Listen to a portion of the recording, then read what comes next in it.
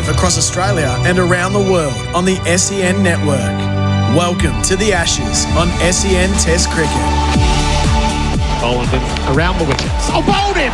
Got straight through Duckett. Oh, Scotty Boland strikes and it's a ripper. Nisa bowls here to Pope and Pope drives back to him. Caught bowled Michael Nisa. I can't believe Pope is so disappointed. He looks like playing shots like that all the time. Crawley driving, caught by Nisa. Two caught bowls in the spell. Could you believe it? A bit of catching practice. Stark delivers and inside edge. Oh, it's gone through. Roots caught behind according to the Australian team. Roots going to be given out on review. That could well be the test match. Facing Boland again, Pete again. There's the outside edge. Only had to wait one more ball. Boland's convinced. Yes. There's a deviation and Snicko will confirm it. Can you look at the catch? Boland's got Brook. Stark to Smith. Oh, he's edged it through to Carey. Yes! Another ball. Australia set the platform for a 2-0 lead in the series. England 6 for 134 at stumps, trailing by 43 runs. The way the bowlers pulled back their lengths and just kept to real simple game plans, it worked. Australia spring the well-practiced night trap, prompting an England collapse under lights. The rout is on in Brisbane as the hosts tighten their grip on the Ashes. Stark drives, got it past Atkinson in his follow-through. Archer won't get there. Rolls in, bowls to Stark, who cuts, pierces the infield and gets a boundary. Stark lifts it up over cover and goes bang-bang. Dispatched to the boundary. Delivers it to Stark and he gets it fine for 4. Got inside the line and tucked it beautifully. Really good batting from Stark. Hold wide on the crease and Stark drives it through the covers. One of the shots of the day. Stark swings hard out through deep mid-wicket and brings up his half-century. Mitch Stark has been masterful with the bat here in circumstances to set up for the assault with the ball. It is a bit Botham-esque, you know. Stark goes back, plays it up over the top, running back to the fight. Two men crash into each other and somehow Stokes has held on. Stark is gone, and this partnership, which has been so brilliant between Stark and Boland over the course of about 170 deliveries, finally comes to an end. Yeah, fantastic knock from Mitchell Stark. It's been superb this whole series. He's led the way for Australia with the ball and now again with the bat. And Australia have timed this to absolute perfection. The final wicket falls just after 6 p.m. The ability for Starkey and Scotty Boland to absorb a lot of time, but also score runs was fantastic. And we spoke at the start of the day, which was try to continue to score and put that scoreboard pressure on, but let's try to get it in our favour and bowl when it's more bowler-friendly, I guess. So, yeah, sort of set us up there. The summer of Mitch Stark, adding his exploits with the bat to his excellence with the ball. The legacy of the left-arm quick soaring in the early days of this series. That's the worrying concerns for England as this series continues to go on, is that their inability to bat for any length of time. I just can't see any of those bowlers dominating in this series. They were caught and bowled wrapped in birthday wrapping. You know, it was birthday paper. It was just a freebie. Out bowled, out batted, out caught, out thought. I don't know where you want to start, but completely and utterly outplayed from start to finish. This could be 5-0. I haven't seen enough from England in the first 2 games to suggest that they can win a game yet. If they don't improve quickly, this is going to get a lot worse before it gets better. England, all they want to do is this run towards the danger. I mean, if I hear that once more, I mean, if there was a lion standing in the middle of the road, you wouldn't run towards it, would you? It's just incredibly deflating. There is no culpability. There is no ramification. There is nobody to put pressure on any of these players. I think you've got to have a style of play that you sort of stick to, don't you? Of course, you want to adapt and you want to be conditions dependent, but we've built the way that we want to build the team and trust in the guys in the team that we, are good enough to do that. And only a Ben Stokes miracle can avoid a chastening defeat. England, as bad as they've been on these shores, as the threat of a familiar drubbing looms. This is day 4 from the Gabba on SEN Test Cricket. Live across Australia and around the world on the SEN network. The Ashes on SEN Test Cricket. It does feel inevitable as we gather at the Gabba for day 4 that in record time England are bound to go down 2-0 unless a Ben Stokes miracle. So a Stokes miracle, a rapid fire finish or something in between. The full exposition of Bazball is on, and a claim for this Australian team. It's a bit makeshift in its own way, but it is having its way with England. 6 for 134 when play resumes inside the hour.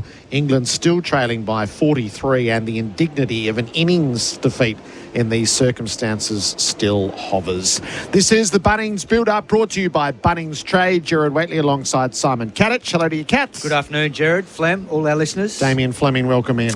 Yeah, Simon, Gerard, listeners. Probably out of all those quotes, it's the Marcus Trescoffic one that's got me just putting my hands in my head, trying to play the way we want to play. We're not looking to adapt to the pitch conditions or the game scenario. That's Test cricket. You have to. And what's your plan B and C when you're not able to play the way that you want to play, and to change the game around so you can get it back to the way that you want to play. So if that's the messaging from the coaching, I don't know how. I don't know how they're even competitive in this series. Yeah, they've wanted to reinvent Test cricket and make it this entertainment and highly aggressive style of play, and that's fine in certain conditions against certain opponents, but they've been exposed badly here by an Australian team that is below its best in terms of personnel with the players and the quality of the players that are out at the moment. But what has happened is this Australian team have done the basics of the game far better, and the issue with this test for England isn't so much what's happening in second innings. For me, it's about what happened on day 1 and then day 2.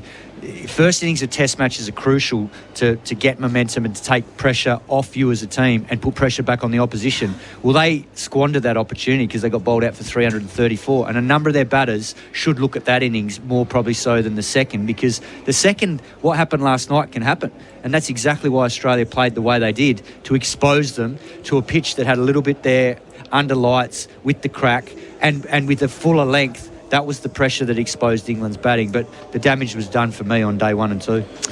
They allowed that to happen, though. They know the Australians want to bat as long as possible to get to bowl at least in the middle of the day. I mean, their tactics to Mitchell Starc and Boland were bizarre. Scott Boland batted for 2.5 hours. He barely faced more than 2 balls and over for probably 90 minutes of that. The 5th ball of the over, the field was still out at times to Mitchell Starc. Why didn't they try and get Mitchell Starc out and straight away? So day 1 and 2, yes, totally agree, Cato, but, to say that you don't really care about the match situation awareness, they had to come out yesterday afternoon and go, we need to be batting in this session. We have to be batting in this session. I was rather partial to Nasser's out-batted, out-bowled, out-caught, out-thought. I thought he delivered that well. I had a long time... The only thing is, I've heard that before from Nasser. Right. He's recycling his best stuff. Yeah, and maybe even when he was captain. I had a long-time observer send me, hard to rate England's worst days in Australia in the past few decades when there have been so many, but yesterday has to be on the podium for allowing the tail to wag so much and then making so many of the same batting errors for the 3rd and 4th time in the series. There is a scenario too. We're not good at it. Australia's not good at it, isn't it? What's going on with modern cricket? The general tail ender, has batted better, but that's been for the last 25 years, I reckon. Bob Simpson was really big on that when he first got back in. And you see, my great mate Mervyn Hughes, the way he started his career, it took him 4 innings to get off to score a run in Test cricket, and then he ended up averaging close to 20. So this sort of work has happened for the last 25, 30 years. But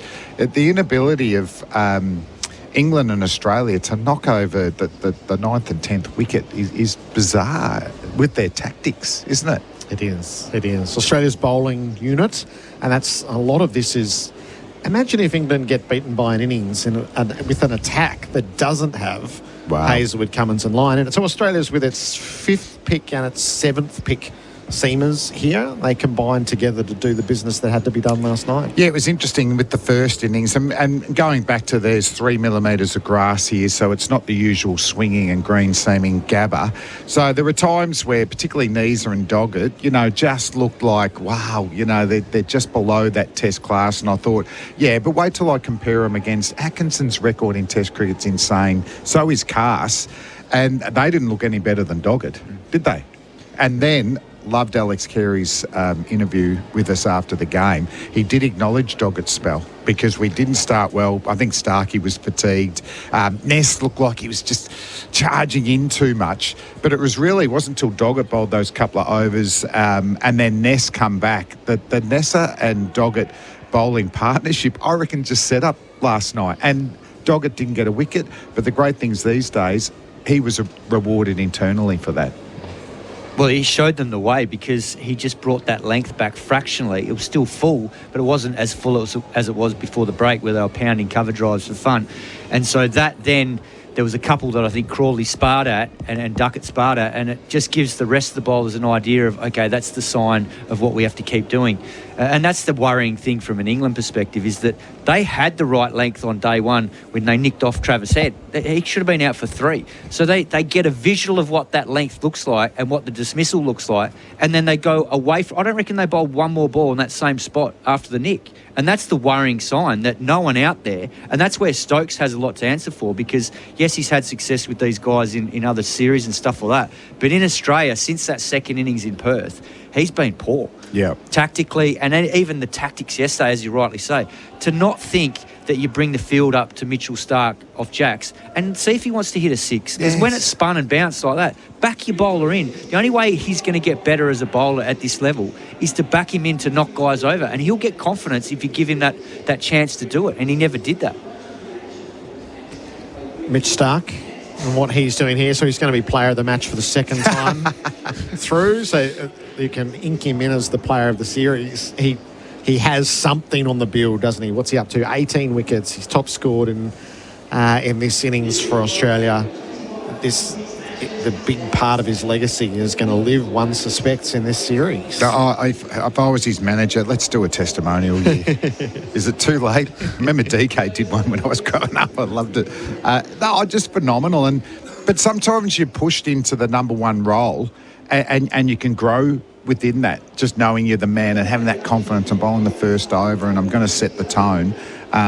He's been absolutely phenomenal. His accuracy, his resilience. Like he was cooked last night from his batting, and there was a couple of times he got a wicket with the DRS reviews. He was on his haunches. He was absolutely cooked, and then whether it went his way or not, he went back to his mark and he charged in. So, what an inspiration for his teammates. And then the batting. I mean, he showed besides Roots. I thought he gave away a lot of his risky shots, hitting on through the offside. And Weatherald, who was fantastic and got a good ball, he's probably the third best batsman in the Test match. And you can see how much it means to him with the dismissals. Obviously there's been a few delays with DRS and stuff like that, but when the dismissal finally gets given, the passion that he's showing, you can just see how much it means to him. And yeah, he's been absolutely superb. So there's 4 wickets up for grabs. He'll get the ball first. He'll bowl the second over because he bowled the last one last night. So the chance to pick up 2 more and go 10 in the match, 2 series running. As Colo points out, that magical threshold of 40 would be in play at that stage. Have you read the papers today? Rodney Hogg's given an interview. He said, rest him. He's going, rest him. What are they doing? Hoggy said he's filthy with Terry Alderman still because he beat him, but that was over in England. Hoggy's got the record. For him to come out this early, he's really in trouble, isn't he? It does give us because it's happened so early in the series, it's going to allow for the full appreciation of Mitch Starc. So there's been a progressive dawn to this, not a slow dawn, but a progressive dawn to just how great a fast bowler he has been. And then you start to pick off the records. Wasim Akram. Oh, wow. Then you start to put up a series like this. So for all the admiration that there has been, do this in a home Ashes and it will exponentially grow. And at his age as well. You know, he's not a young man, but his peak's been, at least 3 years running. I looked at his Ashes stats because we picked our top 5 Australian Ashes bowlers on the Fast Bowling Cartel podcast, and Starkey was about 7th or 8th for me. If we redid it now, like he's in the top 5. And 2019 Ashes, I forgot he only played one game, one Test match that recently, and he'd had some good Ashes before that. But particularly at home, he's been an absolute match winner. So, when you start, I like doing those sort of lists as well. And, last year, the top echelon since I've been alive, Dennis Healy, Glenn McGrath and Pat Cummins. And then you've got a group below. And Starkey would have been probably near the lower tier of that second tier, whereas now he's at the top of that second tier, maybe pushing in to the Lilly, McGrath and Cummins tier, which is phenomenal. And on the, you know what I love about great players as well, like Steve Ward did it when he was getting questioned for his one-day cricket, so he developed the slog sweep. McGrath, when he lost pace and there was a bit of pressure with other good quicks around, he started to add some varieties. Warnick, because of his injuries, couldn't bowl the flipper as well, and he never had a great wrong on, but he used the crease more and all that. Mitchell Starc had taken on the wobble seam. And it's almost his most threatening ball now, and it's become his stock ball. So he's actually changed his stock ball in the last 3 years when he was 32, 33. So I love these legendary players. And it's for all you club cricketers out there, keep looking to upskill. Keep looking to improve it. You're never too old. And for me, watching Mitchell Starc, he's doing that because he loves Test cricket. He's given up IPL and tens of millions of dollars, and he wants to be the man. And he is the man. My word, he is. One of the reservations around day-night Test cricket is so condition dependent, and you can game the match. Just don't feel like there's any alibi here. England won the toss, had the chance to bat on a belter of the pitch, and got out too soon. Yep. Yesterday, they had a new ball after 7 overs of yesterday's play, and they'd already had 1 wicket, and they took another soon after. They end up bowling 38 overs with that second new ball. And they are entirely culpable for the timing that Australia imposed on them to bowl under lights and take the 6 wickets. So I absolutely get the reservation that it's a 2-speed economy in a day's play, and one team can... But that's all on England yesterday. And you know that going into the test because you study the history of the results and you see if there are any sort of ebbs and flows of the game or trends, that's probably a better word for it, that have happened in the previous games. Yes, it's in the past, and I get all that, and a lot of them are in Adelaide, but there's certain trends in this game that keep playing out year after year, whether it's here or at the Adelaide Oval. So England would have had all that information, but they opted not to take it on board because we were talking about this last night. Jamie Smith has not kept under lights until the other day. So how's that good preparation for a team coming here? And this England team, by no means is it highly experienced. Only Root, Stokes, and to a lesser degree Mark Wood have played here a fair bit. The rest of them, Crawley had a few games here last time, but he's still relatively inexperienced. The rest of them, most of them are playing here for the first time, particularly a lot of the quicks and then some of the batters like Duckett and Harry Brook and these guys. So, to think that you're going into foreign conditions and even a tougher foreign condition with a pink ball where Australia is so dominant and not put yourself in that position to learn what it's all about and get, exposure to it firsthand, it's just asking for trouble. And the drop catches, they're saying they're not picking it up and all that. And the Aussies admit it does get a bit tougher. But when the first time you're trying to pick up a pink ball is actually in the test match, not at training or a tour game, you are in trouble. Not playing the PM's 11 game, you didn't need hindsight. But now that we look with hindsight, it's an even more glaring mistake. And just the sheer arrogance around the preparation. It feels like this England team wants to set the record for playing the least cricket on a cricket tour.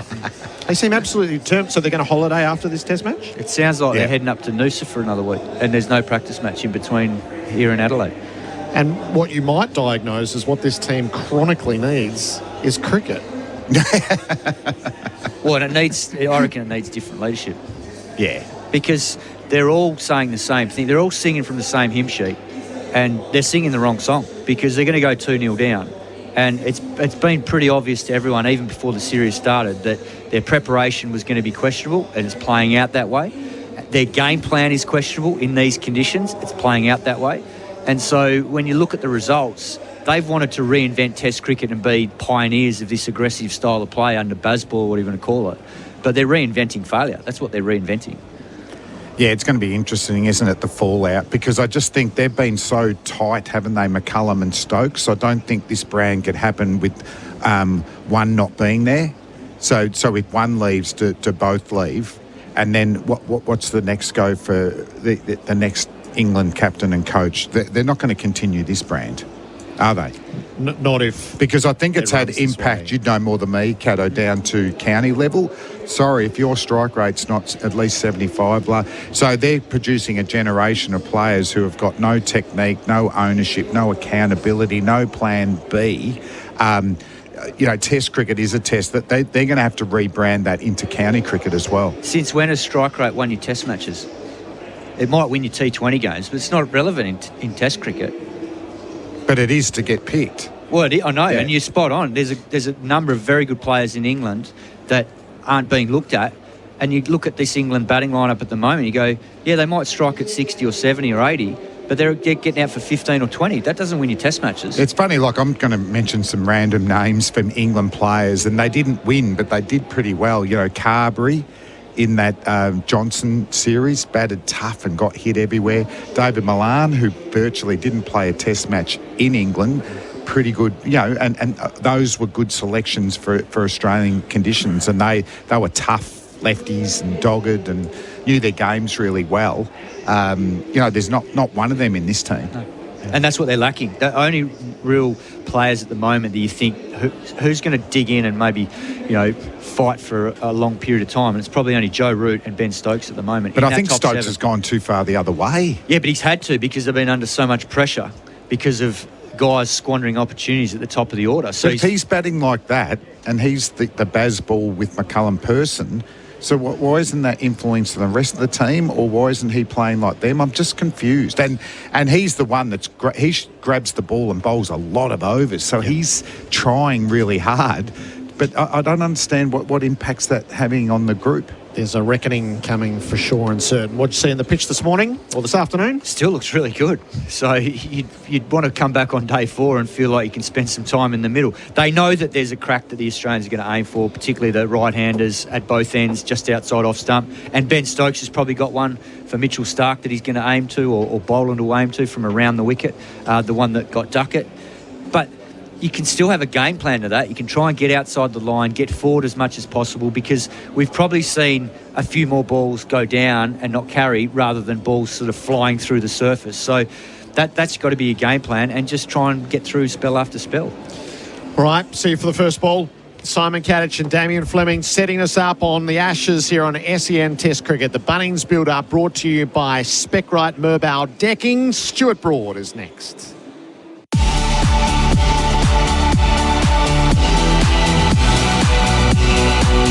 Live across Australia and around the world on the SEN network. The Bunnings Build-Up for Bunnings Trade. Helping business is our trade. Never tried Stan? Stream the biggest TV series like Power Book Force for just $5 a month for 2 months. Get this Black Friday offer now before it's gone. T's and C's apply. Did you know you can watch all your favourite SEN shows on YouTube? Subscribe today. At Bunnings Trade, no matter where you are, we're here to help. We have trade specialists in store dedicated to you and your trade. Whether it's sourcing supplies, quoting on jobs, or arranging delivery direct to site. And our builders team with dedicated account managers has got you covered at every building stage, from the front fence to the back gate. Plus, you can call our Trade Assist team on 134872 for quick quotes on a wide range of supplies, saving you time and hassle. Bunnings Trade. Helping business is our trade.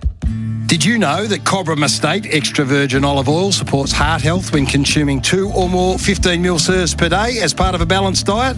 Cobram Estate, premium quality, great tasting, and the most awarded Australian extra virgin olive oil. Oh, Mug, how thoughtful.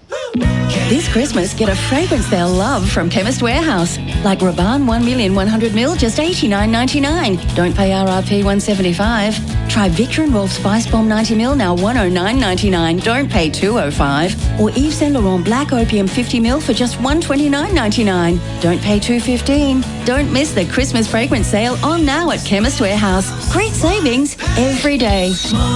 In this new era of ChatGPT and AI, the tradies of Melbourne have spoken. Us blokes want the real robot. Robots got it. Carpentry, fencing, engineering projects and DIY. Robot Building Supplies can help you get the job done. Robots got it. The original robot since 1946. Find us in Notting Hill, Sunshine, Preston, Dramana, Pakenham, Coldstream and Darnham. We're robot, but we're human. robotbuildingsupplies.com.au. ROBOT, Robot Building Supplies. This season, sound makes it home with Sonos. I can watch the game in my living room and it sounds like I'm at the stadium.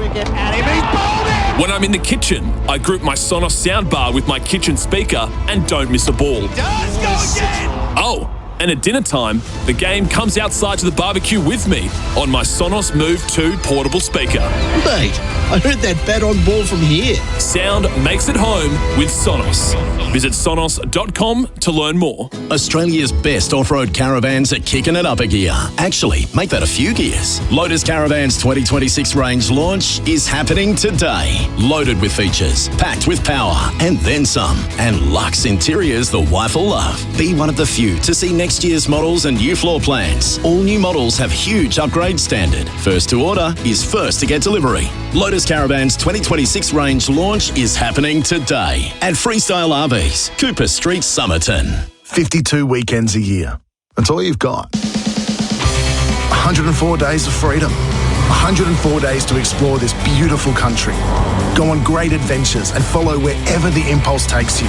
2,496 hours of beach, bush, country, off-roading, getaways, holidays and road tripping. Nearly 15,000 minutes of irreplaceable family memories. So don't waste a single minute.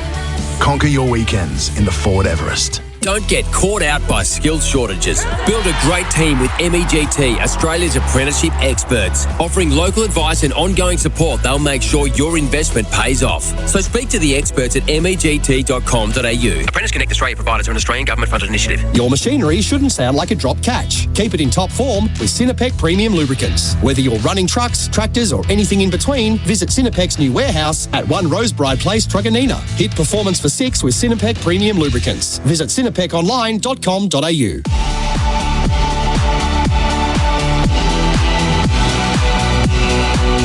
Live across Australia and around the world on the SEN network. The Bunnings Build-Up for Bunnings Trade. Helping business is our trade. The Ashes on SEN Test Cricket. Day 4 of the Gabba Test, the Bunnings Build-Up. It seems destined to be the final day of this Test match. Anyone for a Ben Stokes miracle? Stuart Broad, hello. Hello, that would be nice. And in my wildest dreams, I think possible, but I'm not sure. Ian Healy, hello. G'day, Gerard. I think he can do it. I think these two have got a better session and just blunt the Australians when they hit that line and length that they found so well consistently after the first session yesterday. And bat. Just bat. They can still bat. They reckon there's a talent base in this England side that can do these sorts of things. So let's see it. It's a very proud series, the Ashes, isn't it? And it's time to reverse some of the, the problems they're having. And no better place to start than with your captain and the all-rounder that the captain wanted. You're sensing the gnashing of teeth everywhere, Stuart, around England? I think there's some well, not just around England, I think there's a bit in Australia as well, but I think there's some frustration for sure because it's a very talented group, and in the what have we had now, 5 days of Ashes cricket so far, they're playing to about maximum 20% of their potential. I think ultimately when you're getting beaten by a side that you think, oh, they're just way better than us, there's a bit of an understanding, but I don't think anyone in England looks at this Australian side and goes, they're just way better than this English team. I think England are gifting opportunities back to Australia, and if you do that in Australia particularly, you're going to cause yourselves a lot of problems. So Yeah, yesterday Australia were brilliant. They did everything they could wish to do. I think Stark particularly showed his experience in pink ball cricket that England lack. England just don't play this domestically. They don't play it internationally, and Australia do. And for Stark to play an innings where he patiently waited for the lights, so they got a new ball under the lights, is just strategically and tactically brilliant. And actually something I don't think England would have in the locker, because they don't understand what that does for the game. Suddenly they come out and bowl, and Boland's nipping it around everywhere. England open the door, and it looks like every ball there's going to be a wicket, particularly when Harry Brook came to the crease. So Australia have been that dominant force. Here at the Gabba, as an England player, you walk over that line to bat when a wicket's just fallen, and suddenly the seats are getting whacked and the crowd are up, and you're walking into a coliseum, and that's exactly what it looked like, how the England players felt yesterday. A bit rabbit in headlights, a bit worried, and how do they stop the momentum? But as Healy said, they're a positive group. If they can, Jack's a fine player, and I thought actually he looked great, really good for 20 minutes last night. Stokes is a gritty character. They'll be saying if we can get 140 ahead, what's that, another 180 runs, they've got a chance. So someone's got to make 100. And then that tail has a decision to make. Do we flash and step away and swing, or are we going to do a Scott Boland and hang in with someone who's at the other end? Put all your egos away. What they're actually doing now, and they do it every morning, is they're avoiding stress. I'd rather see them already finish their warm-ups, bowled enough deliveries, batted and had a hit up for those batsmen who are still got to perform, and go in the rooms. Go in the rooms, get together. And, the activity level of the Australians against the Englishmen in a circle playing keep-it-up soccer is chalk and cheese. And there's a sign that they're not coping at all. They are dodging pressure. In all the theories that have been espoused, and it's not an easy position to be in, being the visiting commentator in these circumstances, what's the fault line that you think has most opened up for England so far in the 5 days of cricket that we've had? Well, first of all, I'm finding it very easy. I'm loving being here in Australia not playing. It's much easier not playing than playing, I'll give you a tip. But the fault line, I think that everything is going to come back to preparation, because of the talent in the team, and they're not showing that talent. Why are they not showing that talent? Why are the bowlers bowling 3 balls in a good area and not 6 balls? That's match fitness, that's match awareness. It's the sharpness in the brain to keep the patience, to keep pressure on. And it looks like the bowlers are short of a gallop, and there's batters that look like they need some time in the middle. And I'm not saying I have the magic answer for what the preparation could have looked like or what it should look like, but I would lean on this side that the Prime Minister's 11 put out a team in Canberra under the lights. Jamie Smith has never played a pink ball. He never kept to a pink ball. He's never faced a pink ball under lights. So, of course, he's going to drop Travis Head when the first nick comes. Of course, when he walks out to face Mitchell Stark at the Gabba, under lights, under the pressure of Ashes cricket, he's thinking, OK, well, what's this then? What's this pink thing coming down at me? I've never seen it before. So there's a very big difference. And maybe I just lean on my own experience. I wasn't a big fan of netting. I just didn't find I could get the right intensity. You give me a chance to bowl a spell in a match where if I overpitch it goes for 4, if I bowl short and wide one it goes for 6. That's where I did my match sharpness and got myself ready for pressure cricket. And they look like an England team that can't douse the fire when it's coming, and that comes through match sharpness. Gerard, there's a saying in business that when the chiefs stop listening, the workers stop talking. I sense that this England cricket team's like that. They're being so heavily controlled from the top that no one else is having much impact. And there's no team decisions now. Come on, let's go. Like it looks to me there's 2 different levels in this team. What'd you say to that, Stuart? It's an interesting point, because what I would say is the players love playing in the environment.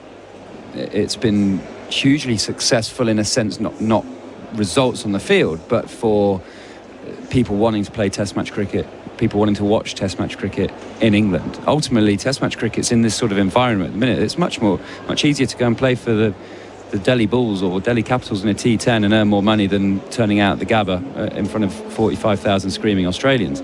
But so you need to create something that wants players to want to put themselves under this sort of pressure, and that's what this environment has done. Look at Will Jacks. He's chosen to be on this Ashes tour for, I would imagine, a big pay decrease from what he could earn slogging a few in T20 cricket. And that's due to the environment, what Rob Key and Brendan McCullum have created. But we're top flight international sport. It's about winning, and it's about playing to your potential. And I think that's what will disappoint the hierarchy, in the sense that the players have not managed to play to the potential. Brendan McCullum is one of the best coaches I've played with at making players feel taller when they walk onto the pitch.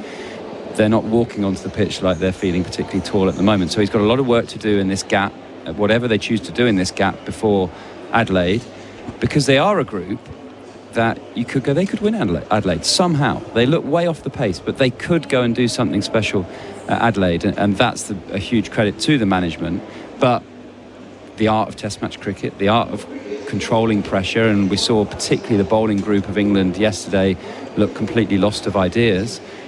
Then they might not be creating enough thoughts for themselves to deal with match scenarios. What Mitch Starc was able to do yesterday, what he's done in the series so far. So Flem's taken it very hard that he lost his record at number 9. You lost your record at number 9 yesterday to him with the most runs in the Test match. So I didn't realise that was the double banger from him. What have you seen in Mitch Starc with ball and then bat yesterday that is really going to add to his legend?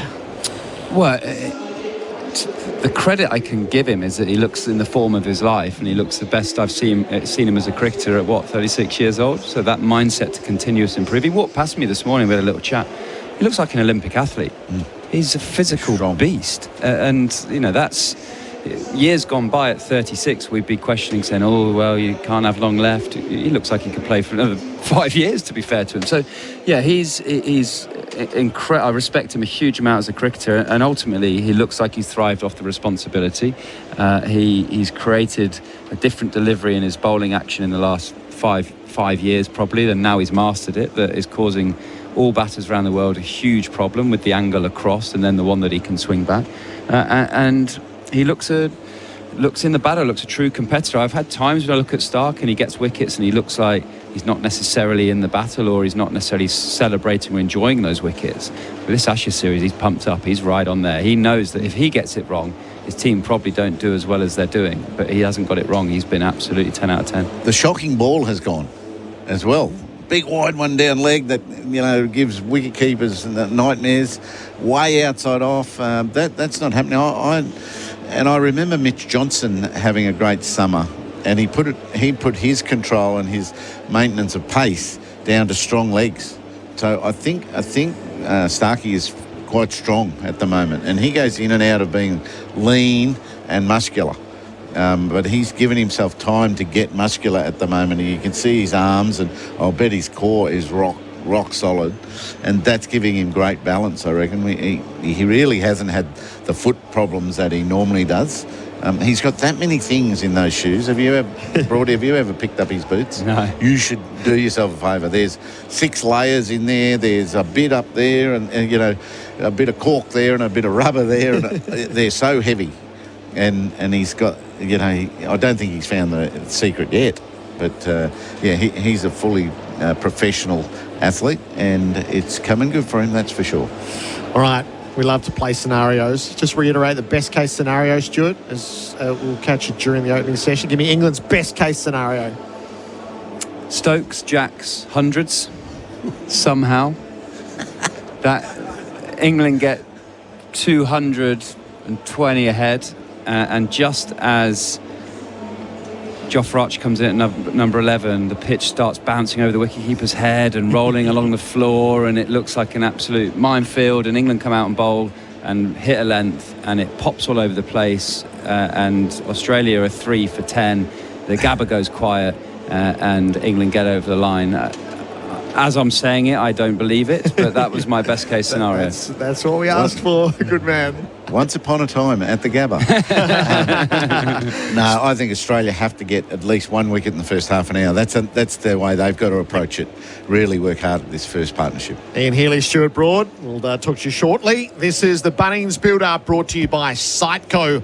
The Ashes on SEN Test Cricket.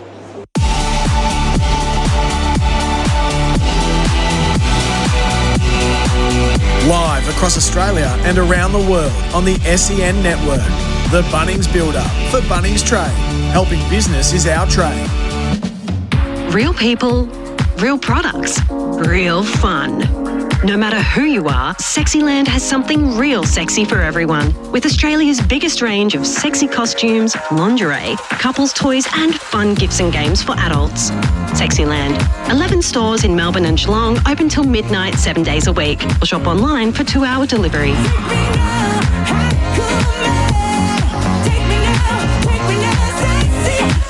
Sexyland.com.au. Did you know that Cobram Estate extra virgin olive oil supports heart health when consuming 2 or more 15ml serves per day as part of a balanced diet? Cobram Estate, premium quality, great tasting and the most awarded Australian extra virgin olive oil. There's more for you at Victoria Police. The freedom to go on more holidays with a job that gives you 9 weeks annual leave. More connection with your community, where you'll make a difference every day. The chance to meet more people, where workmates become your best mates. More opportunity for change with hundreds of career choices. You can have all of this and more with a career at Victoria Police. Search Police Careers. Authorised by the Victorian Government, Melbourne. Test cricketers can bat for hours in the hot sun. That's sustained performance. Just like Host Plus, who have sustained strong long-term returns over 20 years. The top performing super fund? That's a plus. Issued by Host Plus Pty Limited. Host Plus balanced My Super investment option based on super ratings data as at September 2025. Consider the PDS and TMD at hostplus.com.au before deciding. Past performance is not a reliable indicator of future performance. Search Compare Host Plus today. Got a backyard project calling your name? Whether you're building decks, shifting soil or reviving the veggie patch, Sherlock wheelbarrows and carts are built for backyard legends like you. Strong, reliable and ready for action, our gear keeps up with your weekend hustle. Because we know it's more than just work. It's your pride, your passion, your project. Sherlock wheelbarrows and carts, made for weekend warriors. Available at Bunnings Warehouse. G'day, Alex Carey here from Goodwee. With the warm weather and sun shining, I reckon there's 2 things on everyone's mind: cricket and solar power. The new Goodwee ESA battery system is packed with leading performance and safety features. It's a game changer that's perfect for Aussie households and small businesses. Until the end of March, you can get up to $500 off a battery install, on top of the federal rebate, exclusively with Solar Heart. Visit solarheart.com.au. T's and C's apply. We grew up watching classic catches on the telly, impersonating those gags about 2 for 22, and dreamt of hitting centuries in backyard cricket, all in the shadows of the Aussie shed. Best Sheds design and produce quality Australian manufactured sheds. Standard or customised, their batting lineup of sheds comes in all sorts of shapes and sizes. And in true blue Aussie fashion, Best Sheds gives you a 20-year manufacturer's warranty. Best Sheds, raise the bat. Visit bestsheds.com.au. Echo. Hear that? Echo for hard-working quality chainsaws, mowers and trimmers professionals rely on. Designed to renowned high Japanese build standards, Echo is synonymous with quality outdoor power garden products that lead the way for cutting performance and durability. Echo. Made with professional grade components and precision to ensure maximum value, they're backed by Echo's industry-leading 5-year domestic and 2-year commercial warranty. Echo. Power on and on. Available at Bunnings. Want to hit a 6 for your business? Sign up an apprentice with MEGT. Their local teams come to you, offering free advice and ongoing support that helps you and your apprentice succeed. So sign up today at MEGT.com.au. Apprentice Connect Australia providers are an Australian government-funded initiative.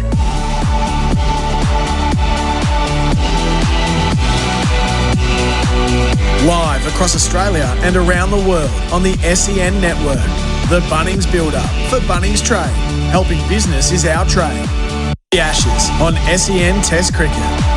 The whole Bazball project is properly hanging by a thread, isn't it? They have failed to win any of their biggest series, and right now you'd say it's more likely they're going to lose 5-0 here than win this series. If they lose 5-0, it's probably scorched earth in terms of the management setup. Yeah.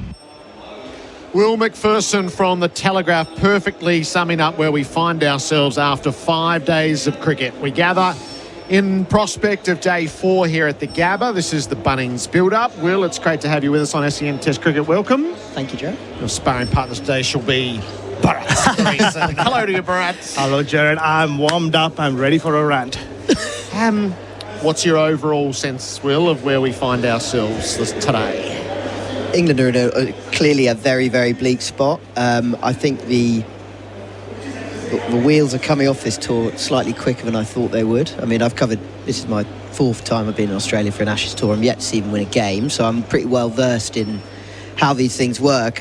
But I was thinking about it because of the 2-day test in Perth. We sort of each tour you go, oh, they've lost the Ashes in 11 days. They've lost the Ashes in 10. I mean, we're right on for a 9-dayer. We're on for single figures. If they lose today, and then who knows what will happen in Adelaide. Obviously, conditions might be a bit flatter there, but yeah, they're in big trouble. I think what strikes me is that a number of players who probably as followers of the England team we thought were bankers for this tour, guys who came in with good records, boys who averaging 40 plus with the bat, they look like they've seen a ghost. Some of the strolls from the middle last night were haunted. So I'm pretty and so where do England go from here? 2-0 down on the last tour, that's when they made a host of changes. I don't really see that this time. That's not how they work, but let's see. It's another long gap, a lot of contemplation time for the England team and the management. They don't have a massive squad with them, but yeah, they're in a very, very tight spot. I think working on the assumption that they lose today and lose this game.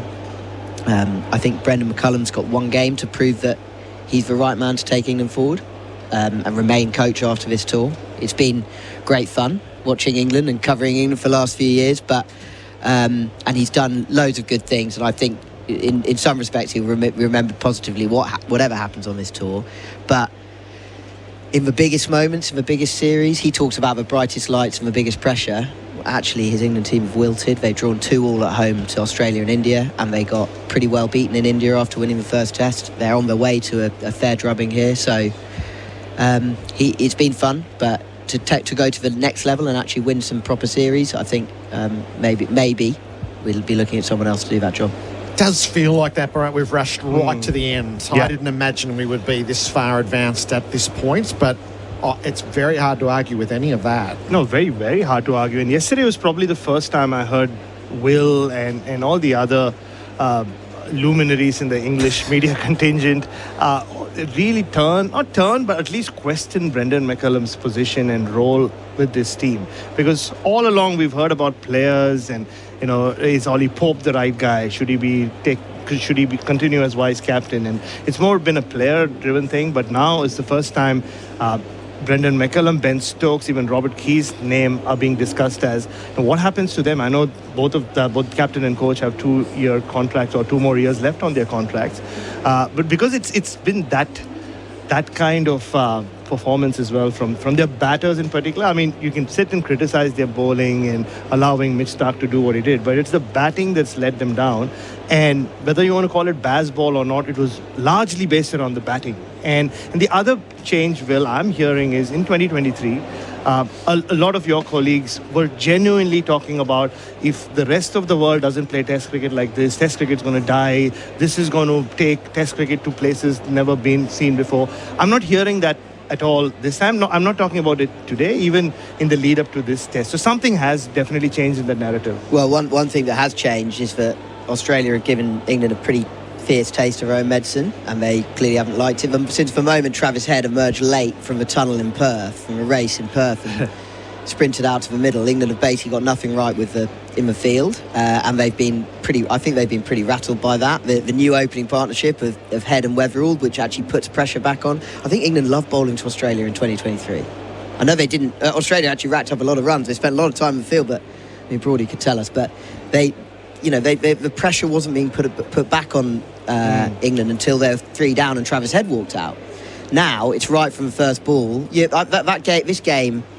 I think at the first innings break when Jofra Archer was out, last man out, I think England probably thought 3-3-4 was an okay score. But then Jamie Smith drops Head, and then 10 overs into Australia's innings, that 80-odd runs have been nibbled off that score, and it looks a really poor score. And then England proceed to drop a load of catches, which is also just absolutely criminal. You can't do it in Australia. And that is then that then spins the preparation question back on them because, you know, Jamie Smith, he's got so much going for him. He's supreme talent, but he hasn't played a pink ball game before of any level. I don't think he's played a first class one at county level because we don't do that anymore in England. It doesn't happen in England.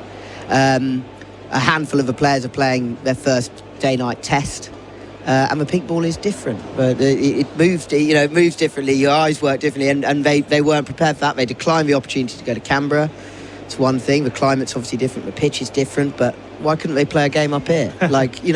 All these things, and then they prepared for the whole series at Lilac Hill. They looked like they'd never seen a ball bounce above their knee at Perth, and that problem's remained here. So the preparation question is a massive one. The question at the press conference last night around driving on the up, and Marcus Skothic said it wasn't addressed after Perth. That seemed to land like a lead balloon. Yeah, no, Marcus Skothic is someone who's held a lot of respect in English cricket, but it was a pretty underwhelming press conference, I'd say. I was surprised he didn't just say, look, we might not sit down anymore and have naughty boy nets and big team conversations, but we've been round with the lads. We've had lots of little conversations, 1,000 little conversations about what our plans are. But it presents the view of a team who aren't thinking about what they're doing. And when you see Ollie Pope drive back to the bowler, the same bowler who Ben Duckett got lucky with and got dropped, and then Ollie Pope does it, and then Zach Crawley does it, and just queuing up, just like last week, Ollie Pope, big drive, Harry Brook, big drive, Joe Root, big drive, James Smith actually lucky not to be all out on with score on 76 as well. You just think, is this a team that's having the right conversations behind the scenes? And really, they spent a lot of time preparing for this tour. I'd say the last 18 months, they had a kind of reboot when they got rid of Jimmy Anderson. They brought in Smith, they brought in Atkinson, people like that. They've been thinking about this tour since then in earnest, and they've turned up. There's a lot of thought gone into it, but in the weeks preceding, they haven't given themselves the best chance. You say they've been thinking about it a lot, and there's a big difference between thinking and making decisions based more on feel and a whim, saying, okay, Wood and Archer, that's fine. It's fine if they don't play Test cricket for a whole year. But we need them in Australia, and they'll just fire. And even the likes of Will Jackson, maybe he'll make 100 today, I'm not sure. But sticking with a Pope, sticking with a Crawley, it just feels like there's a lot of talk, and the irony with the Marcus Skothic thing is this morning, what did he do? He spent a lot of time with Jamie Smith having that conversation that he should have been having. And just watching them in the nets, Will, you were there as well for the 4 days here. It was the message seemed to be, you weren't hitting it harder, hit it harder. And there were no, unlike even 4 years ago, nobody was focusing on leaving the ball, none of that. So I do wonder if there's a difference between preparation and just what they say. Yeah, there's also a sense that, unfortunately, this has been a bit of a consequence-free environment. You know, you look at Ollie Pope's playing. Last week we were celebrating the great life and career of Robin Smith. He played 62 tests. Ollie Pope's playing his 63rd. That's a hell of a lot of test cricket. Yeah. And he's actually been in and out of the side as well until this Bazball period. These guys have played a lot of test cricket, Crawley as well, and they're not improving. Their records are staying at 31 for Crawley, 35 for Pope. They're not playing like experienced players, and that's a worrying thing. Will, thank you for stopping by. Right, Will, today. We'll see how long it goes. Bharat, we'll see you shortly. Will McPherson from The Telegraph, Bharat Sundaresan, part of our SEN Test Cricket Bunnings build-up, thanks to Bunnings Trade. Day 4 of the second test here at the Gabba. Next.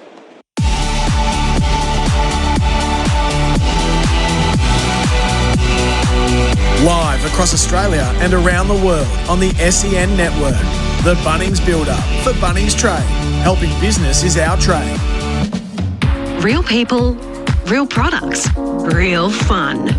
No matter who you are, Sexyland has something real sexy for everyone. With Australia's biggest range of sexy costumes, lingerie, couples toys and fun gifts and games for adults. Sexyland. 11 stores in Melbourne and Geelong, open till midnight 7 days a week. Or shop online for 2-hour delivery.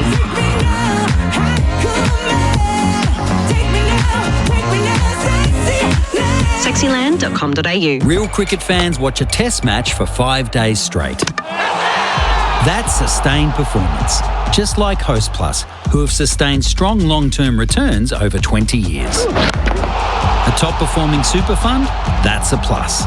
Issued by Host Plus Pty Limited. Host Plus balanced My Super investment option based on super ratings data as at September 2025. Consider the PDS and TMD at hostplus.com.au before deciding. Past performance is not a reliable indicator of future performance. Search Compare Host Plus today. If you're a tradie or business looking for some secure storage before Christmas, call a Wilson Storage Business Hub. And right now, December's on us. Move in December and don't pay rent until January. With a range of Business Hub facilities across Melbourne, secure your business assets and equipment before the break. At each Wilson Storage Business Hub, you'll find the cleanest, safest warehouse storage space with logistical support, freight solutions and nightly patrols. Enjoy no lock-in contracts, 7-day access and great security. Run your business from Melbourne's best business storage network. Visit wilsonbusinesshub.com.au. Conditions apply. Hi, I'm Cherie Barber. I've renovated hundreds of properties, and the one thing that adds real value to your home is your front facade.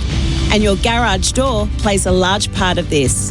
Gliderall offers premium designs that will complement the architecture of your home. Using premium materials, including Colorbond steel or even real timber and aluminium, Gliderall can do it all. Visit gliderall.com.au and start custom designing your garage door today. My Way Travel and Events proudly bring you premium packages for the 2025-26 NRMA Insurance Ashes Series. Head to myway.com.au to book your package to the Adelaide and Sydney Test. My Way Travel and Events are an official reseller of 2025-26 NRMA Insurance Ashes Series packages. Some say 5 days is a long time for a cricket match. We say it's a good start. At Popolo, we air dry our salumi for weeks, not days. Because like a test match, you can't rush the good stuff. Whether you're watching the first ball or the final wicket, slow down with something made properly, the traditional Italian way. Popolo Artisan Salumi, made slow for the long game. Strong foundations need expert guidance. And with over 30 years of experience, Oldham Construction Lawyers are your trusted specialists in construction and property law. They provide tailored legal solutions to keep projects moving along with a personalised service and a proven track record that stands tall within the construction industry. If you're navigating a building dispute, Oldham Construction Lawyers offer expert guidance. Whether it's in VCAT, the courts, or you're dealing with the Building and Plumbing Commission, they'll support you every step of the way. Visit oclawyers.com.au. Wow, you shouldn't have, really. Win your loved ones over this Christmas with gorgeous scents from Chemist Warehouse. Like Hugo Boss bottled 100ml, $69.99. Don't pay RRP $155. Rabanne 1,100ml, just $89.99. Don't pay $175. Or Giorgio Armani C100ml for $179.99. Don't pay $310. Don't miss the Christmas fragrance sale on now at Chemist Warehouse. Great savings every day. Plumbers, want more time for the cricket, camping or a cheeky fish? Introducing Shark Bite Max, the next generation of plumbing fittings. Smarter, faster and stronger. Get in, get out with Shark Bite Max. Available now at leading hardware and plumbing suppliers. For Octet, fueling business growth with smart business solutions. And Host Plus, find as Super Provider of the Year. That's a plus. Issued by Host Plus Pty Limited. Check the PDS and TMD at hostplus.com.au. The Ashes on SEN Test Cricket. The first session for MEGT. Sign up your next apprentice with MEGT. Ben Stokes Miracle, a rapid fire finish or somewhere in between. The Sunday crowd is in for the first ball because there's no saying how long that it goes. Our pre-match was for Beaumont Tiles, hard to beat on style, and for Isuzu adventure is everywhere. Go find yours in the new 2.2 litre Isuzu D-Max. Book a test drive today. It's 31 degrees, the beating sun here in Perth. It's largely cloudless overhead here at the Gabba for Good Wee Batteries and Solar Heart Expertise, the perfect partnership. And the pitch is holding together well. There's just the odd crack for the right-hander to deal with, but we're not going to find out whether that would have been a big factor at the end of the test match. For Pope Gardening, celebrating 100 summers together in 2025. Ian Healy, welcome. Thanks very much, Gerard. Simon Katich. Good afternoon, Gerard, Hills, all our listeners. Just for our sweep, where are we here? What are you doing? I put in 27, didn't I? Australia to chase 27. Yeah, Australia to chase 35. Simon? What are they behind at the moment? 44. 43. I'm going to say these guys are going to show some fight. Righto. So Australia to chase 100. So Stuart Broad's got England winning with a target of 220 on the board. Just make sure we get Flem before we start as well. Scott Boland is going to have the McDelivery of the first ball. Mac is loving the cricket. He'll be at the Stanley Street end. The score is 6 for 134. Both Stokes and Jacks are on 4. The deficit is 43. The ball is 35 overs old. So this really is the best time for batting. Yes. Australia started 6 down yesterday and took it through to 50 minutes before the dinner break. And if Stokes spends any time at the crease here, we need to see him take a step up. He's been very defensive all match. 24 balls for this 4. Scott Boland on his way and around the wicket. Ben Stokes turns from his pads. He goes for the quick single and it's well judged to mid-wickets. Scoreboard ticking immediately. A good start from Ben Stokes. He knows that Scott Boland's going to be trying to attack the top of his stumps from around the wicket, and much like the Ben Duckett dismissal last night, trying to hit that crack just around the off stump and get one to keep low and either pin him in front or catch an edge. But on that occasion, he just got a little bit too straight and got picked off just into the mid-wicket region. And now Will Jacks has got the same sort of scenario just outside his off stump. We saw it yesterday with Michael Neser and Boland trying to hit that crack that was coming back in towards the top of the right-hander's off stump. Gee whiz, Travis Head's giving the ball a workout. He's sort of just given it back to Scott Boland now at the top of his mark. Will Jacks on strike. What's he got? His third test match. Faces up, he's leaning forward, easy in defence, away to cover. Well, it's a great opportunity for Will Jacks to show something here and show some spirit and fight, get in a fight with his skipper out there and just make Australia work hard for this victory. I think if he does that, they can take some positives out of today and then leading into the rest of the series. Yeah, no better opportunity than this. They're talking him up for making himself available to come on this tour. Yeah. Well, whoopee. You got on the England side. Now you've got a chance to make 100. How are you going to go? 2 slips and a gully in place. Boland over the wickets. Jacks back foot defence.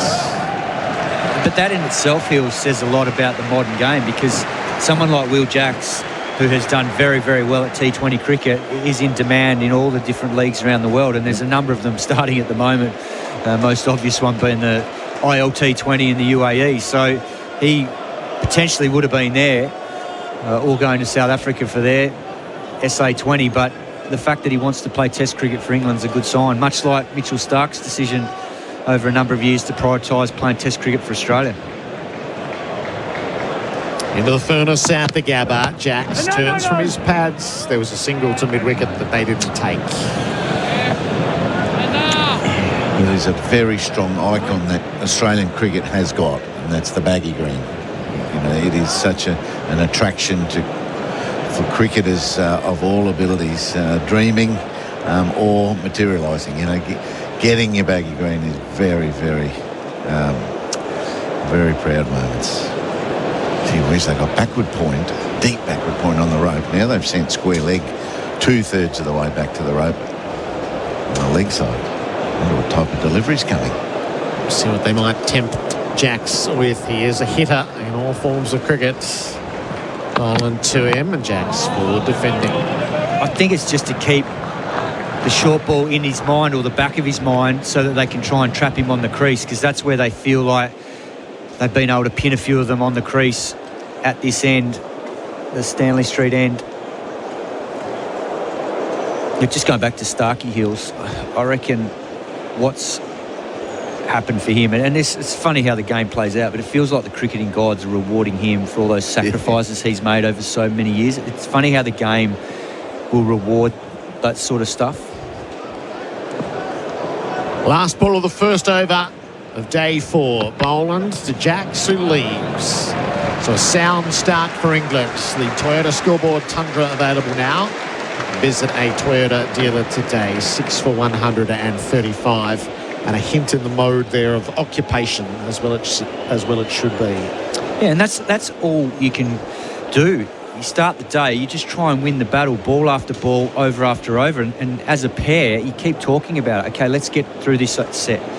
Keep talking to each other and maybe work in tens. You know, that's something that we always used to talk about playing Test cricket. You work in partnership of 10. Next thing you know, you put 10 on, then you put 20 on, 30, and then all of a sudden you build on that momentum. And then before you know it, when you're both going, that's when you start to put some pressure back on the opposition.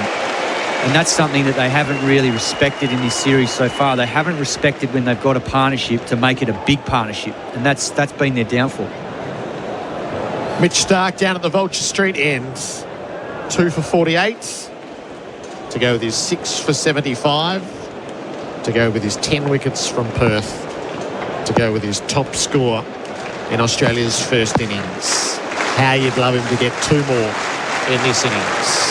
Starc over the wicket. Stokes, that's a pass. A very famous 10 person, you know, it was Greg Chappell, wasn't it? He'd bat in 10s. So I thought I'd try that, but I used to get stuck on 11, you know, or 7. How far have I'm never going to make 10. It did my head in, and it took me a couple of years to work that out. That doesn't work for me. Yeah, I've just got to go back to the ball, and then you look up and, I'm 14. Always found counting balls helped stay in the present as well, because it meant that you were switched on knowing, okay, there's 2 balls to come in this set. Okay, win this next ball, win the next ball, then you get through, you go again, you have a break, and you keep switching on and off that way.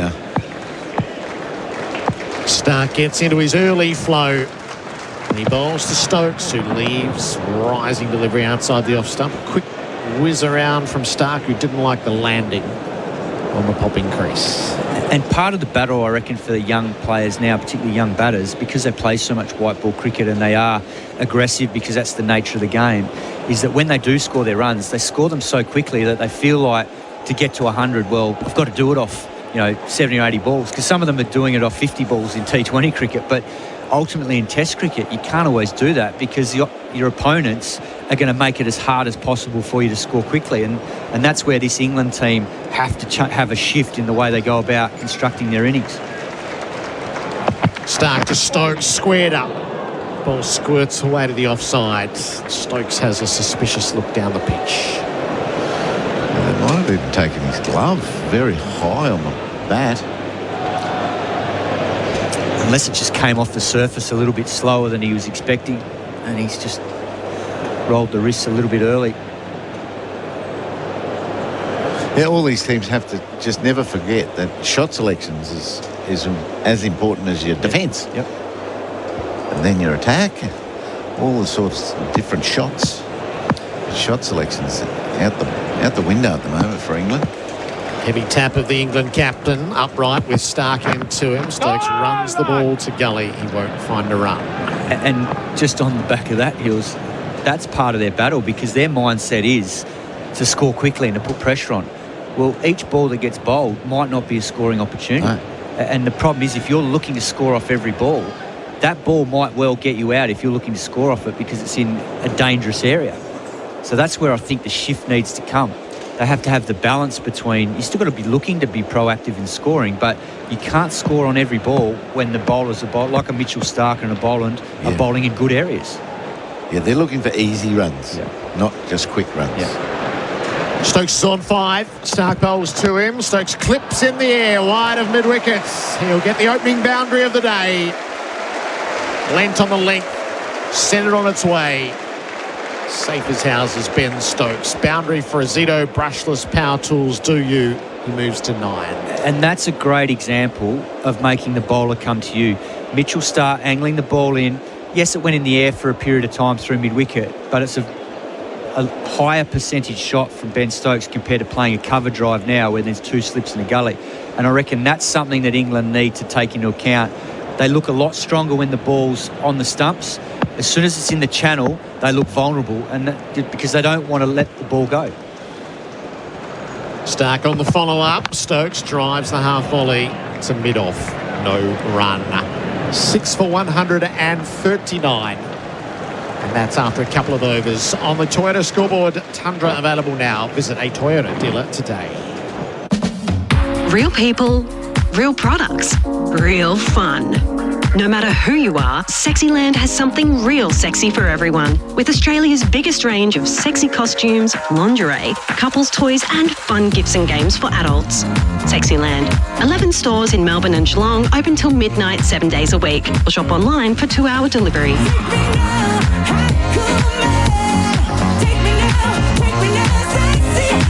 Sexyland.com.au. SEN Test Cricket for Octet Smart Business Finance. England 6 for 139. Deficit is 38 runs. Alex Carey has come up to the stumps for Scott Boland. This session is for MEGT, Australia's apprenticeship experts. Boland over the wicket to Jacks, who leaves. Carey gloves it perfectly. You've loved this, Heels, haven't you, watching him do this? Well, I'm glad it's him and not me. You know, the uneven bounce there, it would have taken him right in the midriff, but he hasn't missed glove one, I don't think. And I'm not sure of this move being that smart. I think Will Jacks has probably got onto the front foot a little too comfortably for their liking in the last over. So they're trying to keep that front foot back a bit and trap him on the crease in the hope of an LBW maybe. But it's really tough for Carey. Boland in. Jacks leaves. Carey gloves. Low down adjacent to the off stump. Hills, what do you like from what you've seen in Alex Carey? What does he do really well? He does everything really well now. I think his gloves have really softened. You know, there's a little bit of give in all his takes now. His body height is excellent when he's standing back to the quicks, and that's all we've seen in this match. And he's moving very well sideways. And I've watched his warm-ups and preparation, and he's doing all the right stuff. That enables him to just automatically do it in the match. Doesn't have to think. Boland to Jacks. Or defending to cover. And you look at him, I mean, he is a specimen. He's obviously a former AFL player. You watch him when he's running between wickets. He's a very good athlete. And I think, you know, I dare say he'd be probably one of the hardest workers in the team. Righto. So I've seen that body height improve as well. A little bit of softness in his glove work, and his body height perfect these days. He's back now. He's standing back. He's had enough of that. Fair enough. But I thought that was ball. Will Jack's front foot didn't get out there at all. Yeah. And now he's come back. Josh Inglis breathes a sigh of relief. Whew, I'll have to do this if he breaks a finger. Yeah. 182 test dismissals for Carey. 18 stumpings, 164 catches. 2 in the deep on the leg side. Boland to Jacks, lets it pass outside the off stump. I got my spot in the Queensland team through something like that. In Perth days, in the 86-7, some of the big cracks that were in the pitch. Swampy could put his bat in the crack. Remember that? There's a photo of it in the museum. So Tom Moody batted right out of his crease. So Peter Anderson decided, I'm going to go up to the stumps and bring him back. So the crack's in play. Like these big holes were in play. And it was Tui and Botham bowling for Queensland. And he pushed his thumb right up into his hand. He was gone. And then I had to it gave me a couple of games for Queensland. And Carey back in the cordon. Jacks tried to tuck to leg, got a bit tangled up. It flops back to the bowler. All that near the glove. Yeah, no, it's a good bounce from Scotty Boland, and that's why they've set the field the way they have, to allow Scotty Boland to go into the surface, and it might not get the wicket, but it's just to sow an element of doubt in Will Jacks's mind about not getting too far forward, and then he gets pinned on the crease from the fuller ball when Boland decides to attack the stumps. Yeah, that looks like it's hurt the thumb.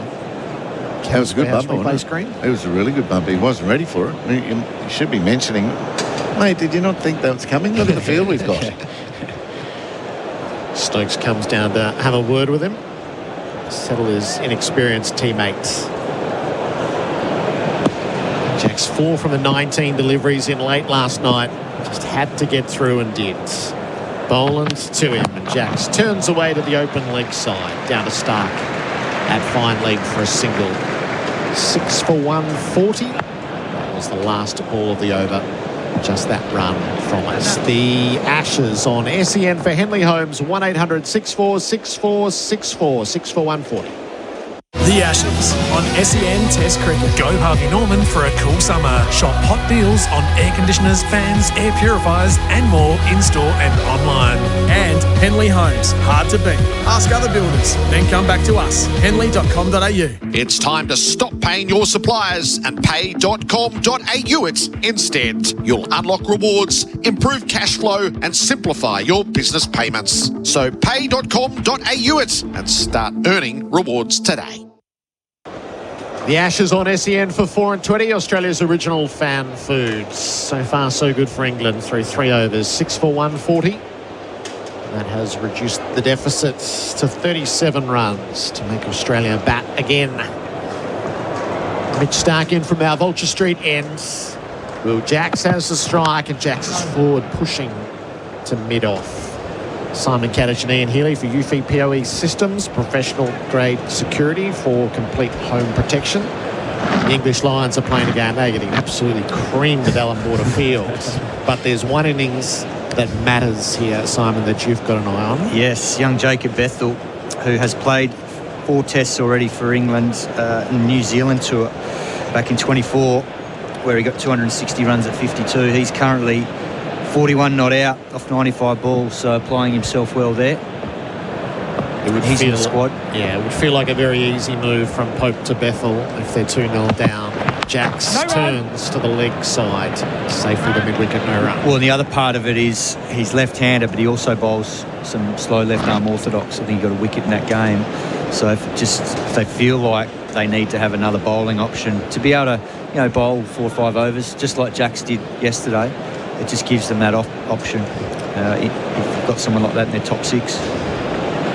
Nathan McSweeney remained not out in the absolute mountain of runs that Australia A made with a double century. Yeah, it's great to see. That's what he's got to do, just keep piling them on. He probably has been guilty of not quite getting some big scores earlier in the season, but starting up now. Starc to Jacks, driving to mid-off. It's the shot that has got many an Englishman in trouble. Driving on the up, there are more than 10 top-order victims across 4 innings. And that's probably something that is going to have to be dealt with, in terms of the game plan side of things. We just mentioned before, they do look a lot more comfortable. Someone like a Zach Crawley and an Ollie Pope, when the Australian bowlers attack the stumps, they look comfortable clipping the ball through the leg side. And generally it is here because you're playing it under your eye line. As soon as it starts getting outside your eye line as a right-hander, so outside your right eye, that's when things get tricky driving on the up with any sort of movement, because there's 3 or 4 catches waiting for it if you make a mistake. Starc pushes Weatherall back at deep square, second half of the over. He's the end and he digs it in. Jacks controls things well, drops it to the turf near the square leg umpire and takes one.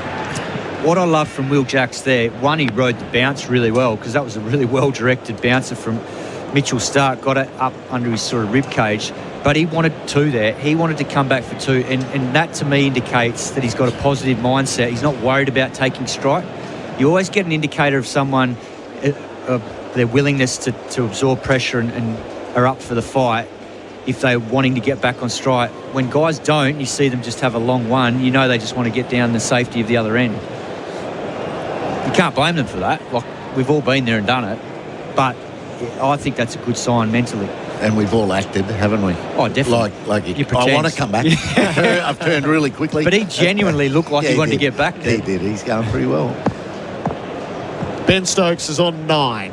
Starc is over the wicket to him, and Stokes is leaving a ball that doesn't carry to Carey. Dies on the way through. Be interesting to see how they're mentally doing this.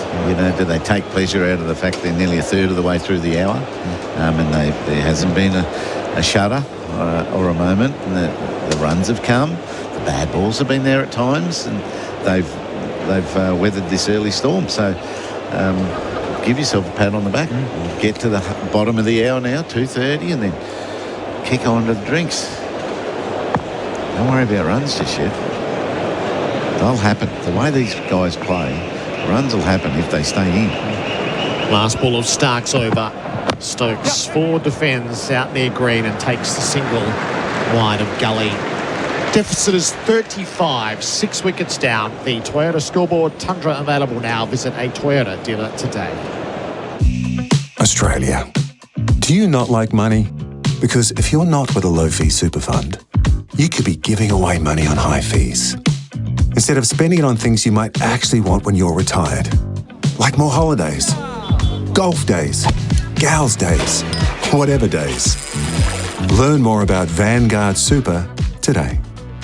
Issued by Vanguard Super Proprietary Limited. Consider the PDS and TMD at vanguard.com.au/super and decide if it's right for you. SEN Test Cricket for Octet Smart Business Finance. 6 for 142. Stokes is 10. Jacks is 6. In all the sport that's taking place today, SEN has the choice. The Test Cricket here, the back nine at Royal Melbourne, where Cam Smith is tied for the lead with Rasmus Nørgaard Petersen. They're both 13 under through 12 holes. Adam Scott is 3 shots adrift of those. And Rory McIlroy just about finished. Where's Rory gone? He was 5 under for a long time. Now he's 7 under, and he has finished his tournament. 72, 68, 68, and 69. Minwoo? He's 7 under as well. It's 3 over for today. Minwoo, so not able to get anything going. So it looks a good deal between Smith and Nørgaard Petersen up the back nine. There's a turnaround. Oh, there's 2 turnarounds in that duo. Yeah. Petersen could not hit a ball last week, and he was cranky. Maybe it was jet lag. Who knows what he was going through, but Cameron Smith was confused, totally confused. Missing cuts everywhere. And not sure, if you had told me this morning I was going to play bad, I'd not believe you. Slight delay, now play ready. Boland to Stokes. All got tied up in front of the stumps. Bit of an inside edge. Just a yelp from the cordon, but nothing in front.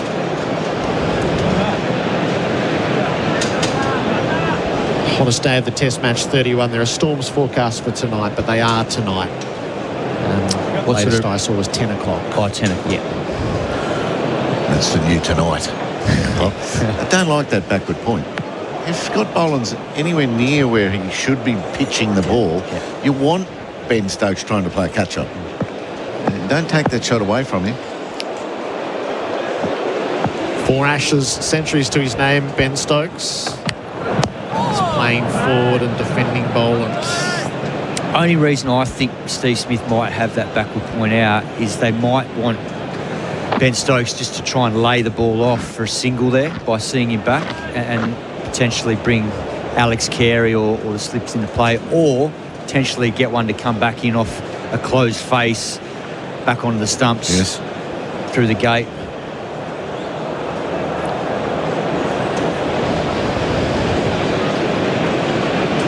Boland in operation from the Stanley Street end. This is his 13th over, 2 for 35. He was something to deal with last night.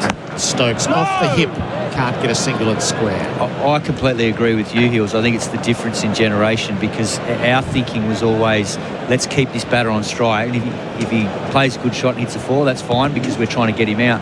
But I think the modern thinking, having spoken to a lot of these boys over the last few years, their thinking is more a case of, let's stop the boundaries, because these guys love hitting boundaries, they're boundary hitters, and then they have to go looking for their boundary somewhere else, and then potentially they're playing a shot that they're not as strong at. They take the joy away, don't they? They're not getting anything from us. Stokes 10 from 36, ever watchful. Boland over the wicket to him, and he lets it pass. You can see he's fighting hard here, Ben Stokes. He's taking everything upon him to just hang in there as long as he possibly can with Jacks. When Jacks is 27 years of age, he's played 57 first-class games. That highlights how much white ball cricket he plays, because he's good enough to be in the Surrey team every day of the week as an all-rounder. And that's not a lot of cricket, given they play, I think, about 16 first-class games a season over there. 2 slips and a gully in place. Boland to Stokes, defending for all he's worth.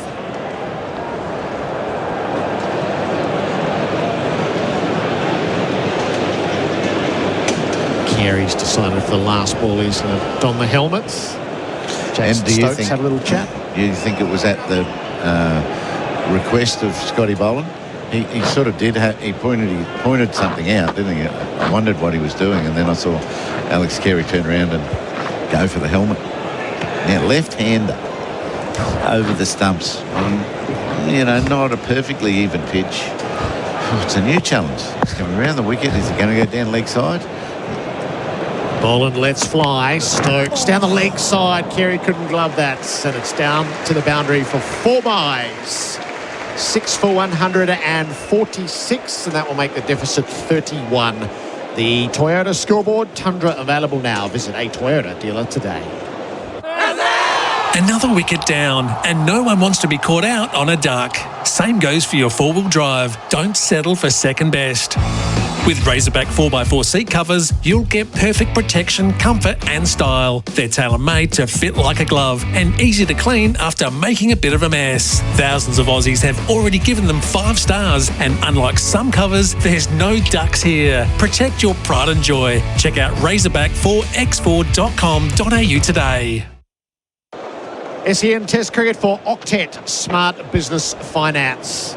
6 for 146 through the first 25 minutes of play. This session is for MEGT. Sign up your next apprentice with MEGT. Stark 14 overs, 2 maidens, 2 for 54. Jacks is on 6 in the lefties' sights, well outside the off stump and left alone. Our experts for UFI POE systems, professional grade security for complete home protection. Damien Fleming joins Simon Katich. Hello, Gerard. Cato, listeners, bit of an arm wrestle early on, isn't there? There hasn't been a lot of shouts. There hasn't been a lot of runs either. So, England battling hard here, and we're seeing that this still is a very good pitch. The overs, what are they into now? Just near 40. So this Kookaburra ball's softening. So it's hard work for the Aussies at the moment. It's the next 40 overs in the hot sunshine and the best time to bat. Stark bowls, Jacks drives expansively out to the deep points for a single. 7. The deficit is 30. Yeah, these two have applied themselves beautifully.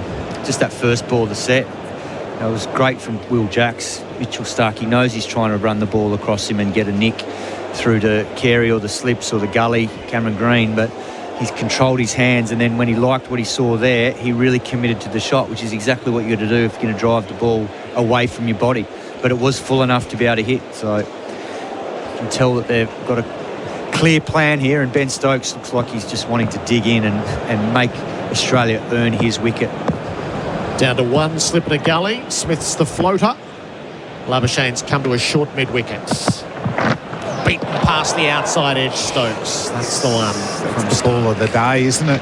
Bowlology gold there from Mitchell Stark. Caught him on the crease. Just went away a little bit. Excellent pace from Stark as well. I love this field too from Steve Smith. You could probably say, does he need another catcher? But just with this field, it allows Mitchell Stark to attack Ben Stokes' stumps. And we saw earlier, the 4 that he hit through mid-wicket went through the air. So that man now is in the back of Stokes' mind. But Stark's still got the ability to go into the channel and try and get a fine nick through to Carey or Smith. Stark comes again.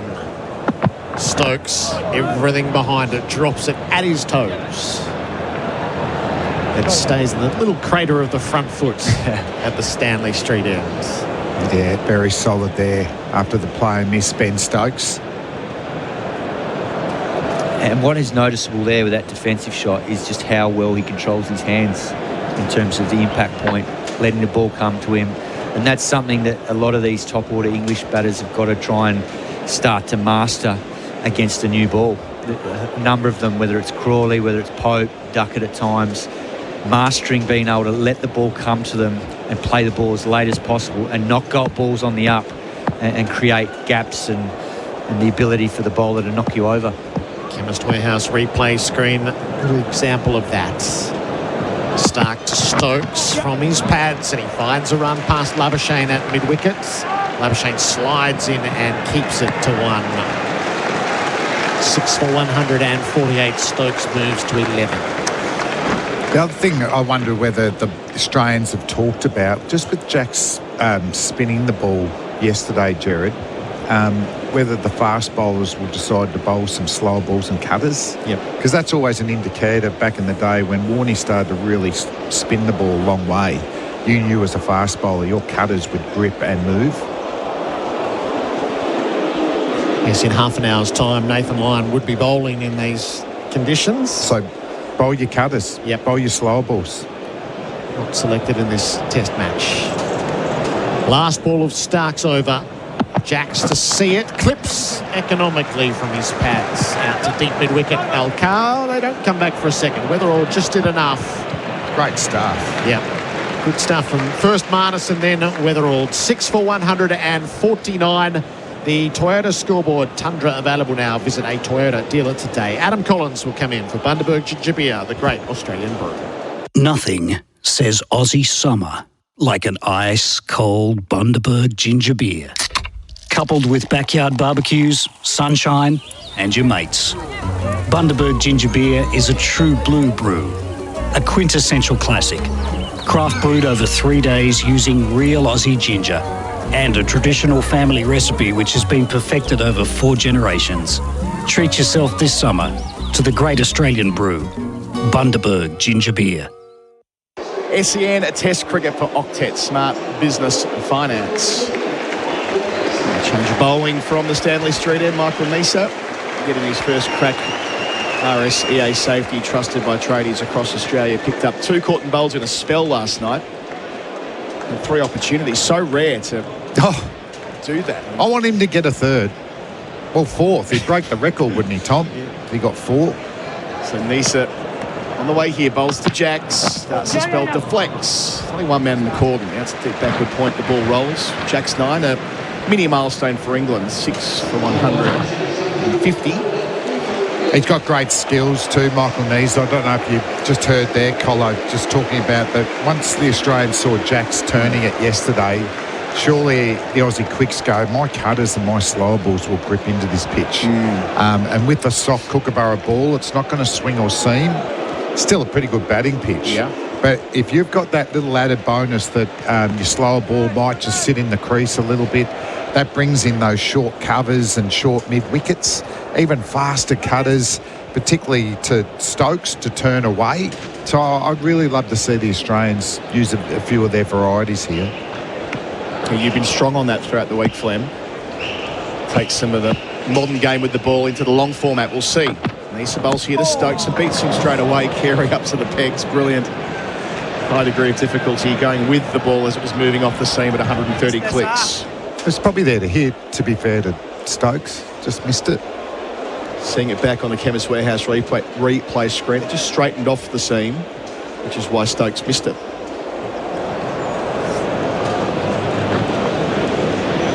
So England, long way behind in the test match. They've added 16 runs this morning, wicketless Australia so far. Nisa here, bowls are not far away from finding the outside edge of Stokes. Straightened off the seam, it's missed the off stump by a ball width. Super stuff from Nisa. Stokes knows it too. That's almost the doorway to departure, isn't it? Oh gosh, got over the off stump.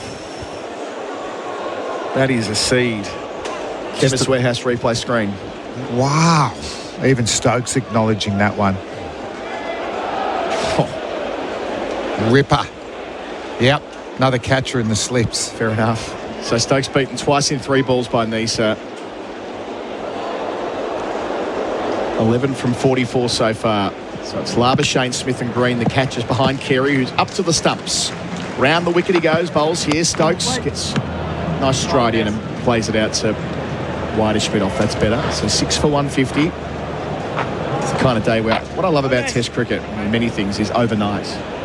And those hours of overnight, you can convince yourself of almost anything overnight. Yeah. Now, when we left last night, we were saying 1 more wicket, extra half an hour, they'll be done before we go to bed. When you kind of pour through the history of the game and you think about what Stokes has done before. And just the different batting conditions. Different batting conditions, exactly. And Nisa gets up and bowls here to Stokes, who defends into the offside. And you ponder, well, what if these two are batting at lunch? Yeah.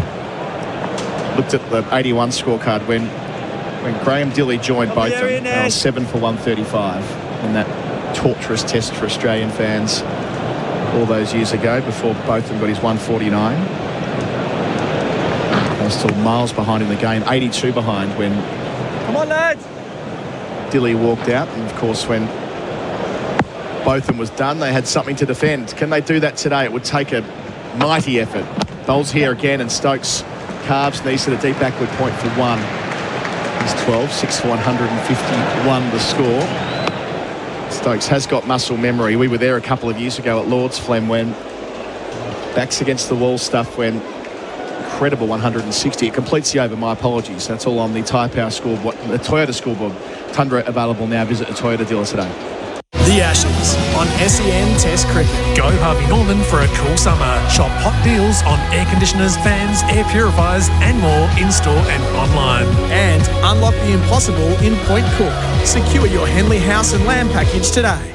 Need a new battery roadside? Holler for a Marshall. Marshall batteries come to you fast with the right battery and expert fitting. Serving Australia since 1935, choose the leading roadside battery replacement service. Holler for a Marshall, day or night. marshallbatteries.com.au. The Ashes on SEN for Henley Holmes, 1800 646464. Big cheer around the Gabba because Brendan Doggett is into the attack for RSEA safety, trusted by tradies across Australia. Fleming said last night that it was the best you've seen Doggett bowl for Australia, wicketless, but played his role big time. Yeah, Alex Carey gave him a rap afterwards as well because England got off to an absolute flyer, and I thought Doggett's first couple of overs just brought the length back and slowed the run rate, and then his bowling partnership with Nisa, which he's doing again, even though he didn't get a wicket himself, Nisa got two at the other end and the Aussies were on top. So Doggett will start with two slips in the gully, conventional 6-3 field over the wicket, bowling to Stokes from our Belcher Street end, and Stokes is in behind it, bat and pad glued together, pressing out to mid-off, no run. Good start, isn't it? Good stock ball. You know, bowl 80% of your deliveries on around off stump, bringing Stokes forward, and then set up your other varieties, your bouncer, your off cutter. Just provide some variation from your end, but you know, if you're hitting the splice of the bat like that all the time, it's unrelenting. So Doggett into Stokes. England trailing by 26. Gets to the crease here. Stokes goes back and defends. Nice high front elbow. I thought it was instructive last night hearing Scott Boland speak to television saying, yeah, well, we know England will come at us, but we'll just do what we do and they'll give us a chance. I mean, it's when you break it down that easily, and Doggett was, of course, part of that, the way that he helped work it shouldn't over be that Pope. easy. Yeah. Should it? Well, that over he bowled to Pope where, what was it, 4 times Pope tried to hit him for 4? Could have easily been out 3 times. One went over second slip, one went over cover, 2 plays and misses. It's too easy. Can they button up today? Stokes is certainly trying on 12. Doggett to him here, and he leaves alone in the channel. Good bit of bowling, though. Oohs and ahs from the cordon. That's a good delivery, that. Excellent. He made the point last night as well, Flem, that for both Doggett and Nisa, acknowledging the probability of Cummins returning, Lyon almost certainly as well at Adelaide, they have a bit to play for in the short term if they end up competing against each other. Certainly, isn't it? Like, make it hard for the selectors to drop you. He's bowled well enough to get a wicket here, Brendan Doggett. Good start today too. Up to the crease and bowls. Stokes looking to drive and doing it well, finding the gap. An expansive drive for 4. So Stokes to 16, 6 for 155. Yeah, the Aussies won't mind that. Good shot. Maybe a fraction too full, but you'd rather him taking a big, expansive cover drive than getting hit through the leg side or cut. Nice shot, watching it back for Azito. Brushless power tools do you at the middle of the bat. Didn't need to overhit it. A nice flourish of the bat as well. Just his second 4. And there for 51 balls. Doggett to him here. Stokes well behind it again. Strong in defence. That was a feature of his batting last night as well. He faced 24 balls and it was dire for England that he held on tight. It's the way he's played throughout the series, hasn't it? It hasn't been an entertaining knock at all from there. He actually bogged himself down that much in the first innings. He ran himself out, didn't it, trying to get to the other end. But, you know, this is a different type of knock. He's in some ways showing his teammates how to bat tough in Test match cricket. And he knows the longer he's there, this pink ball will get softer. Doggett will finish to Stokes here, who leaves alone again in the channel, getting the applause of Damien Fleming to my left. At 6 for 155, England still 22 behind. Jacks 9, Stokes on 16. Toyota scoreboard, Tundra available now. Visit a Toyota dealer today. Need a new battery roadside? Holler for a Marshall. Marshall batteries come to you fast with the right battery and expert fitting. Serving Australia since 1935, choose the leading roadside battery replacement service. Holler for a Marshall, day or night. marshallbatteries.com.au. G'day, Flem here. If Program Commercial Painting were a test bowler, they'd take every painting maintenance job's wicket. Repaints, bowled. Graffiti, caught behind. From schools to local businesses, hospitals and beyond, get them bowling for you. Visit programcommercialpainting.com.au. The Ashes on SEN for 4 and 20, Australia's original fan food. Michael Neser to continue from the Stanley Street end, where he's bowled so often for Queensland across the years. Into Will Jacks here, and Jacks defends. Out to mid-off. Again, Carey's up to the stumps. One slip, that's Smith and Green. So Green's more a slip than a gully, isn't he? Probably at fourth, you'd call it. Will Jacks, he's digging in here as well. Been a very good partnership between these two, stopping momentum. We know that Jacks is a brilliant white ball batsman, got all the shots, but his technique looks very sound. He's looking to get full press forward, full face of the bat. Jacks facing Neser, bowls here, full and turned into the onside. Well played. Down to fine leg. It was on the middle stump line, almost off stump line, but he was equal to it. He's 10 from 30. They trailed by 21 at 6 for 156. I mean, Jacks is a player who is capable of playing the most outrageous innings. He's got the fastest recorded professional 100. Got a 25-ball century in a T10 game when he was a teenager. And it was kind of a signal to the England selectors that they might have a special one here. Broke into the Surrey team in 2018 when they won the championship, came in late in the season. Had a really good time of it back in 2022, then got his test debut. Stokes facing these, so leaving alone outside the line. Carey does well up to the stumps. Got a couple of hundreds in that 2022 season where he played pretty much week in, week out. But since then, he seldom had the chance because of the way these things go, right? White ball circuit, England white ball player. Out of a lot in the top three. Now he's being more used in that finisher role in the one-day team. But a guy with some outrageous hundreds. He got one in 41 balls in the IPL last season. So that's not the role today, but a reminder of what he is capable of. Neser bowls here. Stokes inside edge onto the pad. Balloons into the onside. Carey comes and collects it, but back off the seam from Neser. Landing it in the right spots more often than not. He's a tough man, Ben Stokes, but he's going to take a little bit of time there. That's got to hurt.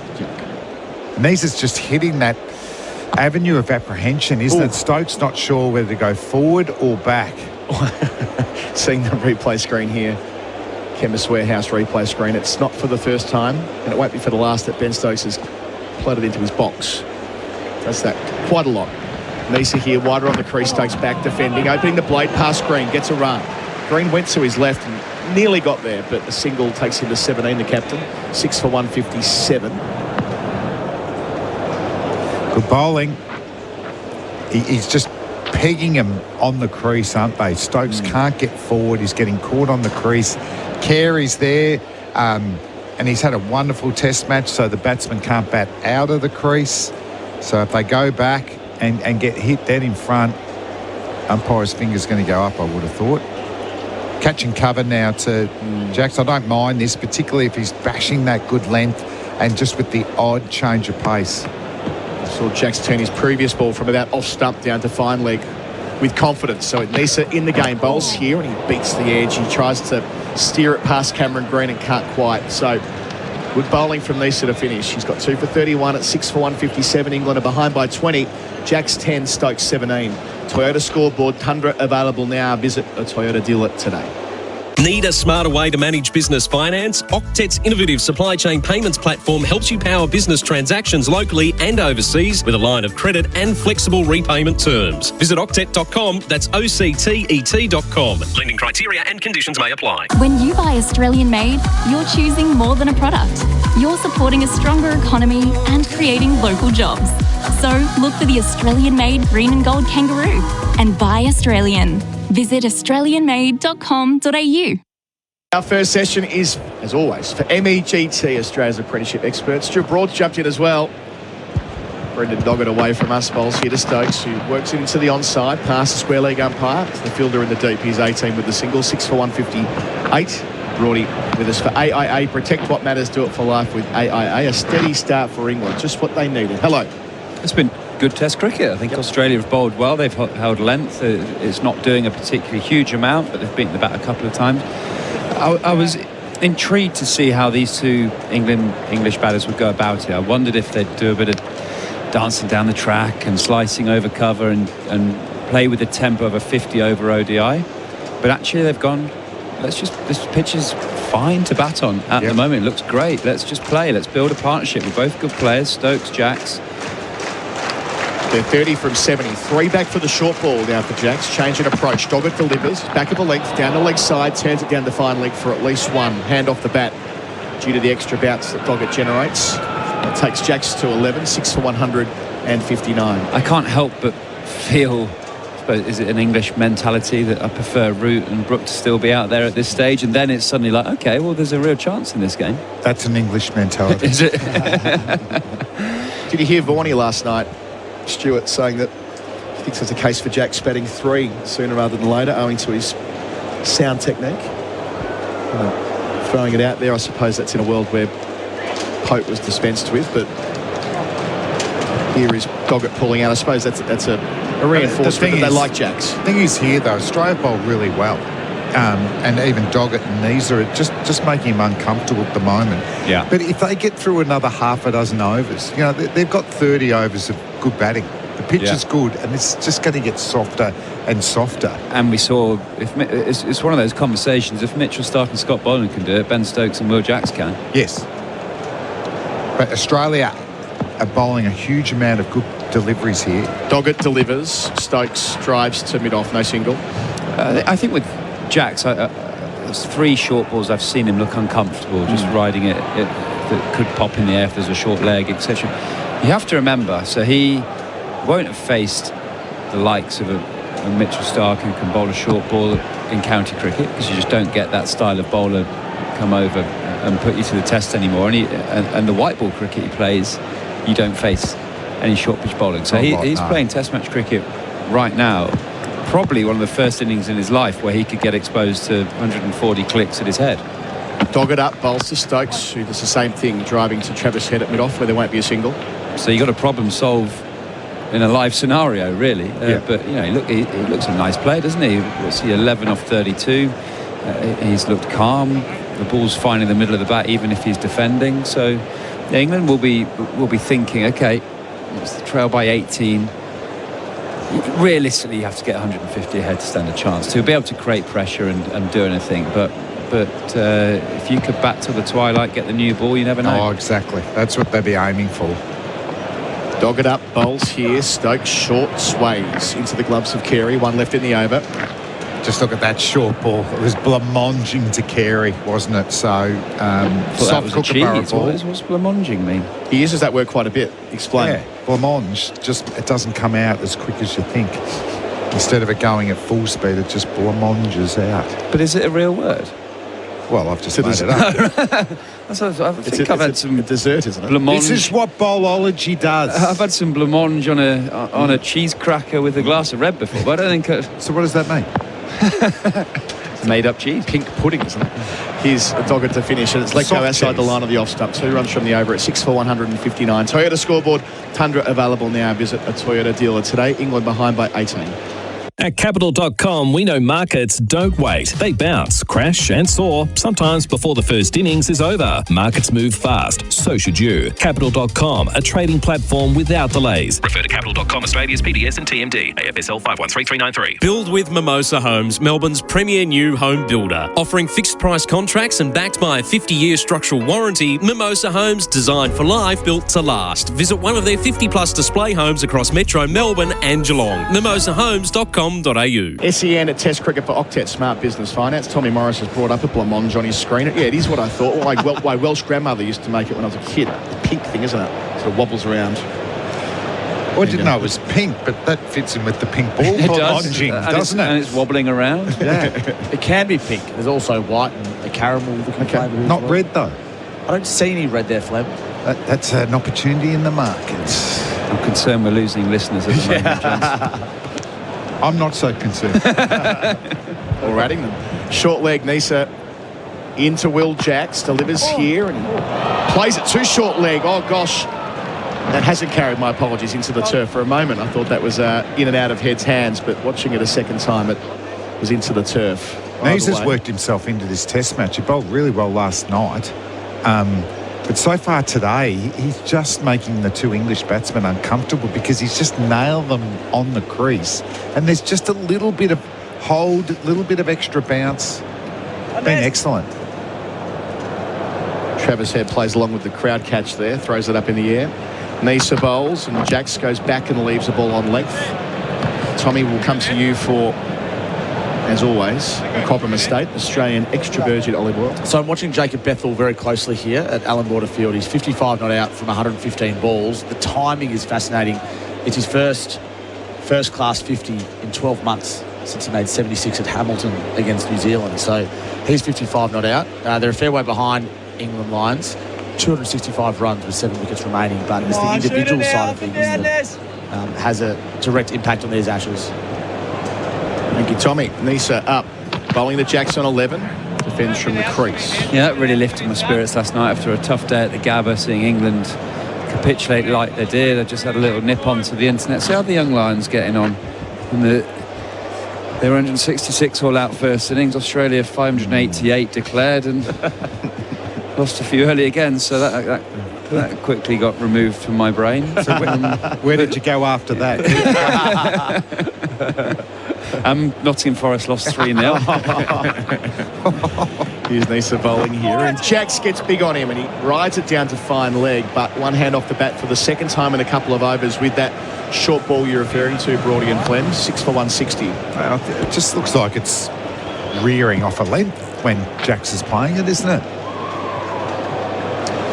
And just last one on this, the player that's been compared most to Michael Nisa and Vernon Philander, I think Flem as well. Fergus O'Neill has 3 for 40. So he's got all 3 second innings wickets there. Very good. Helped my team Nottinghamshire win the championship, and they like him a lot. They like him a lot. First class average with that Duke ball, and he bats well. Real competitor. Actually, his personality is a bit like David Saker, the English bowling coach at the moment. I played a lot with Sakes for Victoria. Nisa to Stokes on 18, round the wicket. Stokes well forward defending the cover. He was a good signing, wasn't he, O'Neill? Yeah, first month of the season last year. Nottinghamshire have always lent on the Aussies. You know, who had I played with? Dave Hussey was superb for us. Vogis, Peter Sid, James Patterson. James Patterson, honestly, we had a year with him in 2017 where I thought he was certainly top 3 best cricketers I played with at that time. He bowled thunderbolts, swung it both ways and could bat. Nisa up, crowd behind him, bowls to Stokes. Middle stump line full, pushed out to mid-on. 1 run from his over. 6 for 160 the score. They're trailing by 17 England, with Stokes on 18, Jacks on 12. That's on the Toyota scoreboard. 100 available now. Visit a Toyota dealer today. The Ashes on SEN Test Cricket. Start your next innings with a career that gives you more. Search Police Careers, Victoria Police, and Oldham Construction Lawyers. Your experts in construction law, ensuring you're never caught out when pressure builds. Here's another tyre safety message from Tyre Power. Long drive ahead? Make sure you check your tread. If in doubt, give the experts a shout at Tyre Power. Visit tyrepower.com.au or call 13 21 91 for your local independent owner. The Ashes on SEN for Henley Holmes, 1800 64 6464. Change of gloves for the England batters who have made it through 53 minutes of play without losing a wicket. Dare I say it, one of the longest partnerships England have enjoyed through the series. Jacks and Stokes trying their best to get England to parity. Did you have both Pattinson brothers? Yeah, Darren was a brilliant bowler as well. Man of few words, Darren. Man of few words. Could get very fiery as well. Yes, yeah. And the Pattinson gen, Dubden boys. Yes, indeed. My part of the world, yours as well. Yeah, Frank. used to play against them. Cricket, also football, which wasn't as enjoyable. But James is back. He played for Dandenong last week. He's so random, isn't it, the last few years for James Pattinson? Did a few games in the subbies last year, didn't he, for Oakley as well? Got 100 and didn't turn up again. Talking away from us, bowls here to Jacks down the leg side, wants to play at it, and plays above the ball. There's half an appeal from Carey. He went back and played footy. Heard something, but they don't review it. He just played local footy for a couple of games. Yeah. No, I don't know who he St Kilda City or something. Oh, right. Because Darren played for Dubden, didn't he? In the footy? He might have gone back as a bowler. Yeah, he races greyhounds, doesn't he, Darren Pattinson? Yeah, James played for Dubden in the local footy. In the footy, yeah. Rocked up against East Malvern, that's right. In the Southern Football League. I think he was born in Grimsby in the UK, is that right? Fly slip back. Bowling here is Doggett. And pulling is Jacks to one of three men in the deep backward square. The middle of them collects. They get 113 for him, 6 for 161. Is there a Grimsby movie? What's his name? Yes, you're right. Sacha Baron Cohen, a bit of a spy. Taking the mick out of it. There was no sequel.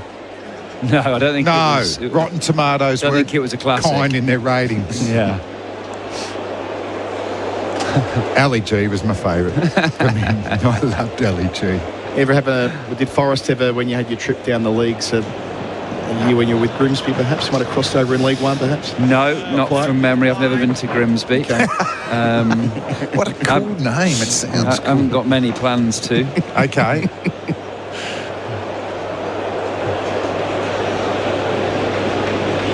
Yeah, it's good. The development coming through, isn't it? Playing for your local teams. Okay, round the wicket, bit of a different angle. Yeah, so this is for the first time they've tried something fundamentally different to Stokes. They haven't got the fly slip, but they've got the two back for the short ball. Mid-wicket. 5-4 field, mid-wicket, yeah. One slip in a gully. Doggett round the wicket away from us. Stokes on 18. Faces up and leaves alone on length over the top of the off stump in the channel.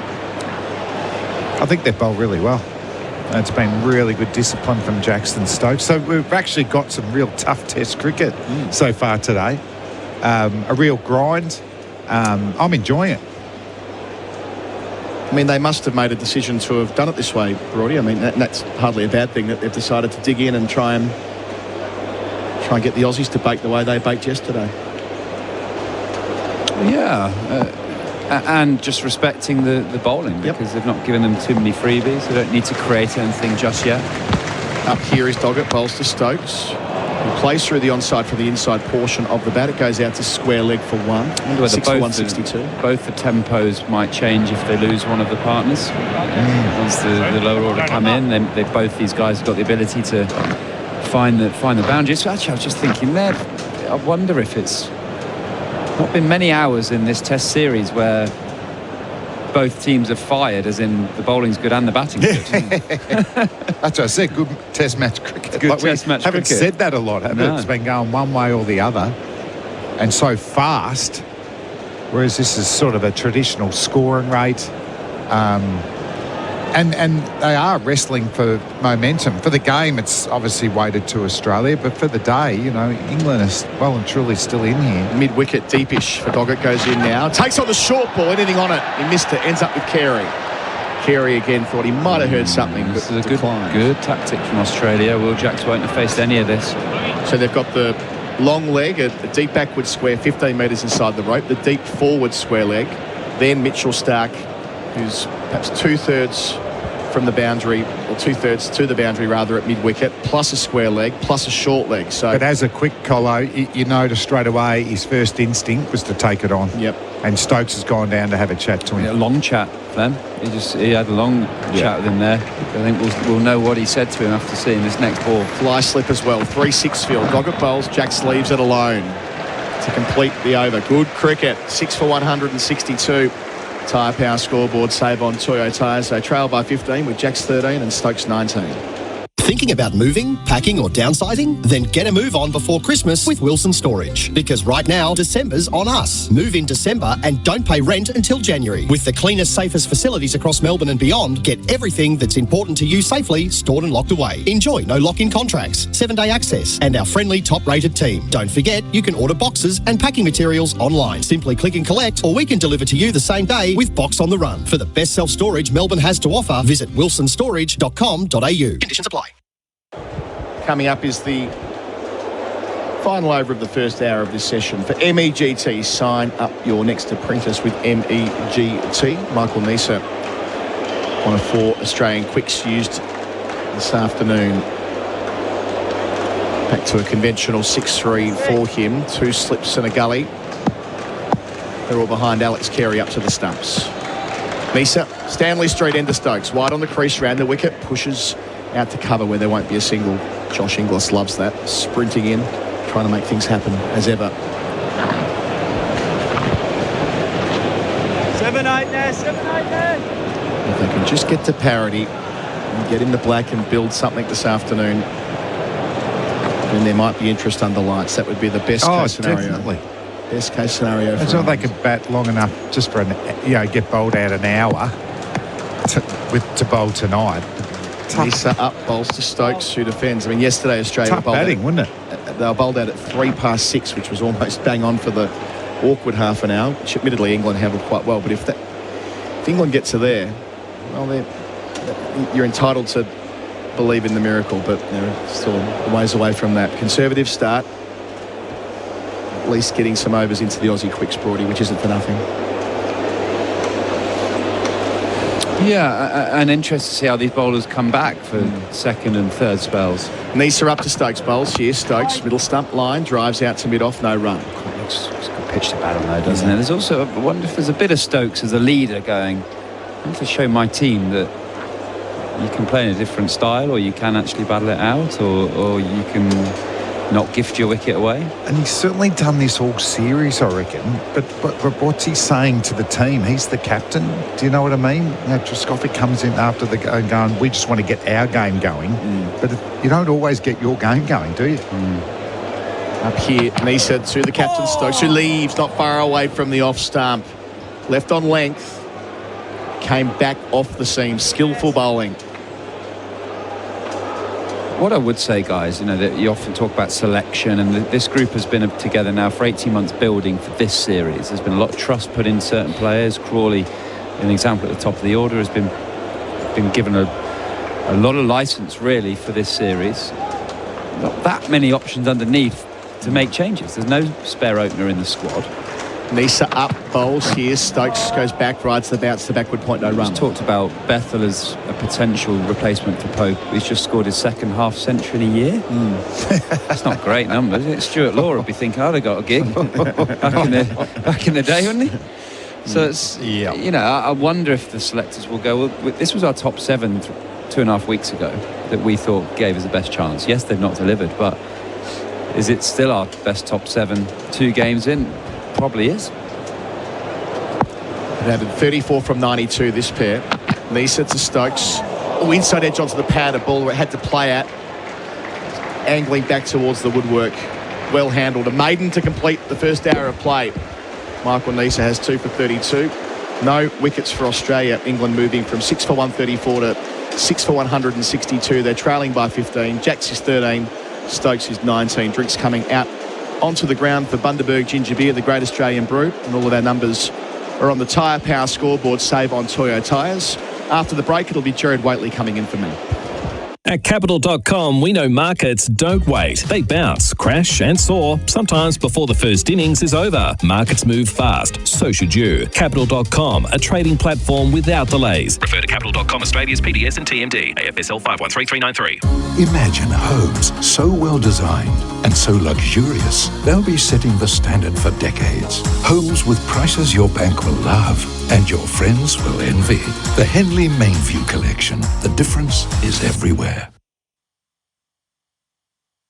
G'day, it's Alex Carey. The new Goodwee ESA battery is a game changer with leading performance and safety. Until the end of March, you can get up to $500 off, on top of the federal rebate exclusively with Solar Heart. Visit solarheart.com.au. T's and C's apply. Navigating a building dispute? With over 30 years of experience, Oldham Construction Lawyers are your trusted specialists in construction and property law. So whether it's VCAT, the courts, or the Building and Plumbing Commission, Oldham Construction Lawyers can provide you with expert legal solutions. Visit oclawyers.com.au. The Ashes on SEN Test Cricket. Start your next innings with a career that gives you more. Search Police Careers, Victoria Police, and Oldham Construction Lawyers, your experts in construction law, ensuring you're never caught out when pressure builds. At Capital.com, we know markets don't wait. They bounce, crash and soar, sometimes before the first innings is over. Markets move fast, so should you. Capital.com, a trading platform without delays. Refer to Capital.com Australia's PDS and TMD, AFSL 513393. Stokes is on 5. Stark bowls to him. Stokes clips in the air, wide of mid-wickets. He'll get the opening boundary of the day. Lent on the length. Send it on its way. Up to the crease and bowls. Stokes looking to drive and doing it well. Finding the gap. Expansive drive for 4.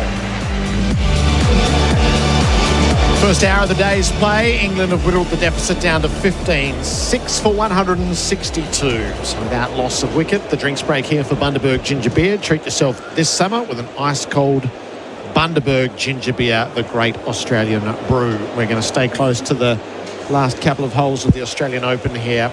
Tommy's got his laptop going here, the good oil for Cobram Estate, Australia's most awarded extra virgin olive oil. Both calls are on the SEN app, so you can make your choice here. Tommy, what's happening? It is juicy, this finish, Gerard. So Smith and the South African, of course, Rasmus Nedergaard Pedersen and Kim are all playing the 16th at the moment. The Smith and Nedergaard are 15 under the card, and Kim is 14 under the card. So it's all set up for a grandstand finish and maybe a playoff as well with, what's that, 2 and a bit holes to play. Great finish. I'm assuming you have a preference of Cam Smith getting over the line here. Very much so. This is the resurgence. This is the moment for Australian golf. Bringing Rory here has been a great success for the build-up to it. And no offence to Denmark or Korea, but if we got Cam Smith up to put his name on the Stonehaven Cup, it'd be a terrific moment in sport this year. 6 for 162. Ian Healy, welcome back. Thanks, Gerard.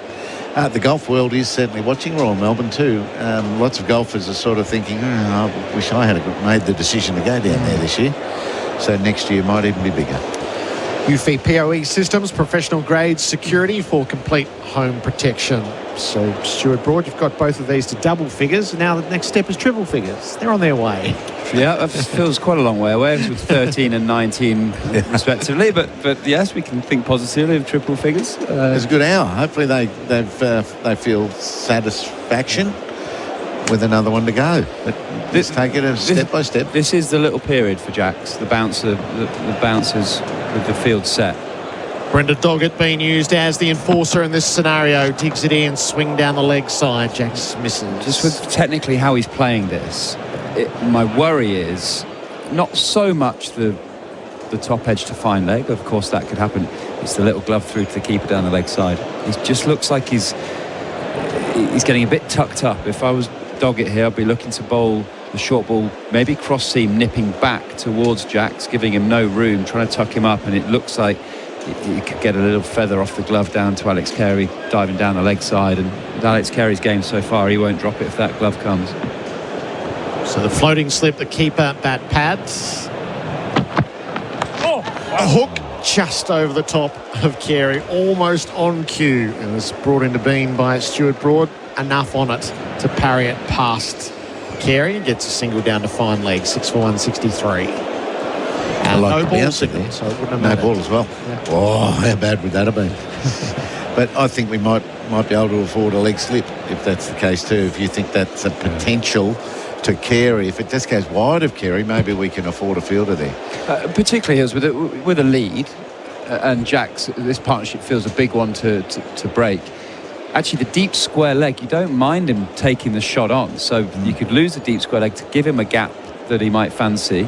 And actually, that last ball, we thought it was off the glove. It's actually hit Jack's on the helmet. So we're going to have a concussion test.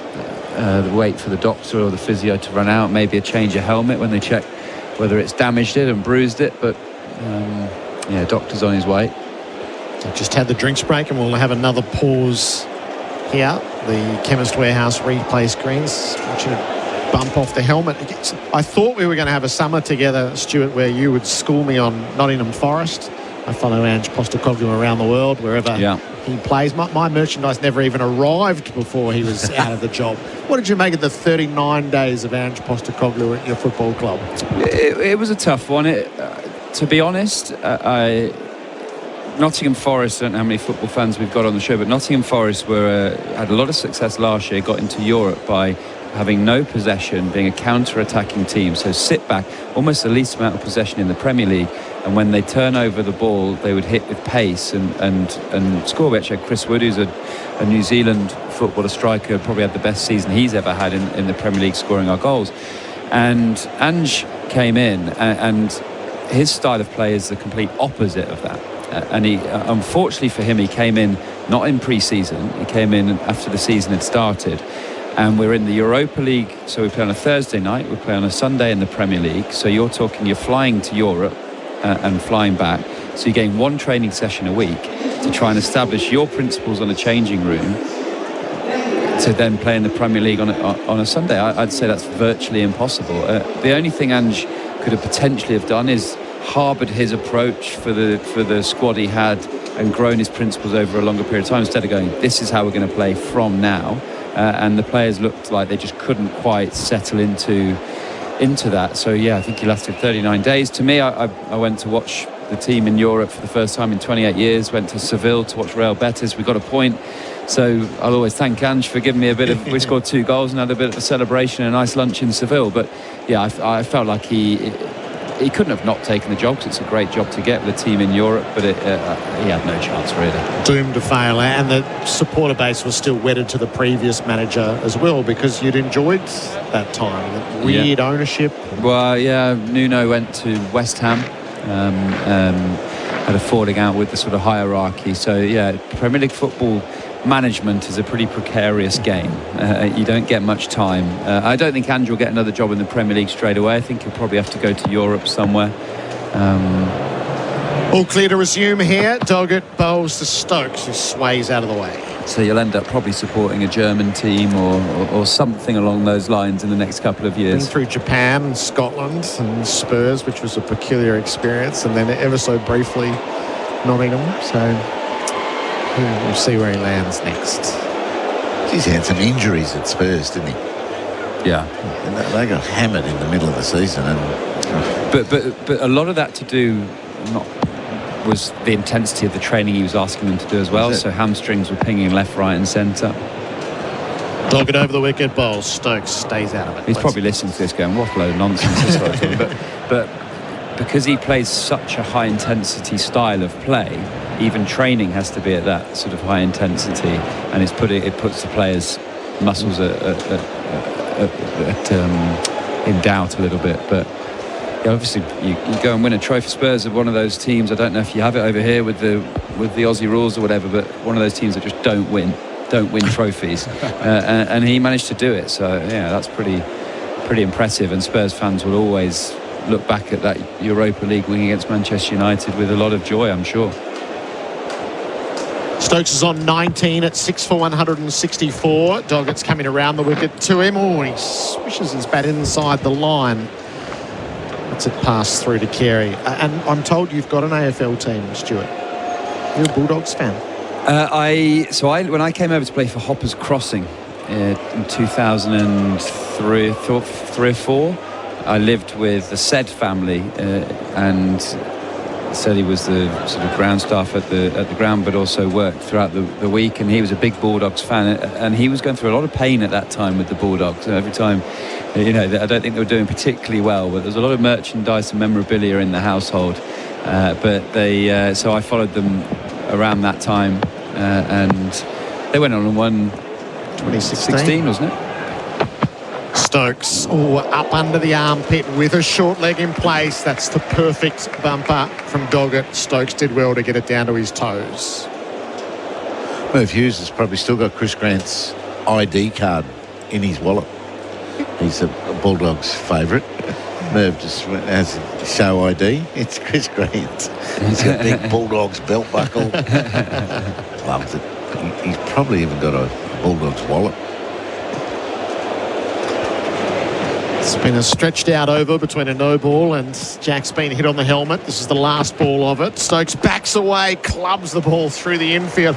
Doggett's going to have to chase himself down to long off. It's starting to slow, and Doggett will overhaul it. He'll save himself a run. That is doing it the hard way. Stokes goes to 22. The deficit is 10. It's 6 for 167. The Tyre Power scoreboard save on Toyo tyres. At Bunnings Trade, no matter where you are, we're here to help. We have trade specialists in store dedicated to you and your trade. Whether it's sourcing supplies, quoting on jobs, or arranging delivery direct to site. And our builders team with dedicated account managers has got you covered at every building stage, from the front fence to the back gate. Plus, you can call our Trade Assist team on 134872 for quick quotes on a wide range of supplies, saving you time and hassle. Bunnings Trade. Helping business is our trade. Ben Stokes just shaking the bat. We're watching the helmet wobble like Michael Voss's leg all those years ago. Wobble, wobble, wobble, wobble. SEN Test Cricket for Octet. Smart Business Finance. Scott Boland's going to return to the attack here. So the bowling change is coming. 13 overs, 3 maidens, 2 for 35. Slight delay. Tommy, where are we with the goals? So 2 holes to play. A par 5, longest hole on the course. Then a glorious par 4 to finish on the 18th. And Smith and Nearguard even. Sorry, not even the card. They're level at 14 under. So it is all set up here, Gerard, for some sort of finish at Royal Melbourne.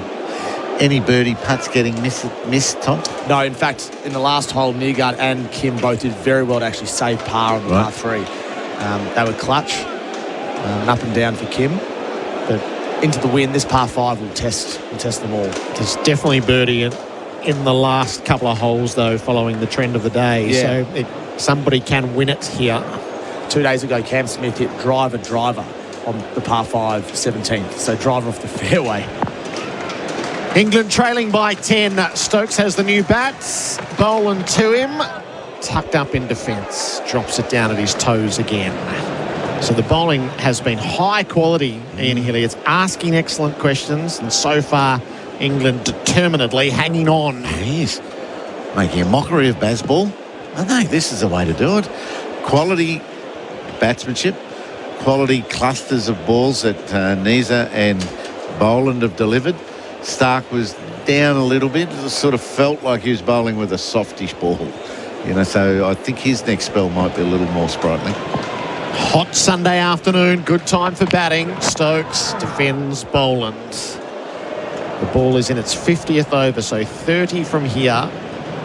Get past parity and then just gently start to assert. See what might happen across that last 20 overs with this ball. Or lose a wicket or two. Yes. But at some point, so they've got that tough balancing act. They will have to advance the scoreboard once they're past parity, but they do have the luxury of choosing their moment while there are 4 wickets still to take. And that's really fun. It's a fun moment. Boland to Stokes. Flicks down the leg side for 4. Quick on that glance. Slight stray in line.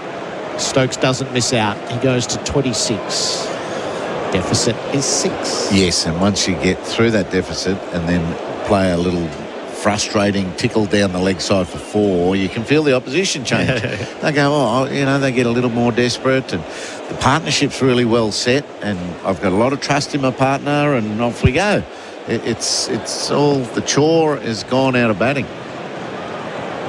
Stokes faces up, defends the ball out to point. That's open, so a single to be taken. The boundaries just every now and then for Azito. Brushless power tools do you. 5 to parity. Maybe Travis Head coming in. Yes. You've got to play with this very strong, disciplined bowling. And then you might provide a little let-off for the batsmen in the hope that they either get scared to get out or they try a little too much. So maybe Travis, Cameron Green, certainly underused. I mean, we've got to be quicker to go to Cameron Green if we're going to trust him as the all-rounder. Somewhere in the multiverse, Nathan Lyon is whirring away in this game, but that wasn't the decision Australia took. Good time to just have an hour of Lyon. Boland strides in, left alone by Jacks, who's 14. And stay there. To Scotty Boland, stay there. You've got now. Australia's got to demonstrate the patience of Test cricket. Don't go too straight under his pads because he let that one go. Let's see who can out-patience the other. Yes. Stay there and see if you can draw a shot out of him eventually. Modern history has told us the shot will come. So let's see if we put 4 balls where that one just went, what might happen. That is what Boland does best. He's into Jacks, who's playing on the up momentarily, out to cover. Inglis Fields, no run. 5 from it, 6 for 172. The Tyre Power scoreboard, save on Toyo tyres. Since Ray White opened their door over 120 years ago, they've helped their clients open thousands of doors of their own. When you're ready to open the door to commercial real estate, no one's better than Ray White Commercial. Learn more. Visit raywhitecommercial.com. G'day, it's Alex Carey. The new Goodwee ESA battery is a game changer with leading performance and safety. Until the end of March, you can get up to $500 off, on top of the federal rebate exclusively with Solar Heart. Visit solarheart.com.au. T's and C's apply. The Ashes on SEN for Henley Holmes, 1-800-64-64-64. England 6 for 172. Trailing by 5. Brendan Doggett 10 overs, 2 maidens, none for 32. The leg side field has been set. We're in short ball territory for Doggett. Fly slip, fine leg, deep backward square, deep square, and deep points. Doggett digs it in. Stokes obliges around the corner, always along the turf, down to fine leg. He ambles through, so the throw comes to the non-striker's end. He's 28. 4 to go. They're putting a lot of fielding resources into a top edge straight over the wicketkeeper's head. I don't think either of the batsmen have ramped or looked to stand, ride the bounce and then ramp it up over the keeper. But for Will Jacks, they've put that fly slip or third man. He's right on the rope. He's on the line of about third slip. So very straight, close to the wicketkeeper. Fine leg's gone to convention now. Jacks looks more vulnerable to this than Stokes. He swats down the leg sides. Carey dives and takes. And those two men, well, fine leg is fine leg, and then there's a backward square leg quite close to him. There's not much of a gap if Jacks wants to pierce it, and it would be taking on a risk for sure. I do like your idea of the leg slip, which if you took out mid-on, is if everything's going to be short, your wide mid-on is of no value at all, really, and you pop him there for the parry around the corner or for the brush off the gloves. I think Ben Stokes is in a bit of strife again. He's just stepped away and dropped the gear. What do you think? Bit of dizzy spell type? Yeah, it looks that way, doesn't it? Bharat Sundaresan watches these things closer than most. UFI PoE Systems, professional grade security for complete home protection. Welcome in, Bharat. Good afternoon, Gerard and Heels. Yeah, it just walked away all of a sudden. I think one of the umpires just followed him. They didn't know what was happening. And he just wanted a towel. Can't see any pills involved, so just some water. It is atrociously hot outside. Is it? It is. So, hottest day we've had so far. Yeah. It's hot and humid, and it's the longest England have batted. Hello, Test Cricket. I've missed you. Hello, Test Cricket. That's right. Welcome to the Ashes. Tommy's watching the golf. Cam Smith has hooked his second on the 17th. Far left. So he's got time to recover, given it's a par 5, but it's into the crowd, into the masses. Nergard hit his drive right down the middle of the fairway. Just a reminder, Cam Smith and Nergard are both 14 under. And Kim is 13 under. So not ideal there, Gerard. A winst as Cam Smith hooked it into the crowd. Come on, gallery. Do your job. Push it out. Kick Push it out. All right. Stokes has recovered. He's back at the non-strikers end. The Ashes on SEN for 4 and 20. Australia's original fan food. 6 for 173. Doggett is in the middle of his 11th over. It's the short ball strategy to Will Jacks, who tucks it away to mid-on. Puts it forward of square and ambles a single to Nisa. Jacks goes to 15. I just heard you talk about using Cam Green heels. It was interesting to note it was a few months back when Cam Green was coming back from the injury, and he's yet not started bowling after the Caribbean tour. Yes. And he was asked if he would be he'd be the one used for the bouncer ploy like he has been in the past. And he said no, it won't be me. I don't know whether it's part of his recovery or if they're concerned about him hurting his back again. We didn't see him do that for 2 days out earlier. Doggett's been assigned that role in this team. Stokes faces up, ducks the bouncer. So I wonder if that has something to do with it. Because generally it was Pat Cummins and Cam Green. If you even go back to the 2023 Ashes or the other times we've seen them use it. They're quite good at the pull shot now, eh? The pull shot and hook shot. All this match, most of them have been in control. All the shots. It's like a pull-a-thon, this test match. There's 100 pull shots being played and hook shots, and all reasonably controlled. Stokes stands and cuts instead to the deep point for a bit of variety. He goes to 29 at 6 for 175. Except the Jacks has just he's just been chasing those deliveries down there. It's a good line that Doggett has bowled to him. It's classic that he is drawn to them, isn't he?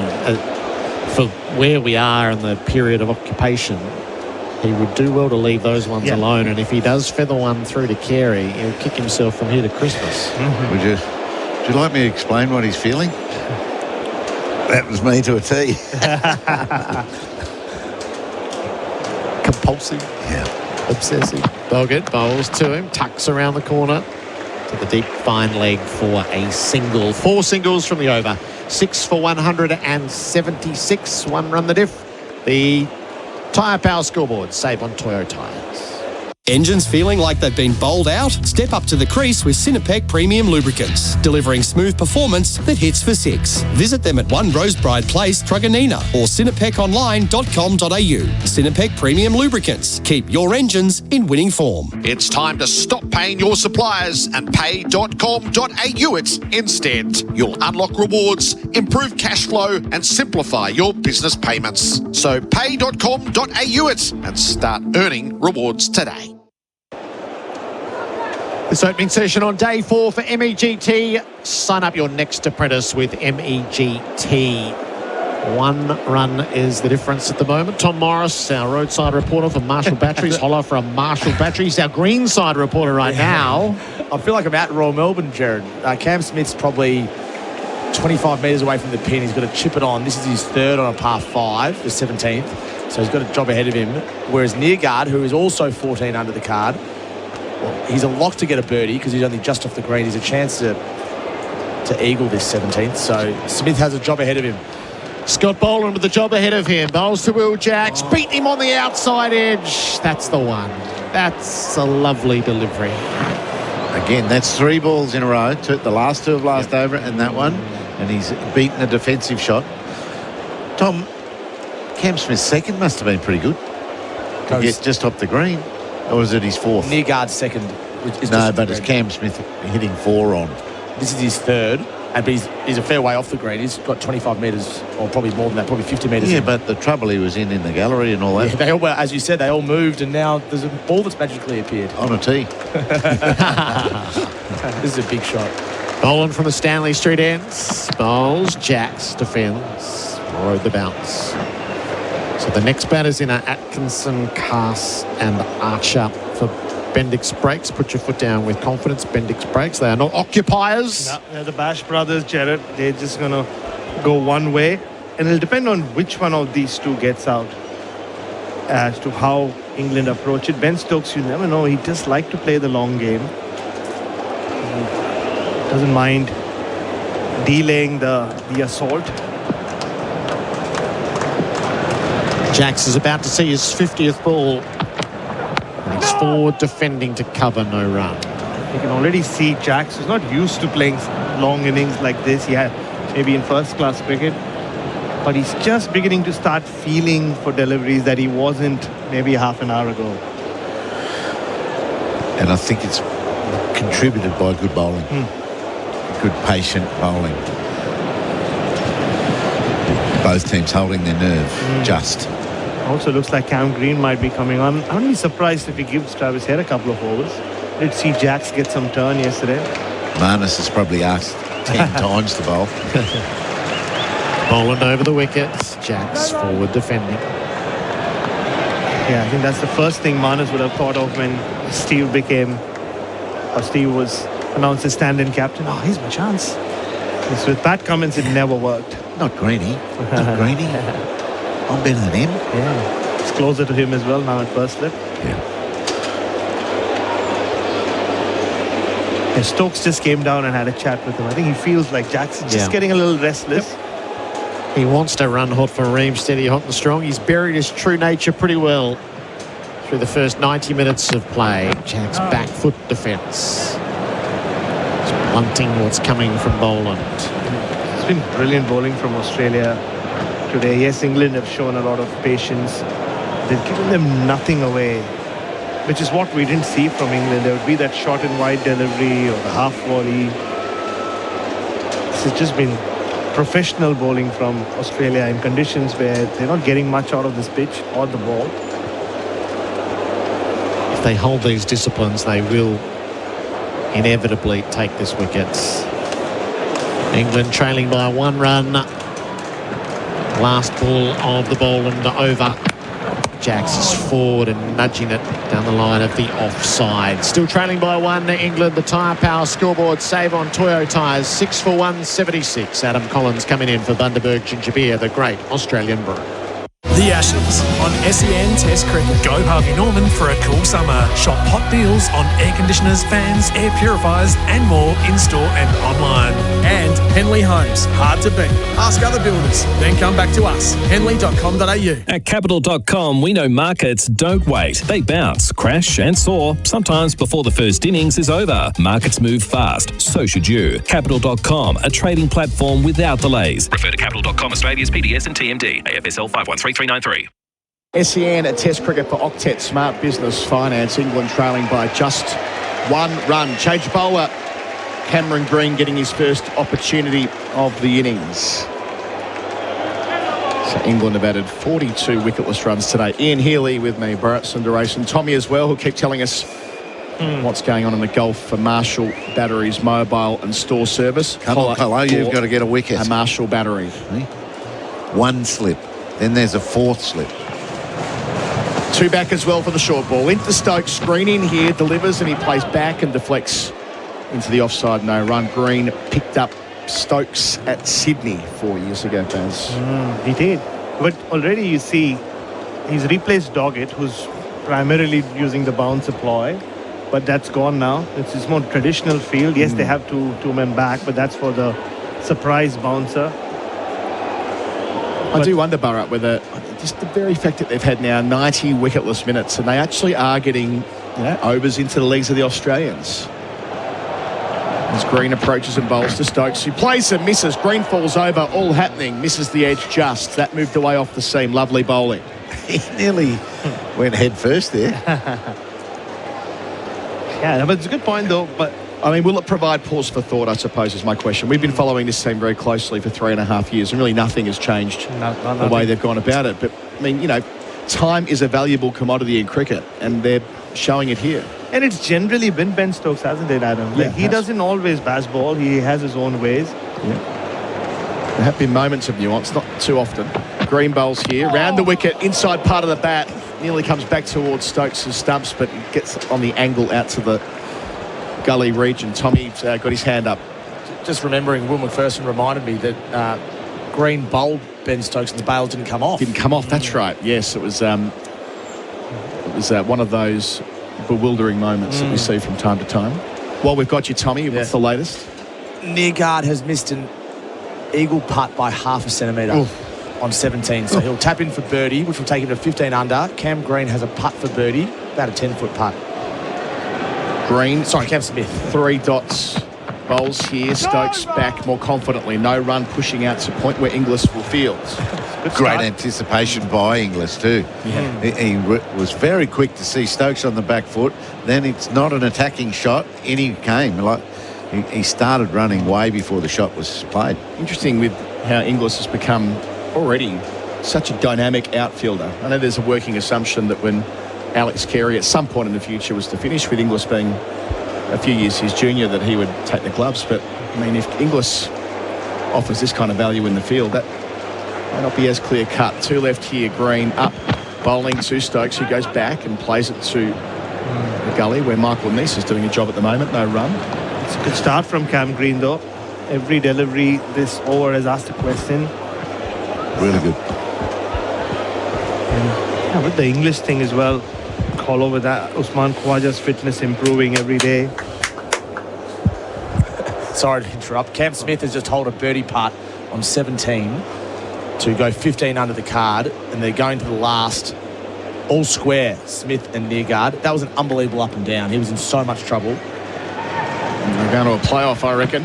Green bowls here. Stokes sways out the way. He completes the over. A maiden from Green. They still trail by 1. All the numbers in the pay.com.au stat sheet. Pay.com.au and earn points. That's on the Glencore scoreboard, advancing everyday life. G'day, Flem here. If Program Commercial Painting were a test bowler, they'd take every painting maintenance job's wicket. Repaints, bowled. Graffiti, caught behind. From schools to local businesses, hospitals and beyond, get them bowling for you. Visit programcommercialpainting.com.au. When you buy Australian made, you're choosing more than a product. You're supporting a stronger economy and creating local jobs. So look for the Australian made green and gold kangaroo and buy Australian. Visit australianmade.com.au. Scott Boland's one of 3 Australian bowlers with 2 wickets for programmed commercial painting. Hit painting maintenance for 6. 9 runs from the last 4 overs. They're dotting it up. A couple of maidens. Boland here, 2 slips to the gully, and Will Jacks plays it back to Boland in his follow-through, knocking it down. The crowd thought he did so on the full, but into the turf it went. And Ben Stokes had to really drag his back foot back. He thought for a second that the ball was going back into the stumps. In fact, it hit his foot. The ricochet of Scott Boland's hands. But this is precious. It's been a good spell from Boland. It feels like Jack's just beginning to feel at more deliveries. Maybe he feels like he's in business. Boland. Jacks is 16. Up to him is Boland. Stanley Street end. Deflects to point. Takes on Inglis. Stokes does, but he's through it. You can see for a moment Inglis is like, can I do the double and run out? Stokes again, that won't be the case. And the reason you can hear the England fans cheering the run is they have reached parity. Scores are level. They are 6 down, 6 for 177. But when they came together late yesterday at 6 for 128, it felt like that game, or this game rather, was going to be wrapped up in the space of half an hour or so. Different story here in the sunlight, in the heat. You're putting in a shift heels. Will Jacks has made 100 in this many balls before. Yes. 55 balls for 17. Good job. Hopefully he can keep absorbing the pressure. Boland being clapped in round the wicket. into Stokes. Here, Stanley Street end, leaving alone on length. Thuds into the gloves of Carey with his fingers pointed up. So good carry and pace. I think that was a vital single, though. Just felt like Boland was all over Will Jacks. That's why he was so keen on that single. 15 dots in a row before that. Tommy's back with us. Matty Donald in the studio in Melbourne tells me that it's the first time all series Australia has bowled consecutive maidens.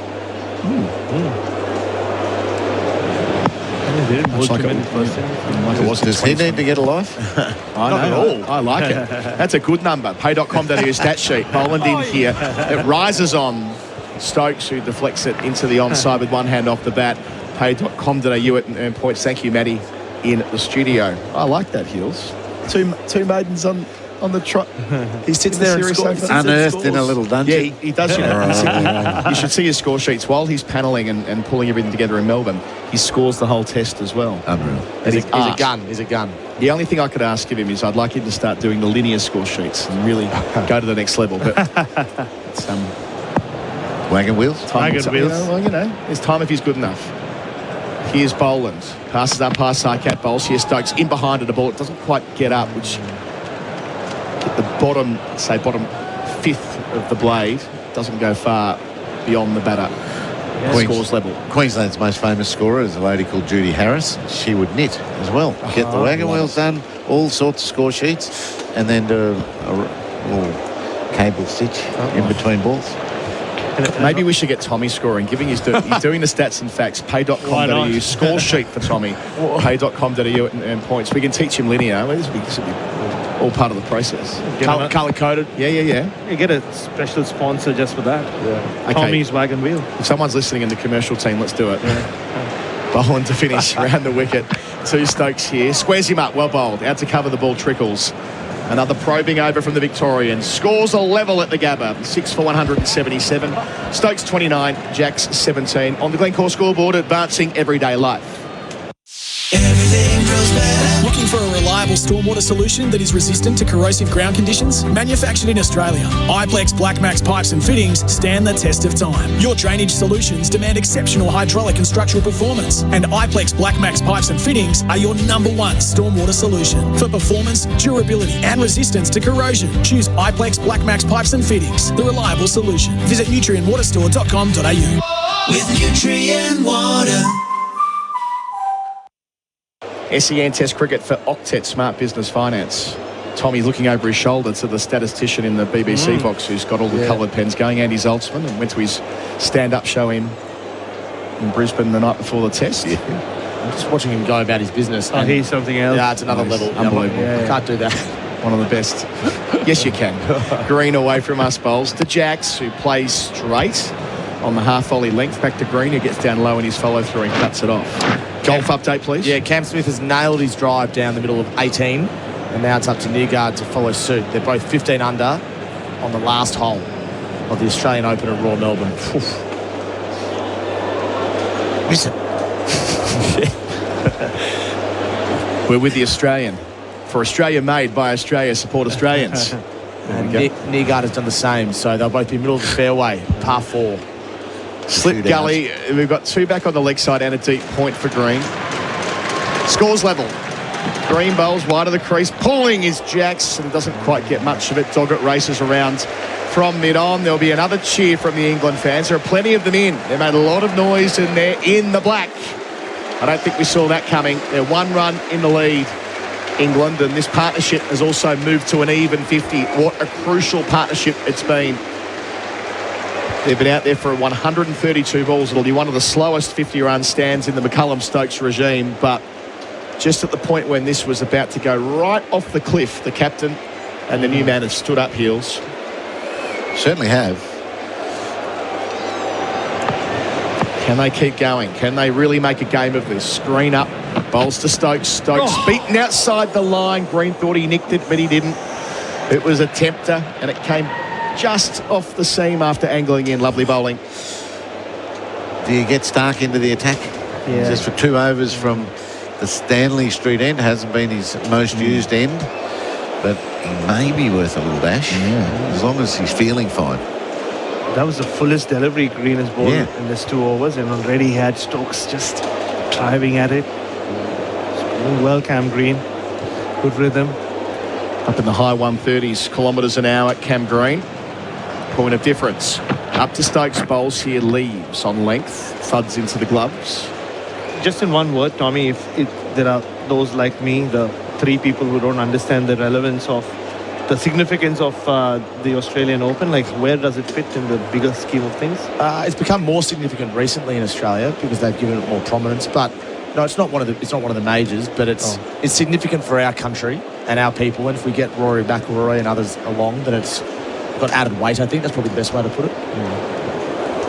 Yes, they're talking it up, that's for sure. James Sutherland was interviewed on the coverage earlier today, and that's where they're heading. Green bowls, Stokes defends. And the other element here is the Melbourne Sandbelt is world famous. So Royal Melbourne this year, Kingston Heath next year, widely considered two of the best sort of 7 or 8 courses in the world, which is why they're able to get some of the best players out here. They can never get all the best players, but they can get a selection of them, and that's Rory McIlroy this year, and others have come out in years gone by. I'm not going to encourage people to leave our coverage, but you can also tap into the golf and the final stages on the SEN app. Well, we'll give you both here. We'll do both here. We've maintained that discipline before. I remember we once did a Wimbledon final at the same time as the World Cup final. Oh, yes. That took some doing at Lords, believe you me. Last ball here, Green. Up to Stokes, who goes back and chops down hard to deep backward point. He'll retain the strike with the single. 2 from the over. The lead's 2. 6 for 179 on the Glencore scoreboard, advancing everyday life. Ring-a-ding-ding! Welcome to Tasman Butcher's Secret Specials with Frank and Mario. We've got it all this Christmas. Pork shoulder roast, boned and roll, only $9.49 a kilo. Gold! Farm 88 hickory peppercorn beef Weber roast, only $20.99 a kilo. The freshest cuts and the largest variety. Don't settle for the other stuff. Eat better meat with Tasman Butchers. Merry Christmas from Frank and Mario. Tasman Butchers, the meat specialists. SEN Test Cricket for Octet Smart Business Finance. Damien Fleming jumping in, one of our experts for Eufy POE Systems, professional grade security for complete home protection. Flem. Hello, Bharat, Tom, listeners. Been tough Test match cricket, hasn't it, this session? I don't think the Aussies could have bowled much better, to be honest. But it's been a really good, tough Test match batting from Jacks and Stokes. Hasn't been fluent. 45 runs today so far. Boland into Stokes, round the wicket, leaving on length. Disciplined. That's not the Baz ball we heard about, is it? 45 in a session. I sort of wonder whether this might have been, we touched on it before a little bit with Hills, but whether they might have really thought this through. Watched Australia yesterday. When Mitchell Starc walked out to bat, what was it? Probably half an hour into yesterday. I think the working assumption was that with Boland and Doggett to follow, he'd have a crack, and Starc was playing the 4D chess there. He's like, no, I'm going to drag this out as deep as I can to benefit us tactically with the pink ball. Maybe England have seen that and taken something from it. Feels that way. They lead by 2. Boland into Stokes. Oh, balloons up, just clears. Green in the gully. It was a leading edge. Green went up with the left hand, and if he can't drag it down, nobody can. 4 runs for England. What a ferocious ball. That just seemed to leap off a length. Stokes tried to ride it, lost stability on his back foot and just threw his hands at the ball. And Cam Green's a giant, but yeah, even him jumping in the air couldn't get to that one. That's come out of the blue, hasn't it? Yeah, watching it back. Chemist Warehouse Green. It was actually the right hand that he stuck up, and gee, he got the elevation, got the double pump like he was going to dunk it, but just couldn't quite get the fingertips there at 6'7". Green's brilliant in there. Fine bowling from Boland at the Stanley Street end. Stokes 34, facing him here. Goes back and defends. Partnership 55. Yeah, and Scott Boland is showing that flat pitch or not, soft ball or not, you can still build pressure if you just keep hitting the right areas, Flem. Yeah, I mean, they've just bowled with really great penetrating accuracy, haven't they? Often making the Stokes or Jacks get caught on the crease. Carey's done his job there, coming up to the crease, so they can't bat out of the crease. Stokes has now faced 100 balls in the innings. Boland to him here, round the wicket. Stokes defends. That's a point, gets one. There's a gap there. Moves to 35. The partnership up to 56, and the lead is 7. So only the second England batter to make it to 100 balls in the series. Tommy. Cam Smith's second on the 18th is on the green. It's a long way away from the pin, but it's safe. It's going to be a monster birdie putt if you can nail it. Big left to right bend. Difficult pin position. Nygaard's up there as well. Could Have you sunk one from there, Tom? I haven't, but I have birdied the hole, but I haven't sunk a putt like that. Okay. Yes. Thanks for asking. Tommy's golf updates coming for Beaumont Tiles. Hard to beat on style. Thank you, Tommy. So Boland gets another crack at Jax. It's been a while. Delivers to him here. Jax whips it round the corner, just off his midriff. One hand off the bat, but pretty well handled to dog it. 6 for 185. He's 19. Have you, Flem? I find that hole so hard. That's the 18th on the east, isn't it? 18th west. West, yeah. It's a long hole, but then there's so much bunkering around, isn't there? And the funneling as well. And the pin position far right is really difficult. But he is a putting genius. He is. 33,000 people at Royal Melbourne today. What? Yeah. That's fantastic. Come on, Bolo. 6 runs from his over. Been a good one, mate. Finishes to the captain, Stokes. Stokes goes back and defends to Inglis at cover point. Well bowled, well played. Partnership 57 at 6 for 185. The lead becomes 8. Stokes 35. Jax 19. That's on the Glencore scoreboard, advancing everyday life. The Ashes on SEN Test Cricket. Start your next innings with a career that gives you more. Search Police Careers, Victoria Police, and Oldham Construction Lawyers. Your experts in construction law, ensuring you're never caught out when pressure builds. Landscapers and tradies need plants? Plantmark is your trusted wholesale nursery with a huge range at true trade prices. They supply landscape projects of all sizes, from quote to delivery. Open 6 days at 4 locations across Melbourne. Plantmark.com.au. Our coverage here at the Gabba is for Octet Smart Business Finance. Marnus Labuschagne just leaving the field beneath his bats. Yeah, Matt Wright, the substitute, is spent quite a bit of time on the field. But just seeing Nathan Lyon almost running in every 2 overs to either bring a helmet out or go take the helmet off, under what he's going through his head. A few balls from Jax, which did turn yesterday. We'll come to Tommy for IMAR, Trusted Tradies Insurance. Call 13-IMAR. So Nygaard's second is in the island where the bunker is, Flem. So he's on the grass or the weeds, but he's got a terribly difficult chip that he has to go over the bunker, then land it near the pin with very little green to work with. Green away from us.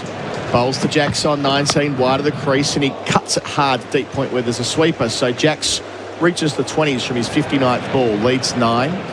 6 for 186. Well, if you're good enough, Tommy, we might get you to commentate that the way the golf commentators do, whispering into the limit around the green. Well, it's a little lob wedge. He's got it. This is a seriously hard shot.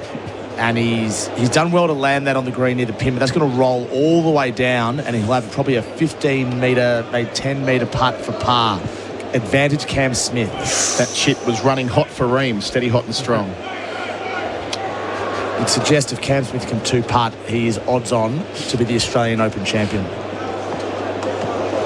Green away from us at the Vulture Street end. 58's to stand. Stokes facing up. Yorker, dug out. Well bowled, well played. Second time he's gone full, Flem. Yeah, I like it. You know, they've built enough pressure. Cam Green having that extra pace. I think he can afford to use a fair few of his different varieties here. With England, you also do wonder if this is a sign of things to come, or it's a one-off. It's just a Ben Stokes thing that he's getting Will Jax to play normally. I mean, we've heard so much total cliche jar stuff about running to the danger and so on. It's not that. It's fine. Green bowls and Stokes leaves. I mean, it's fundamentally fine. They've absorbed pressure. They've taken time out of the game. They've put overs into the Australians, multiple spells. They've not ran towards the danger, and that's the way you can play the game. We're seeing up on the screen cult hero Aaron Gox, the comedian who has spent more time on TV than perhaps any of the cricketers over the last couple of days after he stopped play inadvertently the other day. Great for business for him, getting another run on the big screen. He's a classic for a cause, keeping Aussie classics alive while supporting our veterans. Hope he's listening to our commentary. Synced up in the stadium. Green bowls here, leaving alone outside the line of the off stump is Stokes. Again, that fuller length. Wouldn't mind it. Maybe a slower ball, just to change it up. He's been pushing Stokes back, so what about a little change of face and see if you get a catch and slip or a cover? Speaking of change of pace, I wouldn't be surprised if Travis Head's going to come on. Yeah, he's spinning the ball from hand to hand like I am with the pink ball. Yeah, we're just loosening up as well. He'll be warming up that, cooling down that spinning finger, whatever it is that he does with his celebrations. He's been a menace to England before, most notably at Lords a couple of years ago when Lyon went down. Back to the golf in a moment. 2 left in the over. Green delivers here and Stokes drives to that man Head, wide of him at mid-off. They're through for a single. 36 for the captain. 6 for 187. The lead's into double digits. Tommy, back to you for a Zito brushless power tools. Do you? I said 18 west before, Flem. 18 east, you're right. I'm not sure why I said that. Are you a member there? Are you a member there? Yes, Flem, I am. What happened? Cam Smith's about to putt. So he's got a long left to right. He's almost got to putt it up the line of the bunker and then it'll fall off a cliff to the right. Whisper it. Do the whispering. He used aim point too. I'm not sure I got that in me. I've never done that He's before. in a very good position here. Last ball of the over regardless. We'll come back to that following the break. Green up here, bowls to Jacks. Jacks lets a bumper go over his head. Signal to wide, so 1 run added. 6 for 188. Continue, Tommy. Well, Kim actually had 2 in the bunker, Flem, which always makes you feel good about yourself. But he almost landed one in. Okay, so Cam Smith's putting here. It's probably a 20-metre putt, a difficult pin position up against the bunker. Moves a lot from left to right. Huge left to right bender. It will fall off a cliff, as I said. He'll aim it 10 metres to the left of the hole. Whisper it, Tommy. And there we go. It's got lovely pace. It's got to start going to the right very soon, and it does. As Cam Green runs into bowl. Last ball from Green here. Suspense. Full and whips behind square for a single by Will Jacks, who keeps the strike. He's 21. We'll have a couple of overs until the tea break here at 6 for 189. You'll find out how the putt went after the break in a moment on the Glencore scoreboard, advancing everyday life. Imagine homes so well designed and so luxurious, they'll be setting the standard for decades. Homes with prices your bank will love and your friends will envy. The Henley Mainview Collection. The difference is everywhere. When you buy Australian made, you're choosing more than a product. You're supporting a stronger economy and creating local jobs. So look for the Australian made green and gold kangaroo and buy Australian. Visit australianmade.com.au. Tom, pay.com.au, stat sheet, pay.com.au and earn points. How did it go? It's not a bad putt for birdie, but it's not a gimme for par. So Gerard is further away. Okay. He'll have a 7 or 8 metre putt uphill for par. Back to that in a moment. Travis Head will enter the attack for Liquorland. Score more this summer with Liquorland. Choose to drink wise. Come on, Golden Arm. 16 test wickets at 33. Some of them are absolute belters as well. He's got some great wickets in test cricket. He's got a short leg and a slip to begin.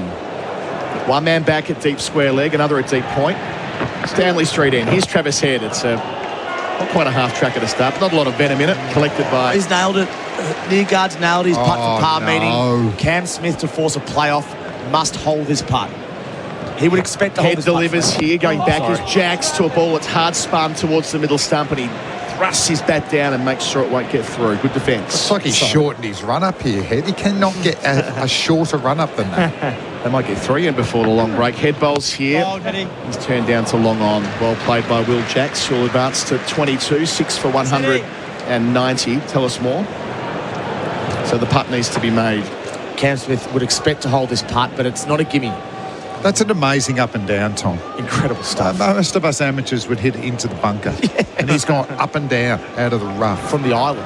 Head's most recent test wicket was Richard Punt at the MCG last year. What a wicket that was. He bowls here to Stokes, who defends. He unlocks that final day from nowhere. Then Australia went on to win the test match with half an hour to spare. Come on, Trav.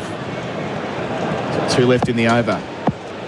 Racing through it. Bowls again to Stokes. Slip it a short leg. Stokes defends to cover, no run. No time to breathe. I suppose that's the plan here, Flem. Get through it as quickly as he can. Keep the pressure on. Last ball.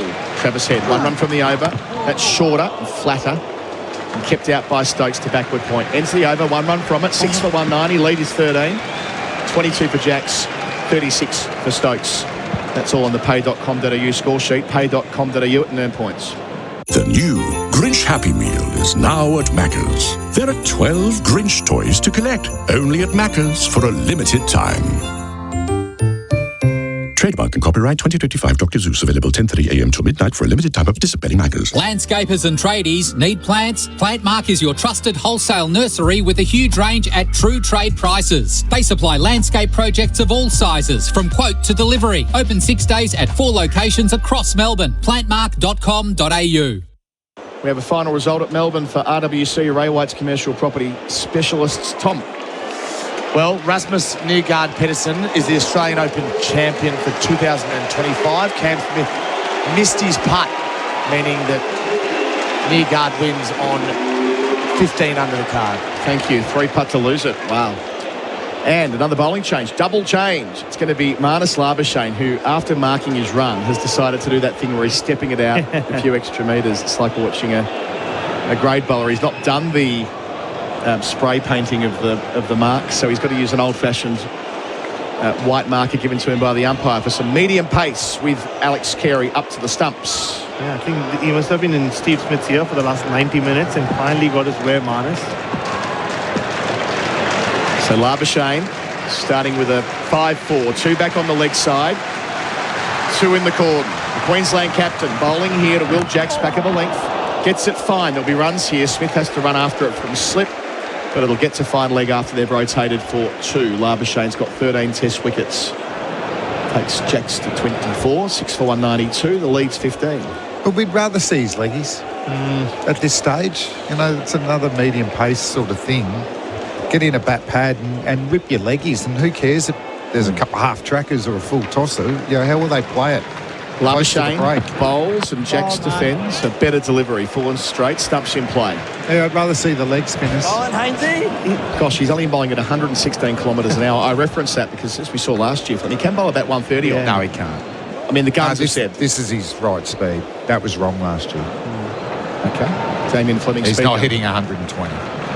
Labuschagne bowls here and going back and pushing it out to point. He just doesn't. 125 for Jack. Sorry, 6 for 193. Just doesn't bowl leg spin anymore, Flem. Whether it's in first class cricket, training, he's become a medium paced bowler. I mean, if he's been told we're never going to bowl you again, I'd rather him be bowling leggies in the at training. You go to the subcontinent, it's just more likely to bowl his leggies than medium pace. He's bowled offies in Test cricket as well. He's kind of wants to be that all-round option. Yeah, more in the subcontinent, but changing things up before the break. We've got a few seconds until it'll be 4 o'clock local time. Labuschagne bowls and going back to defend is Stokes one more time to Tommy. Great stats from Crick Buzz here. The lowest attacking shot percentage in the first 100 balls of an innings in the Bazball era. So Ben Stokes, just 15.8% of his shots have been attacking, which is the second lowest in the Bazball era. 2 balls left until tea. Unusual session. Bowls here, Labuschagne. Stokes well forward, making sure that he'll get to the break. One more ball to get through. It's very rare we talk about England getting to a break and playing for an interval. It's been that way the last couple of overs, seeing off the part-timers. I wonder how England go in the second session. Do they attack? Do they want to start making runs and hopefully have a go at Australia under lights? Labuschagne, last ball of the session to Stokes, who plays it to mid-wicket. And there'll be no run and no concern. So 3 runs from Labuschagne's over. England have taken it from 6 for 134 when they started. 59 runs in 2 hours. Seldom hear that with this modern England team. 6 for 193. Was Stokes still there on 36 from 112. Jacks has faced 66 balls for his 25. Damien Fleming. There are no forward wickets for Omni-Grip surfaces, only a steady accumulation of runs. Yeah, real tough session. I think Australia bowled really, really well, and you know they created some opportunities that didn't go to hand. Bowled in partnerships, were able to get the ball to move a little bit, even though it's an old Kookaburra ball, and well done to Jackson Stokes. I mean, that's the resilience and tough test batting that you come to expect at this level, but so far in the series, that's the first instance of it. Australia still in pretty good spirits, smiles on their faces as they cross the rope. For they bowled pretty well, haven't they? They've not looked wrong. Yeah, I mean, they lead by 16 runs with 4 wickets in hand. So, you know, you'd be hoping to finish at this session again anyway. So they didn't over bowl as well. So you'd think Stark and that'd be able to unleashed their thunderbolt straight after the break. 7 bowlers used, Baz, your assessment? Yeah, I think, agree with Flem completely. The bowling's been terrific on a pitch that hasn't offered much. Just that one ball from Boland that jumped at Ben Stokes. They've not let England get away at all. Yes, they've shown a lot of discipline, but there's no freebies on offer. I think one half volley that Stokes drove of Doggett for 4 is the only one.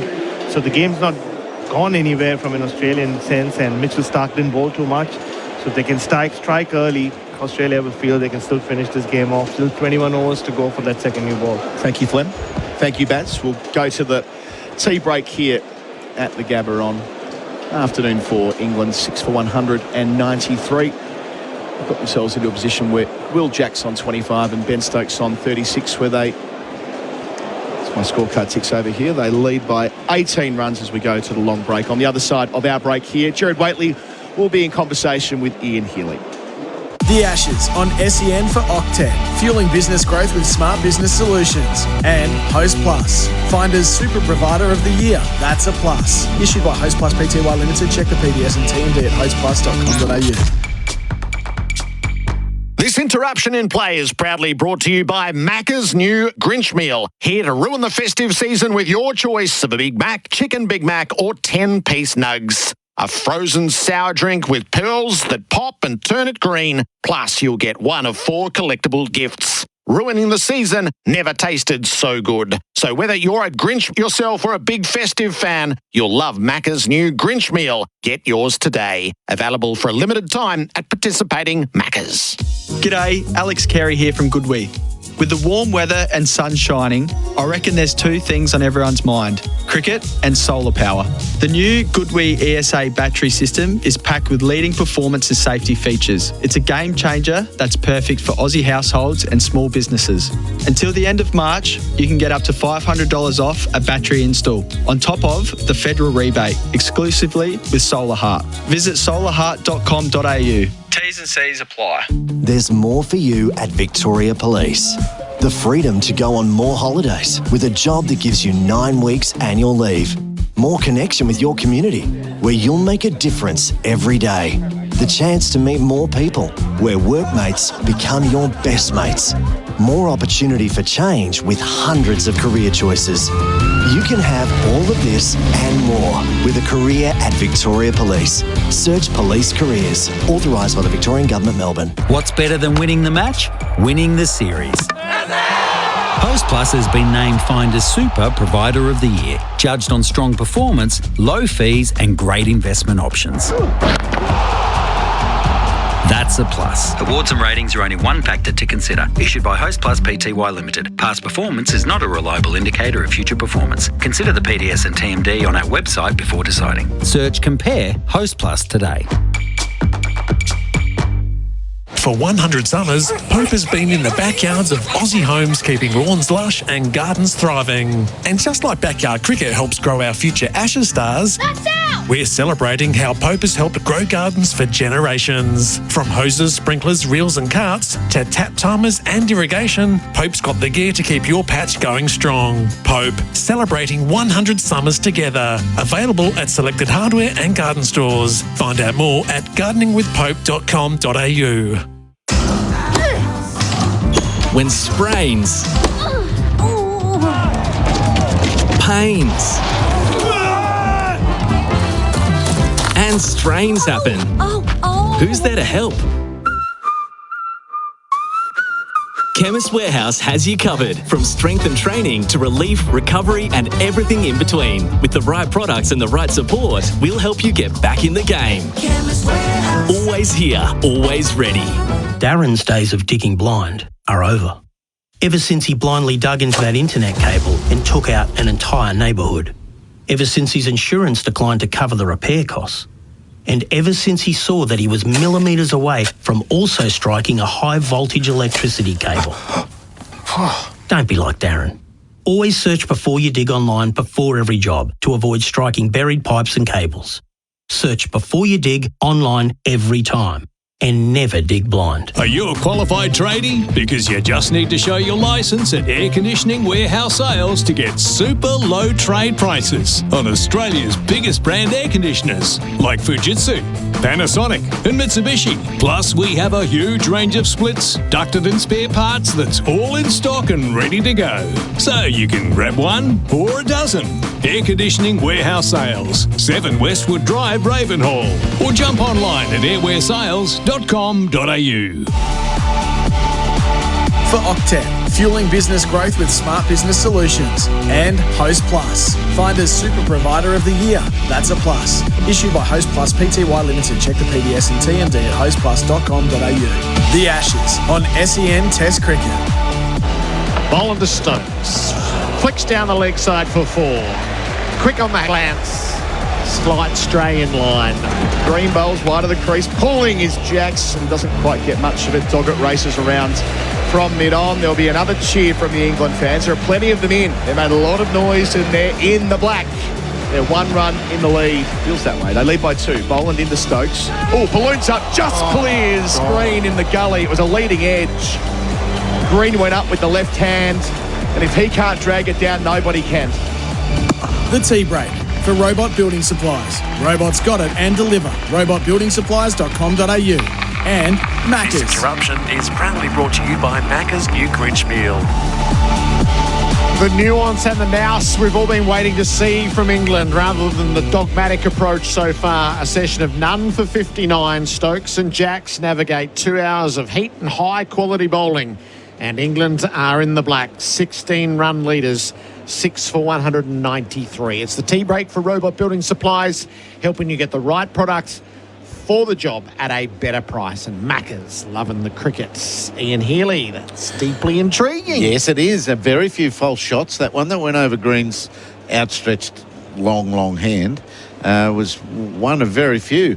Just looking at the statistics, Ben Stokes has nearly faced double the balls of Will Jacks. And Jacks is 25 not out, Stokes 36 not out, but they've absorbed plenty of pressure. And there's been a little bit of uneven bounce, even straight at the stumps, and they've got through the lot. So very impressive by both teams.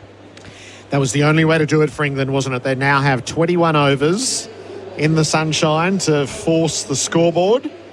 Should that be what they choose to do, and have a ping in Australia under lights? Yes, the dressing room is all upbeat when you go in after that session. It's something we hoped might happen, and it has. So everyone's like, oh, well done. Then you either you want more or you get too greedy and you look too far ahead. They weren't looking any further ahead than 1 ball in that first session. You can't do any more again. You've got to do exactly the same and get some pleasure out of keeping the Australians out there. Stokes 36 from 112 balls, 4 fours. Jacks 25 from 66 balls with 1 4. Now the Australian side of things, for Australian made by Australian support Australians. Stark 15 overs, 2 maidens, 2 for 57. Nisa 11 overs, 1 maiden, 2 for 32. Doggett 11 overs, 2 maidens, none for 36. Boland 17 overs, 4 maidens, 2 for 47. Cam Green 3 overs, 1 maiden, none for 6. Travis Head 1 over for 1 run, and Marnus Labuschagne 1 over for 3 runs. There was some excellent bowling, great disciplines, and I feel like Australia will be in the rooms going, if we just keep doing that, just keep doing that. Yes, I think they've got to stay as patient as I just said. The Englishmen have to, 1 ball at a time, 1 over at a time, just produce quality, and then 1 half an hour at a time, then 1 hour at a time, and see who's on top. They get 1 wicket in this first hour. They're a chance of getting more. So don't go searching too hard. It looks to me, it's time for a Stark spell, I'd imagine. That's a bit stereotyped, though. I'm always a bit worried about the stereotypes. They'll be expecting Stark to come on, and they'll be gearing up to it, and they're confident to get through it. So maybe you try someone else. Maybe Doggett with a full spell. That's the one thing they're missing, that short ball bowling's expertise. It's fallen on the body of Brendan Doggett, and he's not that good at it. He's not that used to it. So they were able to get through that pretty good. So I think maybe Nisa and probably Stark. What do you think? You probably have to start with Stark. I think so. Yeah. You have to give yourself the chance to take the wicket before. So you got to time his run. So Stark's got to bowl the 81st over if it gets that far. So 21 to go. So if he bowls 4 now and then waits, and he'll be bowling late in the session with the new ball if it gets that far, or you might, once they're 8 down, have a ping with whatever ball is left. And, I mean, this is, to revisit the theme of the Test match. They are now missing Nathan Lyon. Yes, definitely. And that was always going to be the case if England could play a bit better than they did in the first innings. So now the pressure on Australia is to bowl short, sharp bursts of quality. As you say, 4 overs. They don't have to bowl any longer spells than that unless it's really going well. So when you get put on into your spell, you need to, no warm-ups, just get right into it, quality right from the first ball, and you'll only have to bowl 4 or 5. So that's pressure in itself, to be sort of intense but not impatient. And the one moment of the session, the ball that reared up, ripped the shoulder of Stokes's bat, and it eludes Cam Green by an inch. He's up as high as he can be. Yeah. And it's just over his outstretched fingers. Yeah, it's flat-out cricket. We love it. The bowlers are under a bit of pressure. They're sort of saying, I should go for an LBW, but I know I've got to keep it in the corridor. That's the pressure that their minds are dealing with, the batsmen. It'll be interesting to know how the health of Ben Stokes is. Yeah. He seemed to want an ice towel at one stage there, so maybe he's got a bit of blood sugar problem in this heat, but he's coped very well when he's been on strike. 112 balls, and there's plenty more of that to come. Player of the day contenders for RWC, Ray White's commercial property specialists. Well, is it Stokes or is it Will Jacks? So Will Jacks has given Stokes a lot of confidence that he's clicked, this fella. He's in great control for a man who's mainly used to white ball cricket and attack. He's reined everything in. And Stokes is, of course, providing a whole lot of fun for Will Jacks. I'm batting out here with Stokesy. How good's this? So the Australians have tried lots of stuff and they haven't been able to penetrate. So I'll say Stokes. Eh? And we knew coming here today he was the threat.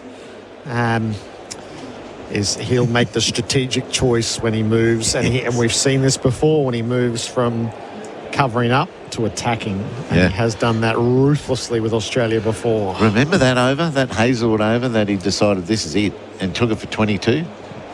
It was unbelievable. Yeah. So I think he'll have a really positive mindset now, because he's got through the really dour defence that he's been trying to do all this series. He's been very stodgy, and now he's got through. He probably feels a lot better within himself that can happen now. I'm probably ready to do that this innings, but I wouldn't be trying it for, I'd be sort of working the ball around for another hour. Yep. But one over at a time. The dig for Sherlock wheelbarrows and carts, available at Bunnings Warehouse. Oh, if I could have a dig at something. Yeah. Have I? The absence of Nathan Lyon is the Oh, right, that's the obvious one. Yeah, okay. That old chestnut. He would have bowled for 80 minutes in that session. Yep. And they would have just rotated the quicks at the other end. Yes. So definitely, and he's been out there all the break, hasn't it? All dinner. He's just walking off now, as if he wants us just to keep an eye on him in his creams as well. Yep, he's motioning how much spin he would get. He's being missed, but we've got to get going. I think there wasn't a whole lot of creativity in our bowling changes, and creativity can be an impatient perception too, but let's see. If Travis said, when you get the ball in your hand, you produce some quality too. I need you to bowl as well as Nathan Lyon would be, even if it's for 3 overs. That we've been very slow to go to Cameron Green. There's a little dig. He's an all-rounder. This is a scenario that yells out for an all-rounder. Let's get him in and get him going. Sherlock wheelbarrows. Tough loads made easy. At tea, it's 6 for 193. We're going to head for Royal Melbourne next. What a finish to the Australian Open. It's the tea break for Robot Building Supplies, helping you get the right products for the job at the better price. And Macca's, loving the cricket. The Ashes on SEN for Octet, fueling business growth with smart business solutions. And Host Plus, Finder's Super Provider of the Year. That's a plus. Issued by Host Plus Pty Limited. Check the PDS and TMD at hostplus.com.au. Are you a qualified tradie? Because you just need to show your licence at Air Conditioning Warehouse Sales to get super low trade prices on Australia's biggest brand air conditioners like Fujitsu, Panasonic and Mitsubishi. Plus, we have a huge range of splits, ducted and spare parts that's all in stock and ready to go. So you can grab one or a dozen. Air Conditioning Warehouse Sales, 7 Westwood Drive, Ravenhall. Or jump online at airwaresales.com.au. To the doers, why do what you do? The doer who shows up when worn down, who stretches out when stretched thin, who breathes deep and does it all over again. Whatever your do is, and why ever you do it, by protecting what matters most, at AIA, we'll help you do it for life. AIA, health insurance, life insurance, financial advice. To learn more, search AIA Australia. Beaumont Tiles is proud to sponsor Test Cricket on SEN because cricket and renovations are two Aussie traditions built on passion and performance. This summer, make your home renovation part of the season. With over 65 years of trusted style and advice, Beaumont's helps Australians create spaces they love, from the family bathroom to the builder's latest project. Visit tile.com.au or your local store. Beaumont Tiles, hard to beat on style. Beaumont's. The Toyota Tundra is all about hitting the road in the most enjoyable way possible. Combining supreme comfort, luxurious space, and backed by a 3.5-litre V6 twin-turbo engine, Tundra delivers exhilarating performance with seamless acceleration. It's our most powerful Toyota yet. But power like this can't be described. It has to be felt. And the feeling starts here at your local Toyota dealership. Book your Tundra test drive today. Oh, what a feeling. Toyota. For 100 summers, Pope has been in the backyards of Aussie homes, keeping lawns lush and gardens thriving. And just like backyard cricket helps grow our future Ashes stars, we're celebrating how Pope has helped grow gardens for generations. From hoses, sprinklers, reels and carts to tap timers and irrigation, Pope's got the gear to keep your patch going strong. Pope, celebrating 100 summers together. Available at selected hardware and garden stores. Find out more at gardeningwithpope.com.au. Oh, Mug. How thoughtful. This Christmas, get a fragrance they'll love from Chemist Warehouse. Like Rabanne 1,100ml, just $89.99. Don't pay RRP $175. Try Victor and Rolf Spice Bomb 90ml, now $109.99. Don't pay $205. Or Yves Saint Laurent Black Opium 50ml for just $129.99. Don't pay $215. Don't miss the Christmas fragrance sale on now at Chemist Warehouse. Great savings every day. Robot Building Supplies is a family-run business and understands the value of being home with the family. Robots got it. That's why they have supplies to help you build a man cave, a kid's game room, a tool shed. Robots got it. Helping build family time and man caves since 1946. Robots got it. Robot Building Supplies. Notting Hill, Sunshine, Preston, Dramana, Pakenham, Coldstream and Darnham. We're robot, but we're human. robotbuildingSupplies.com.au. ROBOT, Robot Building Supplies. G'day, Alex Carey here from Goodwee. With the warm weather and sun shining, I reckon there's two things on everyone's mind: cricket and solar power. The new Goodwee ESA battery system is packed with leading performance and safety features. It's a game changer that's perfect for Aussie households and small businesses. Until the end of March, you can get up to $500 off a battery install, on top of the federal rebate, exclusively with Solar Heart. Visit solarheart.com.au. T's and C's apply. For Octet, fueling business growth with smart business solutions. And Host Plus, find as Super Provider of the Year. That's a plus. Issued by Host Plus Pty Limited. Check the PDS and TMD at hostplus.com.au. The Ashes on SEN Test Cricket. He's over it now to force the play off. Cam Smith's putt's on the way. Oh, and he's missed it. He's missed it for the second time. An Australian Open slips through his fingers. And Cam Smith is going to come up one short. And Rasmus Niergaard-Petersen, what a magnificent performance from the Dane to win one of the most unforgettable Australian Opens we have ever seen. The restoration of the Australian Open needed a thrilling finish. It was utterly gripping up the back nine, and particularly those last two holes. Not quite what the home crowd wanted, and following the fluctuations of 17 and 18 was something. It's the drinks break at the tea break for Robot Building Supplies. Robot's got it. And deliver robotbuildingsupplies.com.au. And Macca's loving the crickets. We were loving the golf. Andy Marr has called that. Hello, Andy. Oh, Gerard, what a day. What a 4 days we've had here at Royal Melbourne.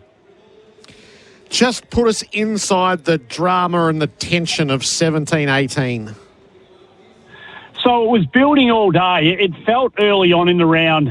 It's clearly scoring wasn't going to be as easy today despite the conditions. The pins were set in really tough positions and the scoring wasn't, it was obvious early the scoring wasn't going to be as easy as we thought it was likely to be. We thought there were going to be 66 and 67s all over the place and whoever went lowest was going to win. But 4 or 5 holes in, it was apparent that wasn't the case. And then it felt like it came down to the last 3.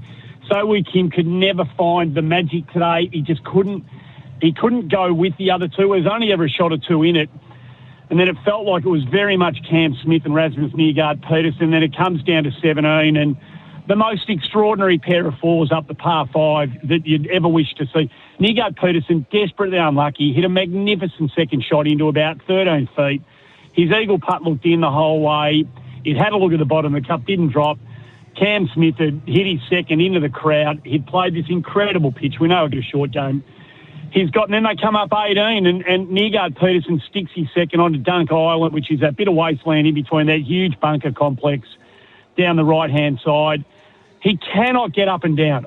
Gerard, we could give him 100 other plays at that, and he might get up and down 10 times. He's not getting up and down from there. Smith's got surely 2 putts to win it. Well, what do you know? Nørgaard-Petersen gets up and down, and the pressure, was it the pressure? Was it just a misread from Cam Smith? Did he just hit the putt too hard? He will answer those questions. His 5 can't match the Danes' 4, and we have a real up-and-comer of the world game winning the Australian Open in what really is a landmark version of the event. It was just desperate at the end, wasn't it? When Nørgaard goes onto the island and the raucous cheering, it was a bit uncouth, but we totally get where it was coming from. And then for within sort of 7 minutes for it to be totally flipped and Australia didn't get the victory that they were craving for Smith. No, and no, that's exactly right. And you can understand why, sport's becoming more and more parochial, it seems, as the years roll by. And obviously we all wanted Smith to win, but it didn't take us long, I don't reckon. Those of us who can think we can see the bigger picture and the global impact of an event like this, that this might have on future versions of the Australian Open. Now that they've got tournament directors in place who really know how to put together big events, I feel like this will resonate through European golf far bigger, that we've got one of their bright young stars coming through the ranks, winning the event. It's clearly the data and the metrics that GA take seriously are indicating to them that this is hitting all the right corners of the world the way they hoped it would. Rory's been the huge draw card. That's dragged all the attention in. And off the back of that, in his slipstream has been this amazing tournament. And you get this kid, he's 26 years old. He went deep into the DP World Tour finals. He's going to be a Ryder Cupper. He will come out and defend despite what the American no-brand Riggs Johnson decided to do this year. And I think he might bring a few Europeans with him, Gerard. So I feel like whatever we got this year, and Royal Melbourne is such a great stage, I'm not sure Kingston Heath, despite the magic nature of the golf course, can quite deliver a platform the way Royal Melbourne can. But we're just going to get a magnificent version too of the Rory McIlroy-inspired Australian Open next year, and I can't wait for it already. Yep, the excitement was absolutely palpable. Good on you, Andy. Thanks a lot for sharing it with us. Good on you, mate. Thank you. Well done. Andy Marr, who's led our coverage at Royal Melbourne, SEN's coverage of the Australian Open. Righto. Here at the Gabba, all sporting attention refocuses here. Australia's push for victory soon enough. 6 for 193, England in front. Tom Morris is our roadside reporter for Marshall Batteries, mobile and store service. Holler from Marshall Battery.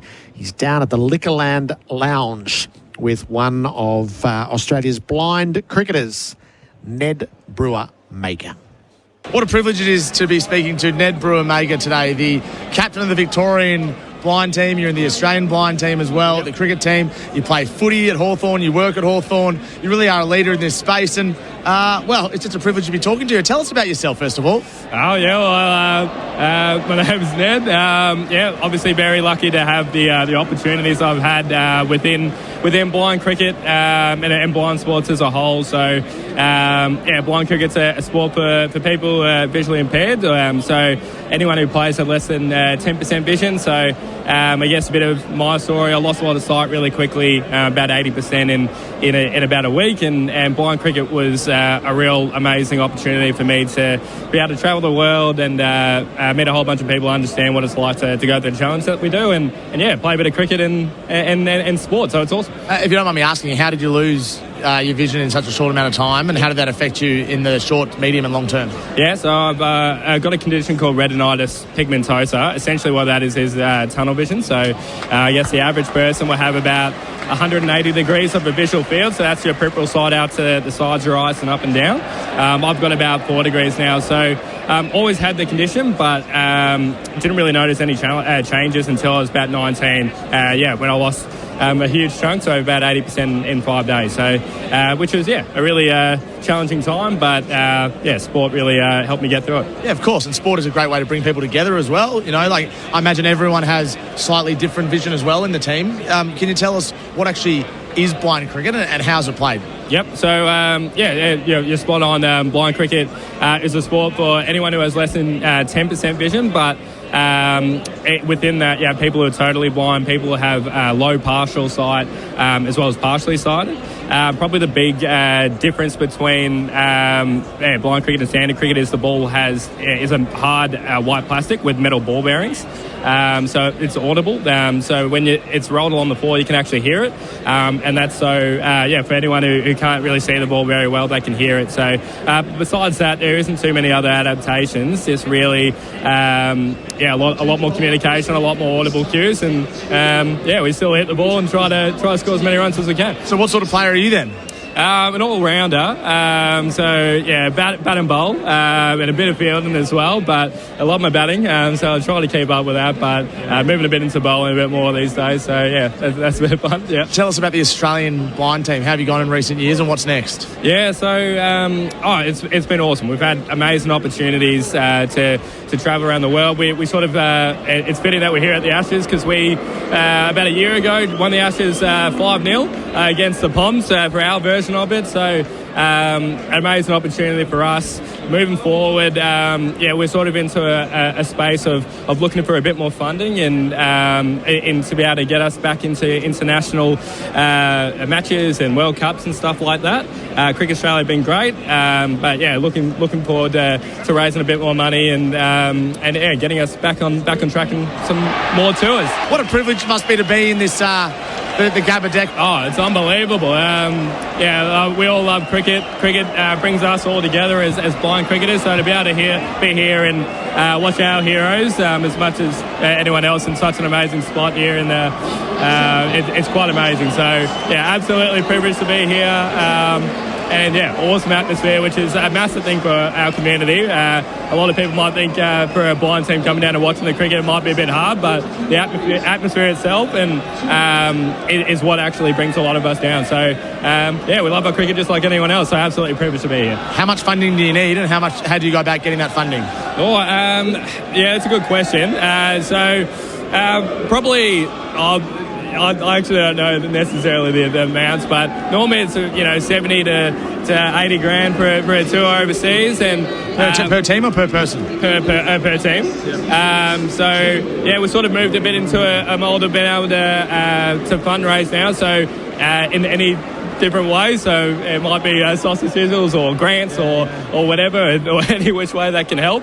We're sort of on our journey of having to do that, but. that's pretty much the best answer I've got for that one, mate. Okay, well, it's a really important part to be able to allow you guys and everyone in your position to be able to play the game that you love. Yeah. Did you play cricket before you noticed that you were visually impaired? Yeah, I played a bit for school. So I played a lot of soccer growing up. That was always a major sport, and been lucky to do that for Australia as well. So in the blind space. So hang on, you played cricket for Australia, soccer for Australia. AFL football. What else? A bit of blind tennis as well, mate. So yeah, the blind sports community is amazing. We have a mindset of just having to go and trying everything that you can.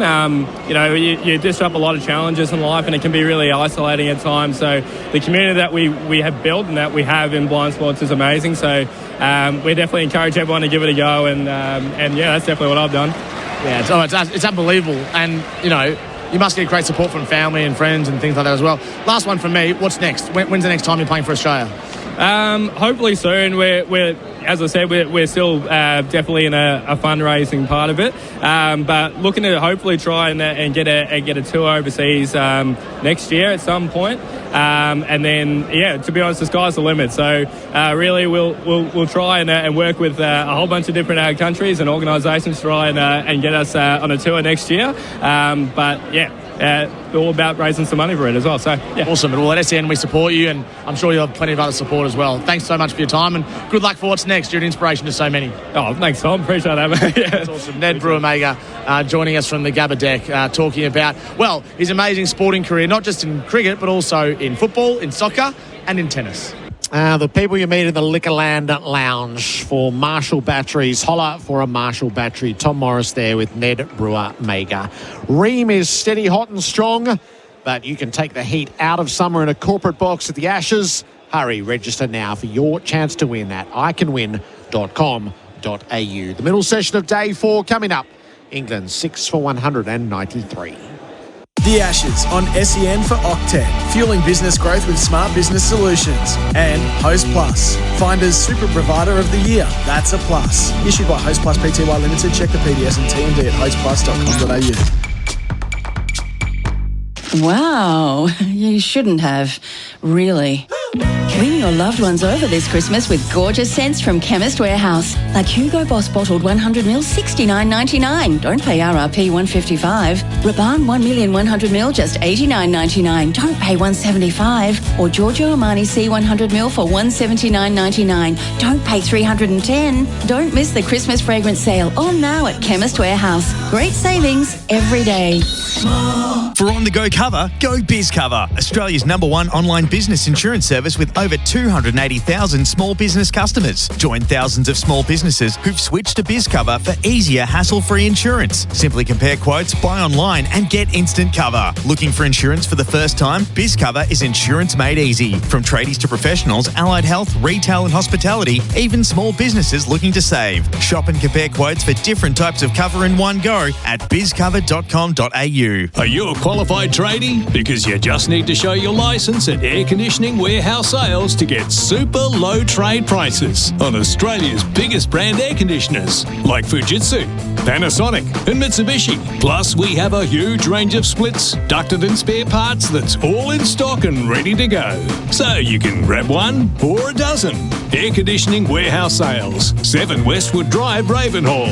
Or jump online at airwaresales.com.au. If you're a tradie or business looking for some secure storage before Christmas, call a Wilson Storage Business Hub. And right now, December's on us. Move in December and don't pay rent until January. With a range of Business Hub facilities across Melbourne, secure your business assets and equipment before the break. At each Wilson Storage Business Hub, you'll find the cleanest, safest warehouse storage space with logistical support, freight solutions and nightly patrols. Enjoy no lock-in contracts, 7-day access and great security. Run your business from Melbourne's best business storage network. Visit wilsonbusinesshub.com.au. Conditions apply. Test cricketers can bat for hours in the hot sun.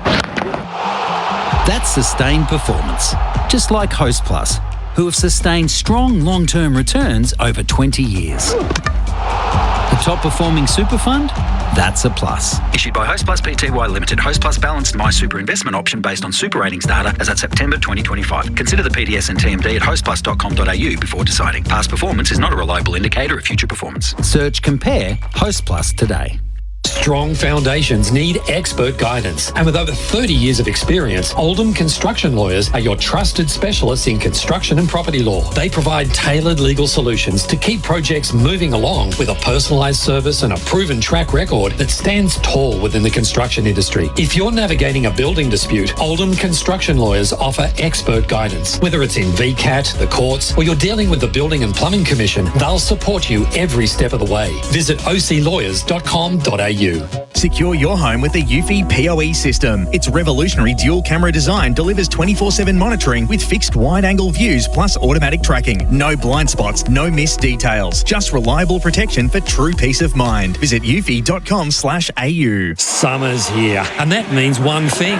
Whether you're on the road, at home, or cheering from the stands, there's nothing better than a 4-20 pie. Whether your favourite bowler's taken 5 wickets or our best batter's been trapped LBW, any break in the day's play is your chance to enjoy the classic taste of 100% Australian beef in delicious gravy wrapped in golden flaky pastry. Pie's so good they'll have you cheering with every single bite. 4-20, Australia's original fan food. Take control with Sylvan Pro Grade sprayers.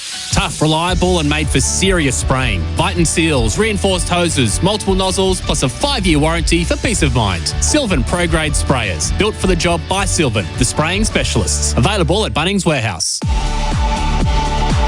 For Octet, fueling business growth with smart business solutions. And Host Plus, find as Super Provider of the Year. That's a plus. Issued by Host Plus Pty Limited. Check the PDS and TMD at hostplus.com.au. The Ashes on SEN Test Cricket. The second session for Rogers Willex. Trusted Trailer Solutions. Approaching 20 to 5 local time. First ball of the second session, not too far away here on day 4. England has the lead, narrow though it is, and still 4 wickets in hand. It has been a hot afternoon in the low 30s for Goodwee batteries and Solar Heart expertise, the perfect partnership. There's been a lot of work to do out in the middle. It's going to stay warm, but the ground will be covered in shadow in the next hour. Gerard Whateley alongside Damien Fleming. Hello to you, Flem. Gerard, Heels, listeners, how you going? Ian Healy, hello. Hello, everyone. Hard work, wasn't it? Really hard work to get this lead. So that's what Australia's goal is, to make sure it is hard work until England are finished batting. The only Australian that's been out here warming up has been Cameron Green. So maybe there's a spell from him right from the word go. And we're expecting Mitchell Starc to be there as well. Yeah, certainly so. I see Mitchell Starc just strolling out there. Can he get another couple of wickets to start off an amazing start to this Ashes series? And for England, you know, that's tough test batting from Jackson Stokes. The old ball now getting softer and softer. You know, will they get the opportunity to actually accelerate the scoring a little bit in this session? So out to the middle they all go. Australia will just want to ease any sense of nerve that might be building here. Sort of tempted at some point to go back and look at that Headingley scorecard and see how Stokes paced things out that day. He was 1 off 35, he was 2 off 66, he was 3 off 72, he was 9 off 81, he was 23 off 99. He brought up his half century off 152. He was 60 off 173, then he was 100 off 199. He was 115 off 203 and 131 off 218 and 135 not out when he finished his work on 219 balls. He went through the formats, didn't he? Test cricket to 50-over cricket and finished with T20 cricket. It's 36 from 112. So my near pin marker there was 32 off 120. So not terribly dissimilar to the way he paced that out. Mitch Starc. Just trying to go back to their spearhead at the start of the session. This is over number 60. I wonder if they discuss, you know, what are we comfortable with, fellas? You know, 150, it's all right. You know, or just let's get back to good, solid basics once again and make it hard work. We'll worry about the batting later.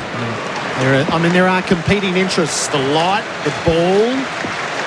The scoreboard, Will Jacks is on 25. Mitch Starc around the wicket to him, full driven to the leg side. That's not where it was intended. It slewed away to short mid-wicket, no run. That was a beautiful cover drive to mid-wicket. Wasn't it there? Bottom hand coming through.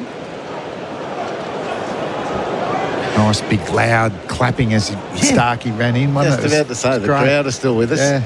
And there's been periods in that first session where both crowds, supporter groups, the English and the Australian, were desperate to cheer something, but they didn't. They were both very settled and watchful, just like the players on the field. The Sunday crowd would have wondered how much action they were going to see. More than they bargained for, I suspect. Starc to Jacks, driving to mid-off. Simpler on the right side of the pitch this time. And again, very good start to the spell. There's no warm-ups. Yeah, I like it. Straight into it, right on the money, real quality, and pace okay by Mitchell Starc. 2 for 57 from 15. He hasn't bowled around the wicket too much this series. He hasn't had to. You know, it was a real feature of his bowling a few years ago. I think he's broken his bat. Yes. Second time. Broke the handle in that opening session. Okay. Oh, no, Stokes broke the handle, I beg your pardon. Stokes is frantically calling for someone there's booing and... Wow. What are they booing for, do you think? Can he just use Stokes' bat, maybe, till the end of the over? Drop and run. I haven't brought a bat for him. No, Jacks is waiting for his bat. Yeah. So they've got to go to his coffin and get those out. They've earned the right to waste time now, this batting partnership. If they want to waste time and drag this out till the night-time session and make enough runs, Australia, here we go. You started it. No, 100% right. But to win, they're going to have the new ball under lights tonight. Oh, I'd say so. They are on the clock. Yes, to win.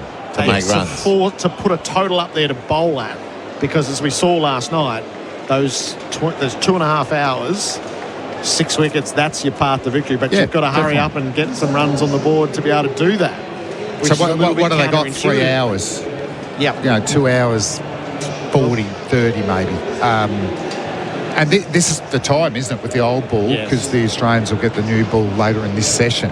So, bring it on. Yeah, but have they got this next gear? They haven't shown that they have. And that's when their downfall comes. Righto, ready we are. Will Jacks, new bat in hand, fends the ball to point, takes off.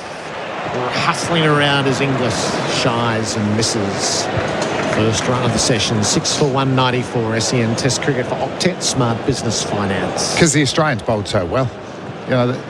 All the metrics would say that they should have got a few wickets there, but I can't look. I just thought every bowling change, the bowler come in and hit a good line and length and posed a few problems. It was excellent. So that would have been the encouraging chat. Oh, I would have thought so. Just keep doing Nothing. that. Keep doing that. The only thing I'd say is, can we just chuck in the odd cutter or slow ball? Yeah. Blake McDonald's made a century for Victoria as they run down the target set by Western Australia at the MCG. Quick one too, Gerard. 110 balls. Brilliant start to the Shield season for Victoria. Stokes on strike. Full ball, driven away to mid-on. No run. Pretty topsy-turvy Shield season, isn't it? Like Queensland, for some reason, beat Victoria. Yeah, I know. And they firmed in second place. And then New South Wales clean us up. Clean Queensland up, or just about to. So New South Wales have had some losses when they didn't expect them. South Australia just starting to win again. Yep. They've won by 10 wickets. It's, yes, good. And some strong performances from people pushing up. Mitch Starc from the Stanley Street end in this spell. As Ben Stokes in his sights, leaves the rising delivery. Terrific carry. The ball's 60 overs old. Little awkward bit for the wicketkeeper here. You'll notice Steve Smith's at 1.5 slips, maybe 2 slips. He'll go in front of Alex Carey. And Alex Carey's got to take the ball and effort he has to go sideways. He'll have to go behind Steve Smith if Starkey sprays one a touch. It can feel awkward. Not that much does to Alex Carey at the moment. Last ball of Stark's first over after the tea break. The big left armour in and bowls. Stokes from his pads on the glance. Down to Doggett at fine leg. Takes a single. Advances to 37. The lead is 18. The Capital.com scoreboard. Fast, smart, seamless. As this session goes along, will become more and more of a feature. Cam Green with the ball in hand. Well, pretty well before the break. Bit of extra pace. Got that bounce from that 6'7" height. And there's still some signs that this is a very good batting track, but there has been the odd one that's kept low and a couple that have gone through the top. Change of bowler for RSEA safety, trusted by tradies across Australia. 3 overs, 1 maiden, none for 6. This is what Ian Healy called for. A bit of work for the all-rounder. I'd like to see, I'd love to see him get a little bit more versatility within the near future. It's bowling to Stokes. Back foot punch out to deep point for a single. And by that I mean, you know, change your run-up speeds, change your wrist positions, your slower balls, all that sort of stuff. Then bumper and wide of the crease, a bit like Ian Botham, that type of thing. Less robotic and more hard to predict. Partnership 68 from 167 balls and 141 minutes. Yeah, you certainly don't see as many cutters or slower balls in Test cricket these days. The wobble seam had taken over, but you need well-grasped pitches for the wobble seam to play a big part. Slip and gully in place. Jacks forward defending.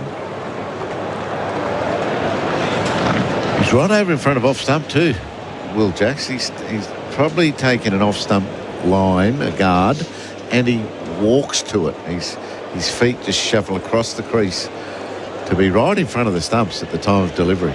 Does get forward though. That's what I thought Smith in his 2 innings in this Test match got caught on the crease, and there was too big a gap between bat and pad, whereas Jack's in both innings, at least he does look to get forward and provide a full face of the bat in defence.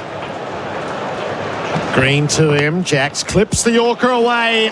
Wide of mid on for 4.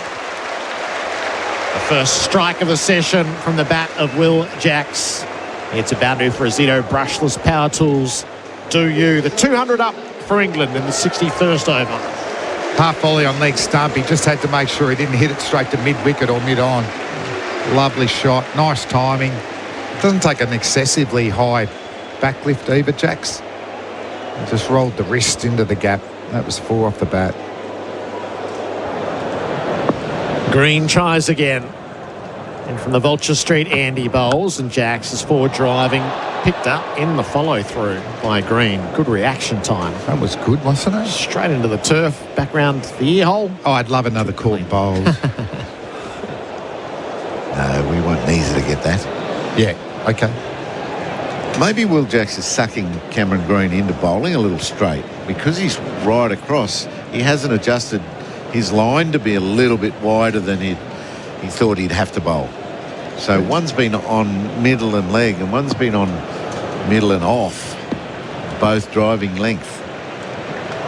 On the cusp of his highest Test score, tip and run out to point to equal it. Labuschagne dives and fields. Had a couple of tests in Pakistan prior to today, a 31, which he has equalled here.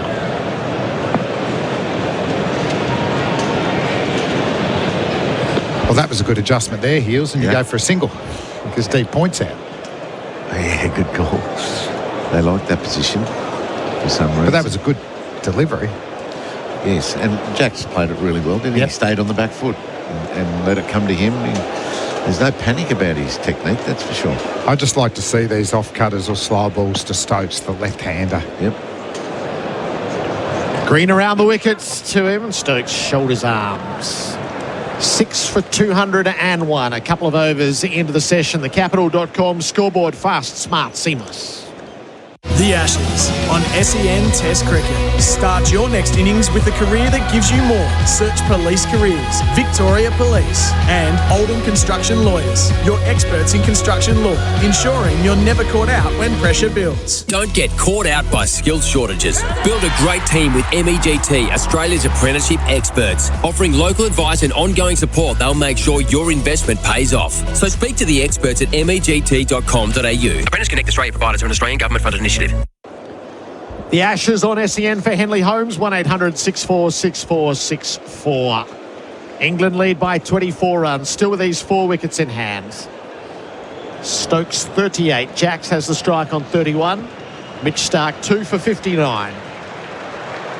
He's around the wicket bowling and turned away by Jacks just with a little gasp. Maybe they've kept a fraction low. Out to backward square for a single, 6 for 202. Tom Morris is keeping the good oil for us for Cobram Estate, Australian extra virgin olive oil. Gerard, Mitchell Starc has 8 for the match. I'm just getting in early in case he gets another 2. Australian Test cricketers to take consecutive 10-wicket matches, so which would be 2 in a row, obviously. The last one to do it was Shane Warne in 2004 against Sri Lanka. Wow, Back-to-back 10-wicket matches. There wouldn't be too many, would there, Australians? No. Who else has done it here? Rodney Hogg did it. Dennis Lilly did it. Hoggy did it on debut here at the Gabba. Sid Barnes did it twice. Starc to Stokes, left alone. What did Sid Barnes bowl? Tommy? Swerve. Yeah, just... They called it swerve. Dibbly dobblers? He actually didn't play much county cricket. He took the money in league cricket and got picked straight out of league cricket to play Test cricket. I thought he was a top order batsman. Was he? No, that's the Australian. Oh, what's Sid Barnes? Who we got? This is the English medium pace, the 180 wickets at 18. Right. Well, we were talking Australians there for a moment. Yeah, but he went to Sydney. But I'm the man in the middle. Okay. What is swerve anyway, Fleming? Swing. Early swing, maybe. Swing. Olden days. Starc. Crowd sees him in. Stokes drives away through cover. Just a little punch for Labuschagne to chase. They'll take a single. Just last one on this. So, Murali. He's not Australian. Not Australian. Ian. Sri Lanka. 4 10-wicket matches. 4 matches in a row twice. Well, 2 runs of 4. Yeah. Oh, wow. Would that have been against us? What did you think when you first saw him? Did you go, I'm going to take this guy down, young spinner? Yeah, I had him covered. Did AB sort of have him worked out? Yeah, I was batting with AB. I'm at the non-strikers end. He went 5 player misses and nicked the last one of the over and got dropped and slipped. And he said, I can't pick this leggy. I said, I think he's an offie, isn't he? Like, that's how we were going. True story. Gold. Jacks, back foot defence into his pads. It trickles away to point, no run. And that's when Murali only had the big off spinner, the big one away from a left-hander or into a right-hander. So, and then over a couple of years, he got one to go straight on. Yeah, I faced all there. Yeah, and he had the Doojra, but it was on the same line as the toppy, and I think he got even better after that. And blokes who couldn't pick it just swept everything and hit to the leg side. If it was the off spinner, that I'll go with it, right-hander, and if it's straight, I'll still be able to pick it up and get it. And then another couple of years, and he got the one to go the other way.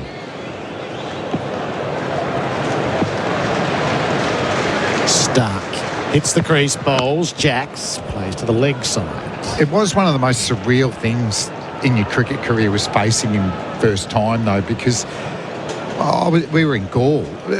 It seriously felt like he was hitting the other pitch.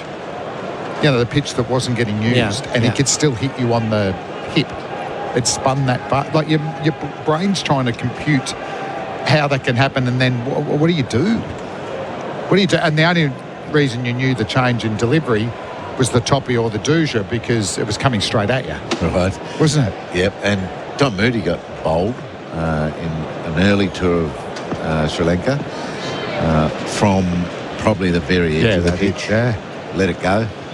Last ball of the over. Jacks is dead batting to the offside. 6 for 203. 2 from it. The Capital.com scoreboard. Fast, smart, seamless. When using a knife in the workplace, safety is critical. Martel provides top quality knives, blades and accessories for safer ways to cut, giving you peace of mind knowing your workers are in safe hands. Martel Australia, the safer way to cut. Visit martelaustralia.com.au. When you buy Australian made, you're choosing more than a product. You're supporting a stronger economy and creating local jobs. So look for the Australian made green and gold kangaroo and buy Australian. Visit australianmade.com.au. The Ashes on SEN for 4 and 20, Australia's original fan food. England trying to build its lead under the guidance of Ben Stokes. It's 26 at the moment. The captain is 39. He's seen 119 balls. Cam Green leaves the top of his mark below our broadcast position. And he delivers to the captain, who leaves, and it doesn't carry through to Carey.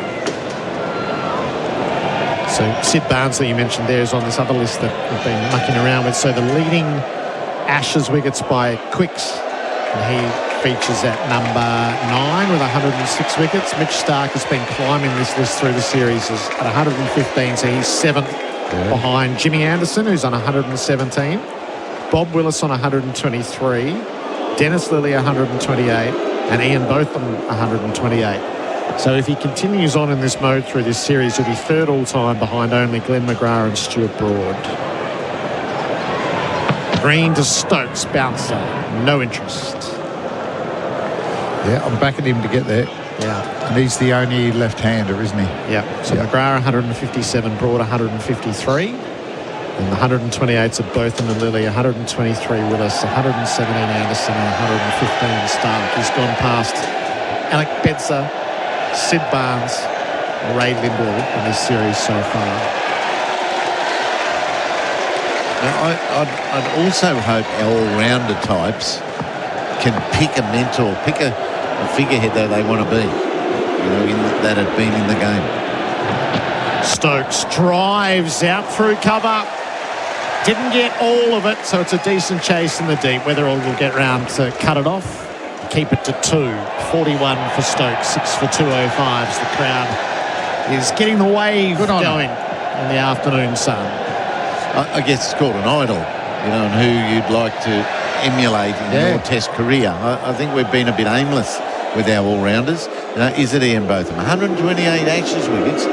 That's what I want our all-rounders to be. Who's he most likely to be? There's not a lot of Australians to mimic. We haven't had a lot of great all-rounders, have we? But, is it Jacques Kallis type? Jacques Kallis, that's high standard for if you're going to bat at 6. I'll probably look at further afield.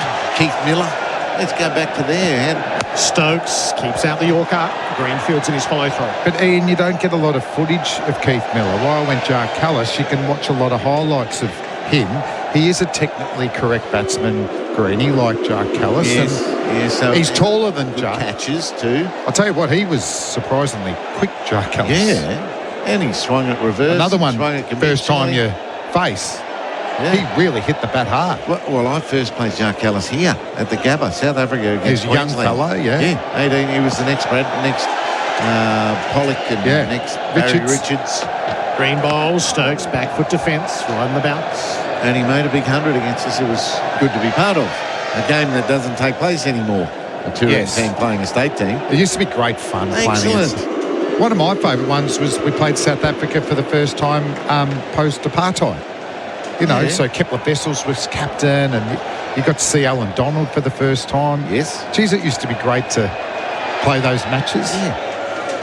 But even by the end of my career, they were resting the older players out of those games. And you want to test yourself against the internationals, don't you? Last ball of Green's over. He bowls to Stokes, who ducks the bouncer. It's a wide, so we'll have to have one more. 6 for 206 on the call. Ian Healy for UFEED POE Systems, professional grade security for complete home protection. They've been diligent with the bouncers in this test match. They weren't in Perth. You could spray them at any old height until the defensive bowling they attempted against Head late in the piece. But they've been onto the bouncer wides right throughout the test match. So Green again to Stokes. Just keeps it out. Quick back drop out of his pads and out of the stumps. 6 for 206. Capital.com scoreboard. Fast, smart, seamless. The new Grinch Happy Meal is now at Macca's. There are 12 Grinch toys to collect, only at Macca's for a limited time. Trademark and copyright 2025 Dr. Zeus, available 10:30 a.m. till midnight for a limited time of participating Macca's. Need a new battery roadside? Holler for a Marshall. Marshall batteries come to you fast with the right battery and expert fitting. Serving Australia since 1935, choose the leading roadside battery replacement service. Holler for a Marshall, day or night. marshallbatteries.com.au. SEN Test cricket for Octet Smart Business Finance. England 6 for 206. This middle session on day 4 for Rogers Willex. Manufacturing since 1896. Stokes 41. Jack's highest test score 32. Mitch Starc 2 for 61 is bowling from the Stanley Street end. Jack's faces up and he cuts. Knocked down at cover by Inglis. No chance of a run. Stuart Broad returns for AIA. Protect what matters. Do it for life with AIA. Welcome in, Stuart. Thank you. Better for England, isn't it? 20. I know it's only a lead of 29. It's hardly enough, but these two are playing really nicely, aren't they? The ball's not doing a huge amount. I must Shadows say, leaking across. It's only early, but your body language is a lot more positive. I'm up and about. Look at this, elbows up on the desk. Yeah. Real sprightly eyes. He's ready to go. Stormed in the room, didn't I?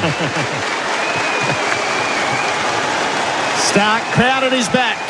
Bowling the Jacks, went the Yorker, clipped away, won't beat mid-on. Gets a single though, and as Boland had ground to cover to his right. He's been impressive, Will Jacks, actually. I think, when you talk about going to the next test match at Adelaide, he's definitely going to play a spinner there, traditionally. Yep. I know England didn't in the last pink ball test there, but I think he probably is playing himself into that role. We've got Shoaib Bashir has been the spinner playing for England over the last few years, but by all accounts, he's not rolling them out overly well. I think Tom will tell me better. His figures weren't that special against Australia A. I think Joe Root can bowl some overs too, isn't it? So I think that'd be the sound selection. He's batting well. Starc sizes up Ben Stokes, and he too keeps the Yorker out. Starc cleverly kicks it up and his follow through and collects. What can't he do, Gerard? Did you just see that? That was great. Wow, just instinctively too. Yeah, this partnership has been sensational, isn't it? Full face of the bat again from Stokes. Bowling's been good. Yeah, it's just been really... It's weird because we've had such an entertaining few days without necessarily being the highest quality of cricket from both teams. Because this is the highest quality of cricket we've seen, but the quietest and least entertaining in a way. Stokes, full toss, turns to leg. He'll get one as Weatherall closes in and he keeps it to that. Stokes 42, lead is 31. What about the English quicks, Stu? Could you see any changes there? Like Tongue and Potts played in the Prime Minister's 11, didn't they? There's still possibly another innings to go and guys can enhance their reputations, but would one of those two be a chance to come in? Yeah.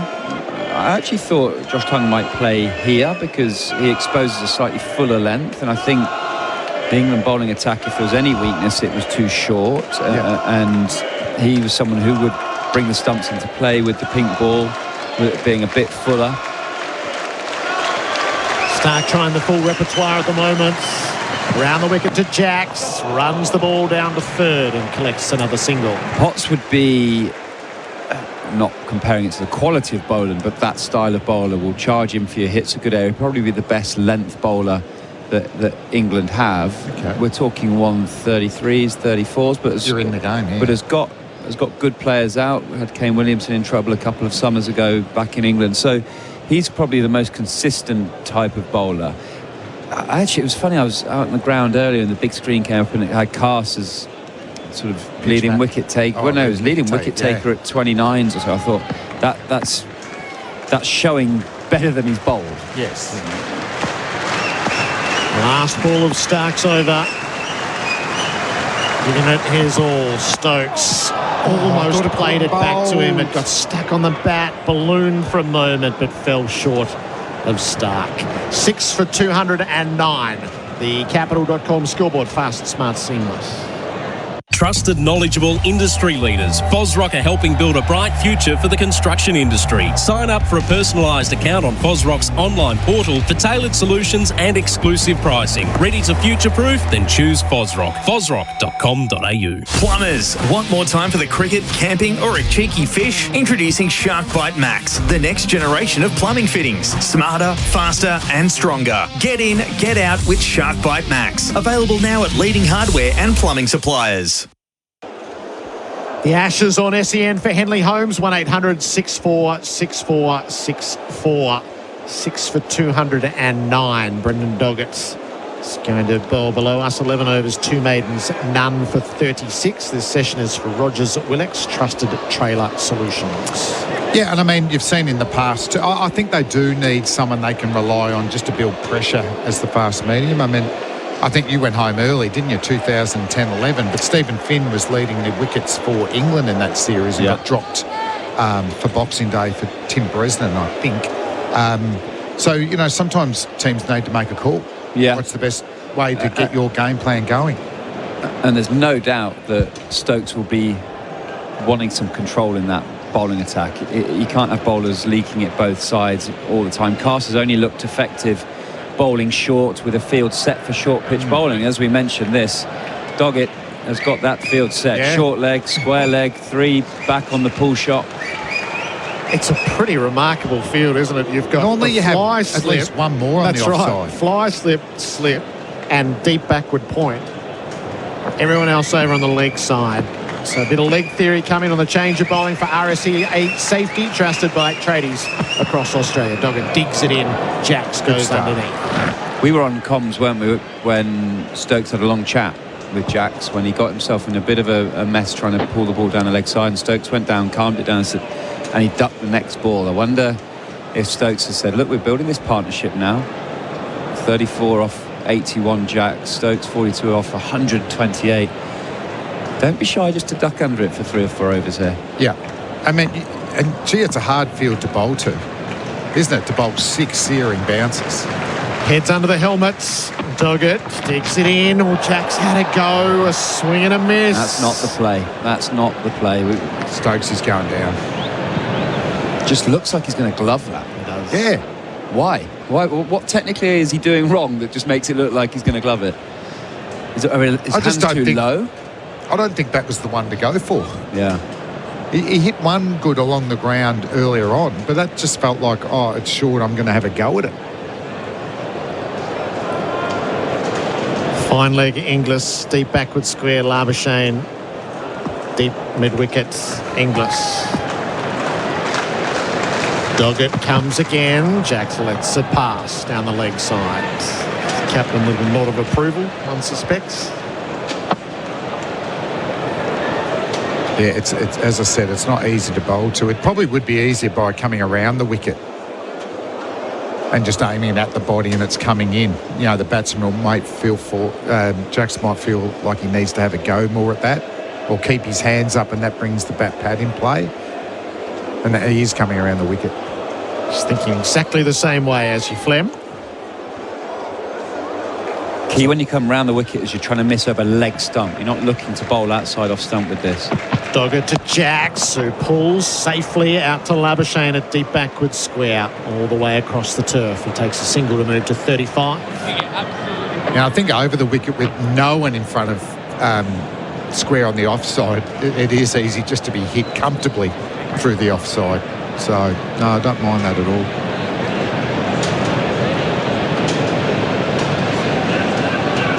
Middle session of each day. 2 for 98, 2 for 98, 2 for 106. So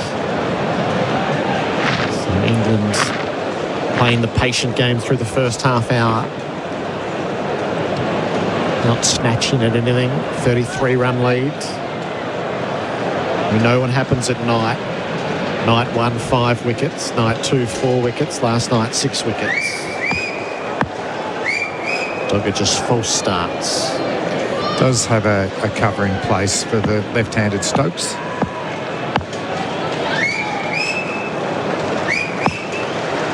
Doggett around the wicket to the England captain. Fins it just wide of head under the helmet. That was awkward. So Doggett's asked some good questions. There was no bat to it. With the thigh pad. He scrambled a leg by. Yeah, just some variable bounce, isn't there? Probably the length is pretty similar to another ball, and that one skidded on as opposed to just going through at shoulder height. Would you say it's a mini win for England that Australia have had to go to this tactic to try and change it up? Yeah, Australia have bowled well. They've held length really well, but this is...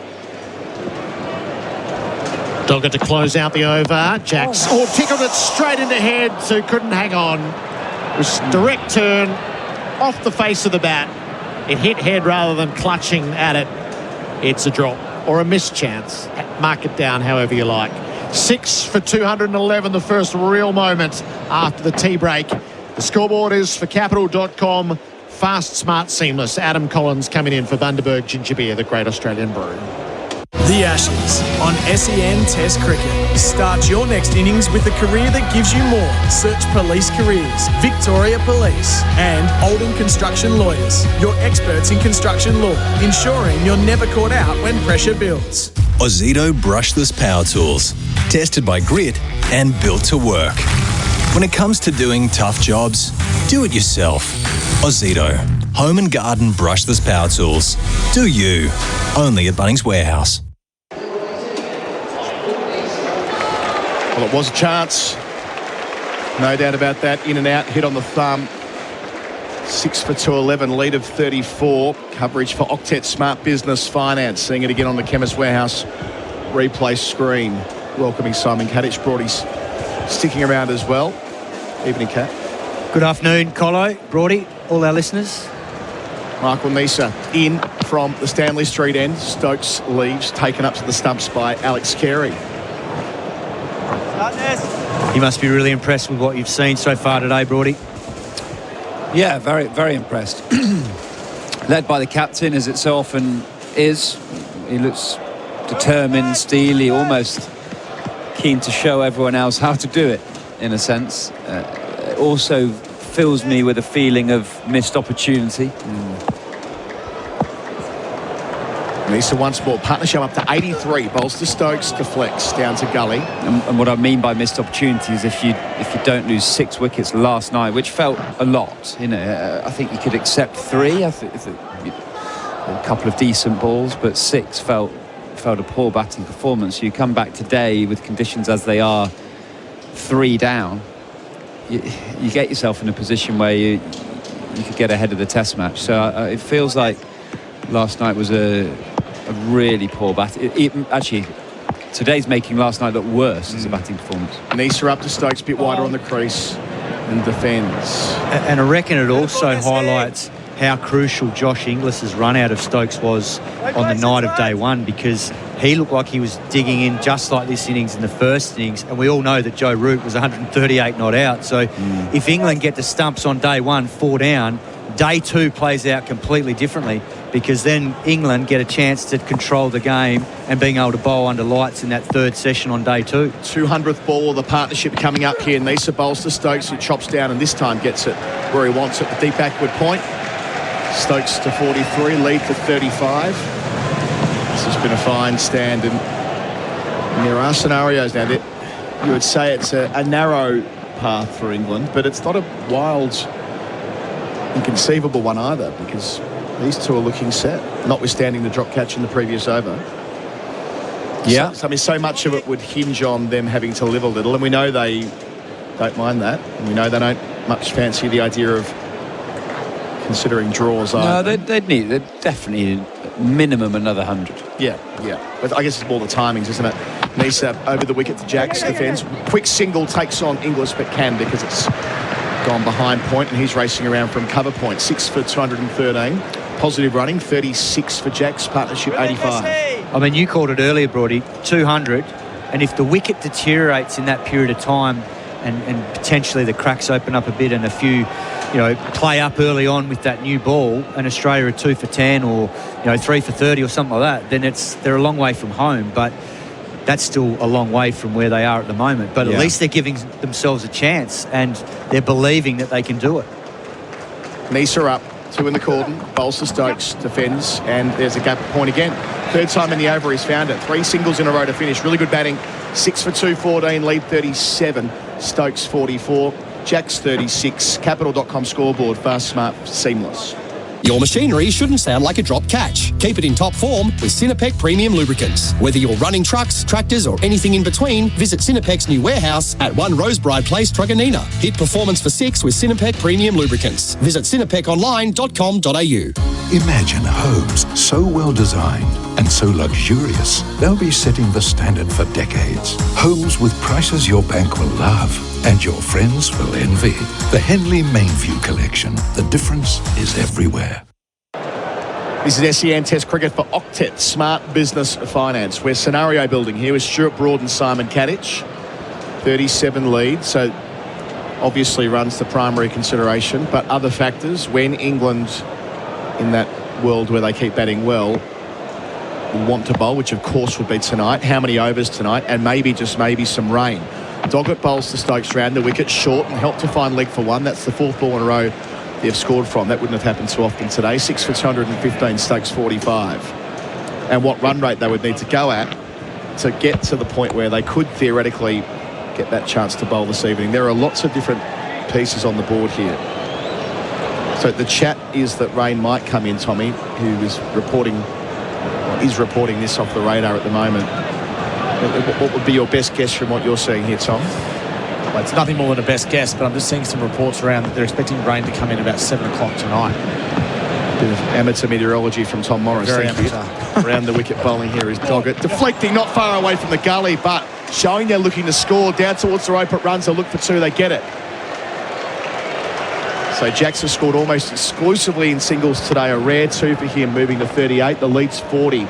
6 for 217. He must be enjoying this, Will Jacks. He's made a career based on T20 cricket, really, and a nice career. Powerful opening batter in that format. He's now 38 off 87, is that?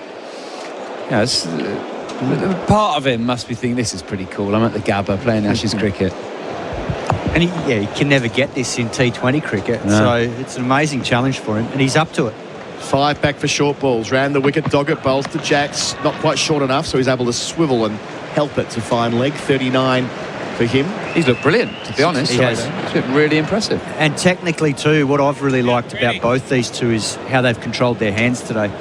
They've waited for the Australian bowlers to come to them, and I think that's something that a lot of the other English batters can have looked at throughout this innings in particular and learn from next time they get a chance at the crease, because it's a fine line in cricket between, surviving out there, but then also putting opposition bowlers under pressure. But I think these two have found that balance really well today.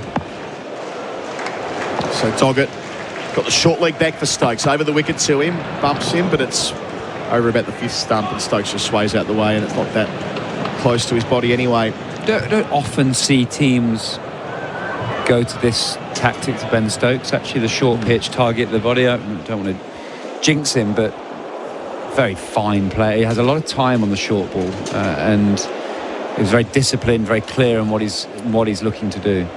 Australia did do it to him and eventually got it right, of course, at Lords in 23. It took a while though until they finally got it where they wanted it. He was on 160 by that point. Doggett bowls to Stokes. He makes room, slaps through the offside. That's a shot of purpose. Has an acre to work with. There'll be at least a couple collected on the edge of the rope by Weatherald. He's sweeping out there, so 2 more. Takes the partnership to 92 and the lead to 43, Stokes 47. And that shot itself is a great example of watching the ball closely and knowing where the areas are that he can score with less risk involved. And he's decided that if he's going to get anything wider, he's got that ability to carve it through point, knowing that the only man that's sort of in danger is the gully man, or if it goes high, he's probably going to let it go through because there's that man down at fly slip. Last ball of the busy over. Doggett bowls to Stokes, gets out the way of a short ball that's closer to his body. So 43 the lead at 6 for 220. Jacks 39, Stokes 47. Capital.com scoreboard, fast, smart, seamless. Hi, Jamie Dury here. The days of getting home on a hot day to a hot house are over, with my Dear Air Conditioners giving you up to a 7-star energy rating. Request a quote from your local AC installer or visit the My Dear website to learn more. T's and C's apply. Ring-a-ding-ding! Welcome to Tasman Butchers, the freshest cuts and the largest variety. Don't settle for the other stuff. Eat better meat with Tasman Butchers. Tasman Butchers, the meat specialists. SEN Test Cricket for Octet Smart Business Finance. England started the day 43 behind. They're now 43 ahead. Partnership now worth 92. And the other factor I neglected to mention before, Broady, 13 overs until the second new ball. So what we know of pink ball cricket, this should be a time where they can, if they wish, maybe go and run a ball. Maybe they can provide themselves a bit of freedom to do that 5 or 6 and over for 13 overs, and that 43, well, you could take, you could get the lead to 100 by the second new ball, and maybe we saw Stokes just back away slightly, create a bit of room to hit through the offside. Maybe they're having that little discussion. Look, let's play the situation of the game here. We've been really good. We've played very calmly, but we've got 13 overs to maximise easier batting conditions, and that's what I would say Ben Stokes' greatest strength is he can think clearly under pressure out in the middle. So maybe we just saw a bit more intent and brings extra risk because you have more chance of getting out when you're playing shots. Here's Nisa.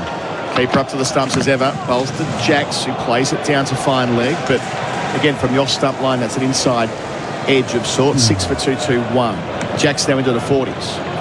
But I think that highlights too the fact that they've earned the right to do that now, because they've started after the break. They've got through that little period now of sort of 40 minutes of play. So they're back in. They're used to the conditions. They've assessed what this older ball's doing. And that's all part of playing instinctively, which is, these two, Ben Stokes has got a huge amount of experience. Will Jax doesn't. But the beauty is he's talking to his skipper out there and providing a great foil for him. Good phrase, that, earned the right. Something that England have been accused of not having done a number of times in the series, but today, different story. Lead 44, round the wicket, 2 slips, Nisa bowls, Stokes goes back and plays to Green, who moves from 4th slip to the gully and collects no run. Well, it's little things like the last, I think when Brendan Doggett started his spell, the first ball that Will Jax got was a bouncer and he ducked it. And that's the little thing that makes a difference between, playing a substantial innings like he has here or holding out. Because the only time today where he has looked a little bit vulnerable was in the first spell of Doggett when he went short, and there's a couple of times he went to play the pull shot, just missed the top edge. So at least he's identified the risks that are out there at the moment. Nisa's threatened Stokes all day. Bowls here, he defends. He's been super consistent on that angle from round the wicket. There's a couple of messages we hear from the England change room a huge amount, and that is we look to absorb pressure and then we look to put pressure back on the opposition. We've seen a lot in Brendan McCullum's era of putting pressure on the opposition, but I can't remember many times of absorbing pressure. What I would say is this today has been a long period of time of absorbing pressure, and it'll be interesting to see when they look to put the pressure back on the bowlers how it plays out. Nisa trying to build some pressure of his own with dots, bowling to Stokes, hits him in, or you can hear it because he's commentated it himself through the stump mic. Not the first time that Stokes has declared that on a cricket field. Ulmi, you know what? And he's laying on his back, and that will require, well, I don't know what it'll require, to be honest with you. It's Ben Stokes who'll do what he wants. That's hurt him. Put your legs up. We've got Alex Carey encouraging him to put his legs up, or is that Will Jax? So they're being pretty good about it, the Aussies here. Bang, right on target. I said that Nisa's been accurate to Stokes. Second time he's hit him in the box. Now the doc's running out. What can the doc do here?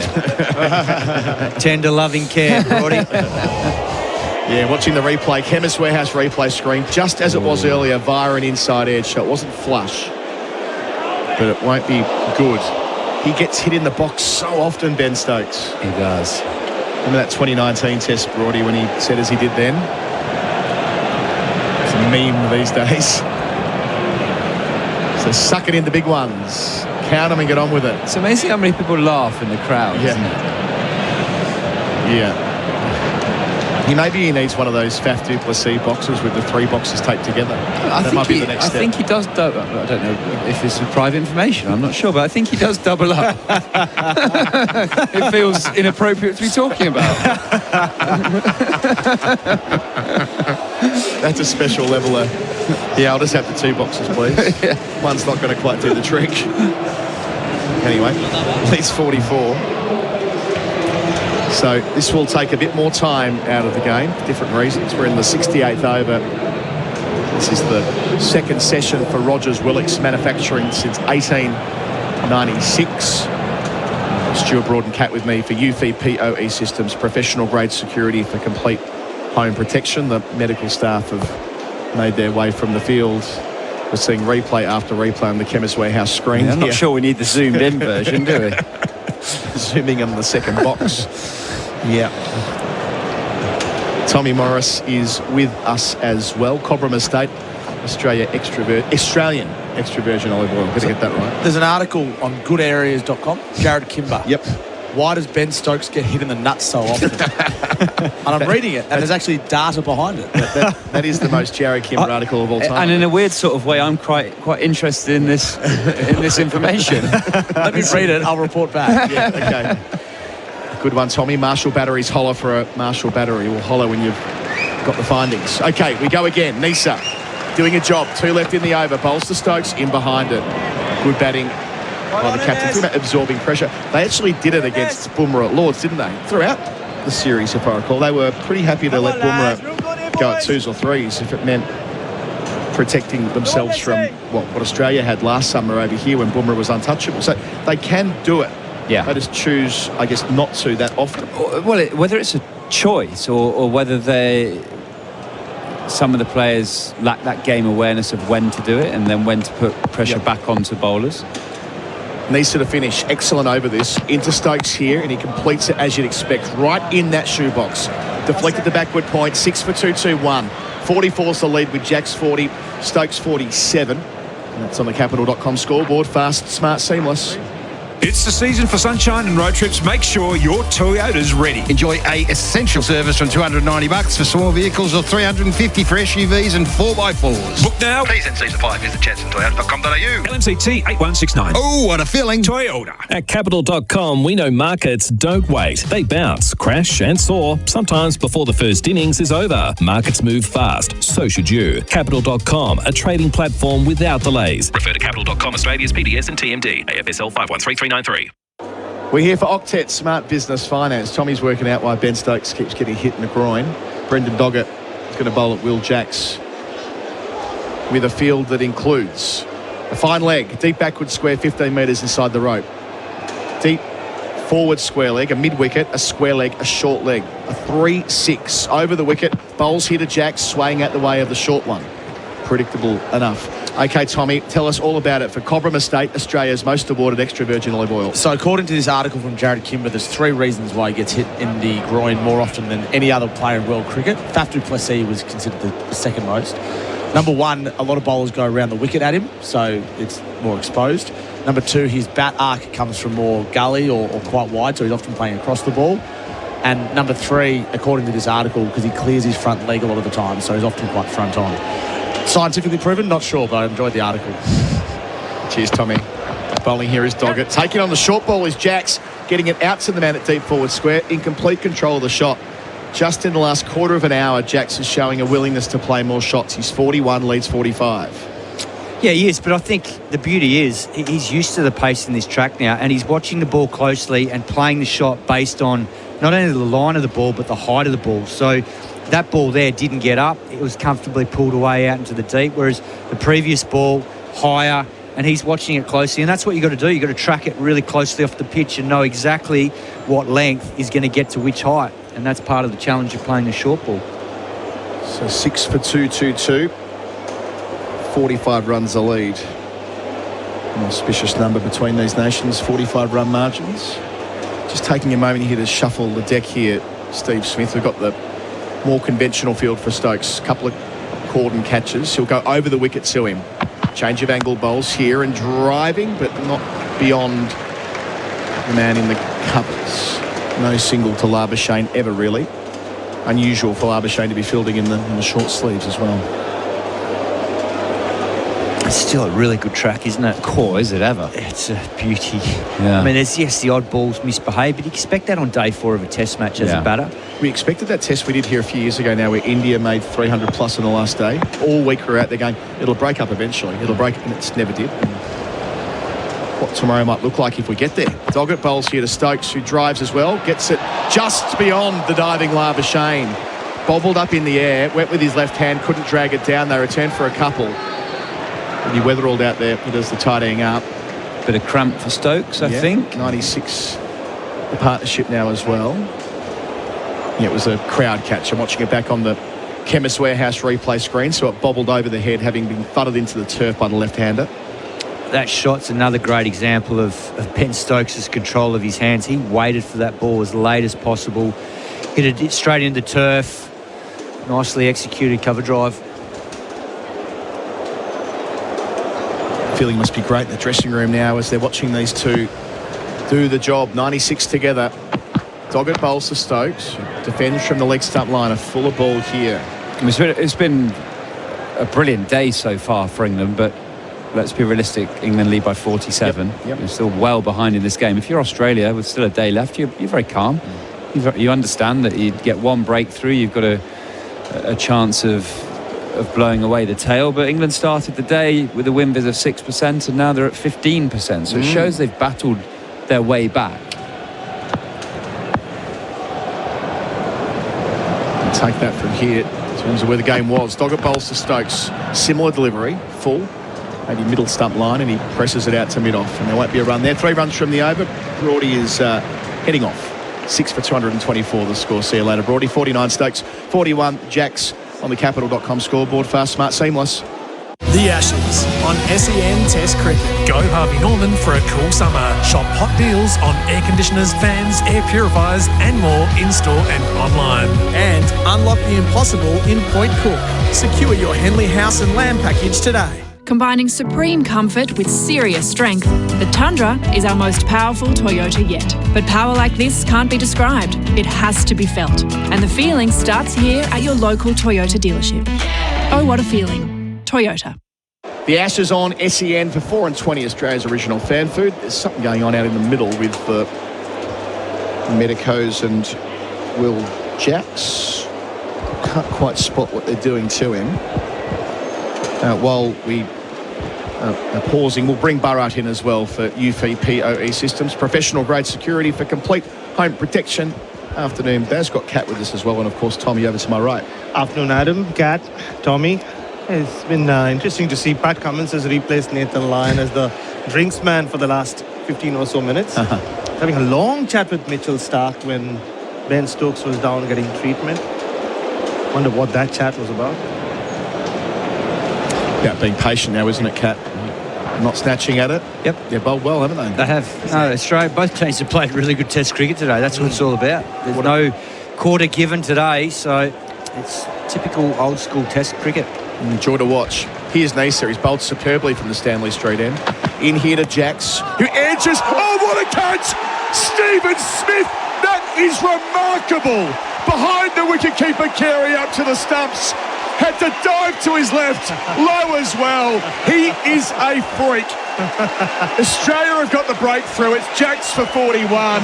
It'll be 7 for 224 after it's confirmed upstairs. But Smith's got no doubt. That is one of the best catches Smith has taken in his staggering career. And it's one of the best victory laps you'll ever see. He only just finished the lap straight down the Melbourne Cup straight. That was unbelievable from Steve Smith. Seeing the replay here. We get our first replay. There is no doubt that is clean as a whistle. Jacks can't believe it. Throwing his head back in despair. The degree of difficulty on that catch. Reminiscent of one that he took to open up a test match for Australia at indoor a couple of years ago. 7 for 224. England only leading by 47. It could speed up now with Gus Atkinson walking to the middle. But what a catch, Simon Katich. Oh, superb. And the fact that he was potentially obscured by Alex Carey, who's up at the stumps, that is absolutely superb. I mean, let's just face it, there are some things only Steve Smith can do on a cricket field.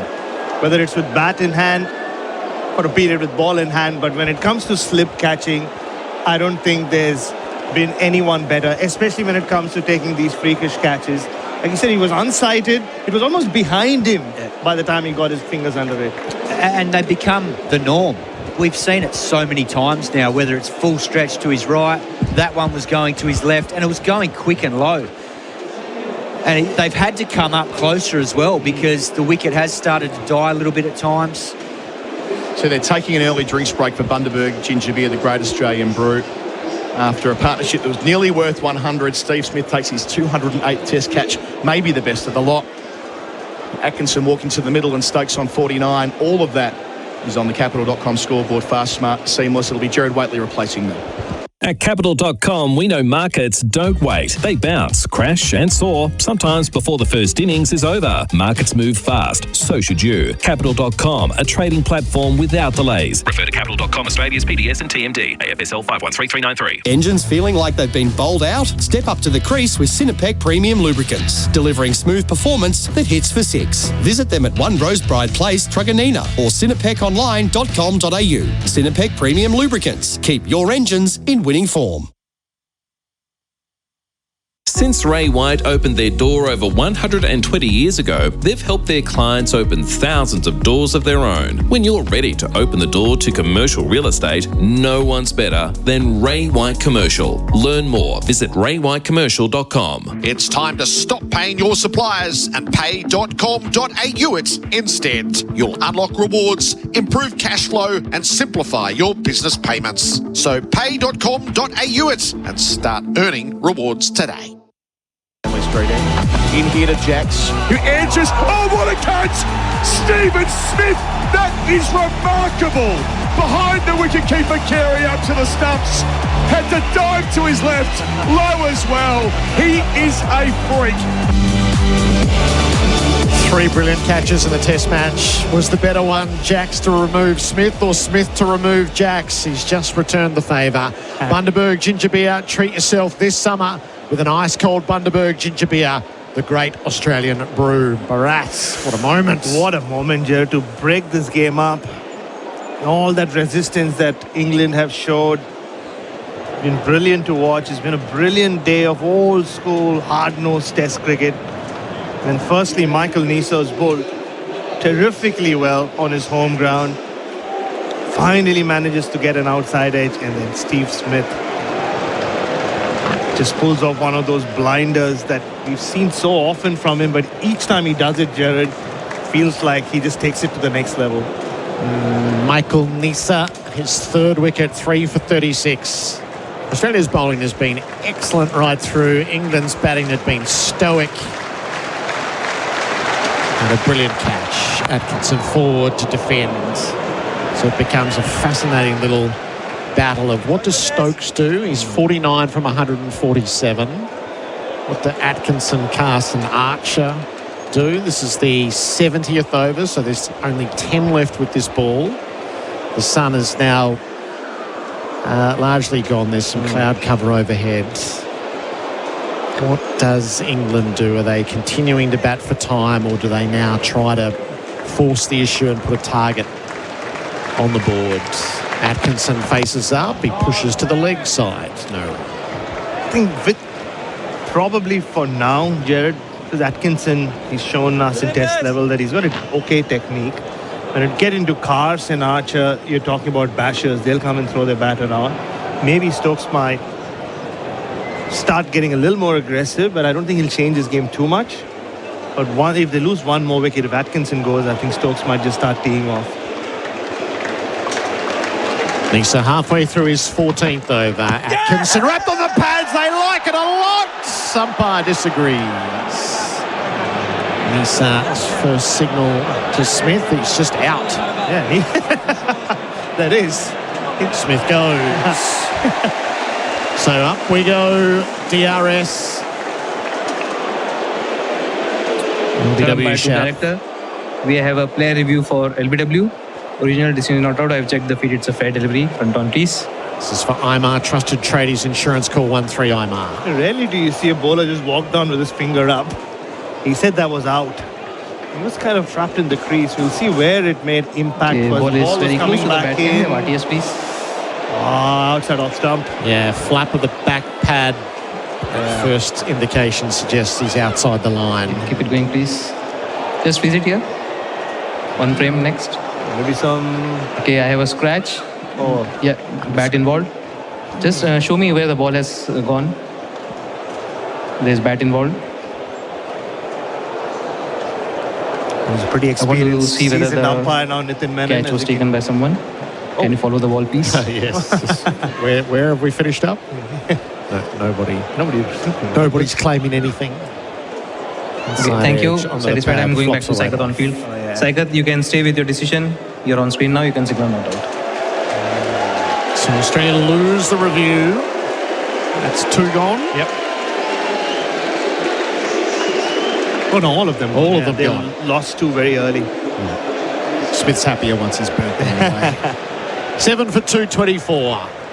Atkinson faces up. He turns to leg. It'll be fielded at mid on, no run. I think Alex Carey is happier. It's gone, Gerard. Too much pressure put on him by Steve Smith. But this one was all Michael Neser. So, yeah, just 3 or 4 balls. But it looks like Atkinson's just going to hang around with his captain for now. Maybe they'll have a chat at the end of this over.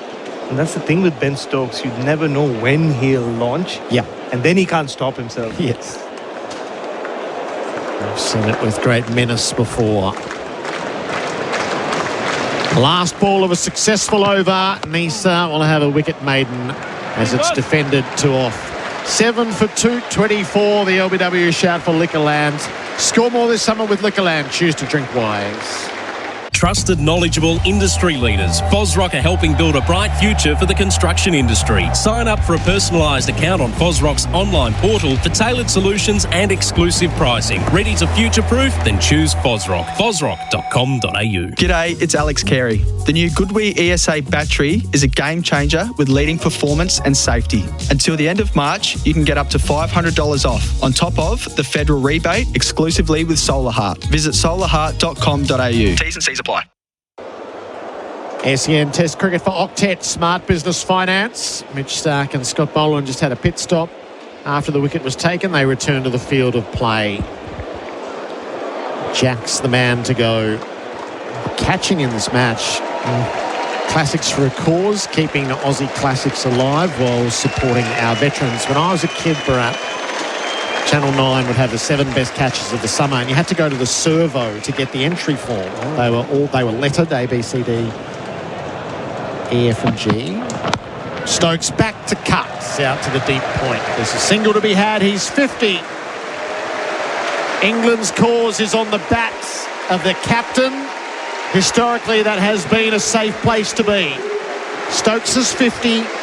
How he paces out what happens next will dictate the Gabba Test match. Important innings in the context of this test, but I think in the context of this series and this era of English cricket, I think, Gerard, I mean, they had written them off last night. Questions were for the first time being asked about Ben Stokes, and is he the right man to continue leading this team? He had to deliver a statement. It's just 50 runs, but it feels like a statement. Doggett is in action. He bowls. Atkinson forward to defend. So you've got to put these 4 catches in order from the Gabba, Bharat. Alex Carey's contested mark against Marnus Labuschagne. Will Jacks behind square, blinder behind the body to get Smith. Marnus Labuschagne, fine outfield catch, which drew immediate comparisons to Glenn McGrath. And the Steve Smith catch had slipped low down on the left hand. So just take your time and put them in order from best to 4th best, because they are all great. Doggett to Atkinson, drives back past the bowler, but no run as Boland comes around the field. And this is not recency bias because it just happened in the last 15 minutes, Gerard, but I think Steve Smith, even though he's done it so many times in his career, this one just, I think the difficulty level was more because of where Alex Carey was stood.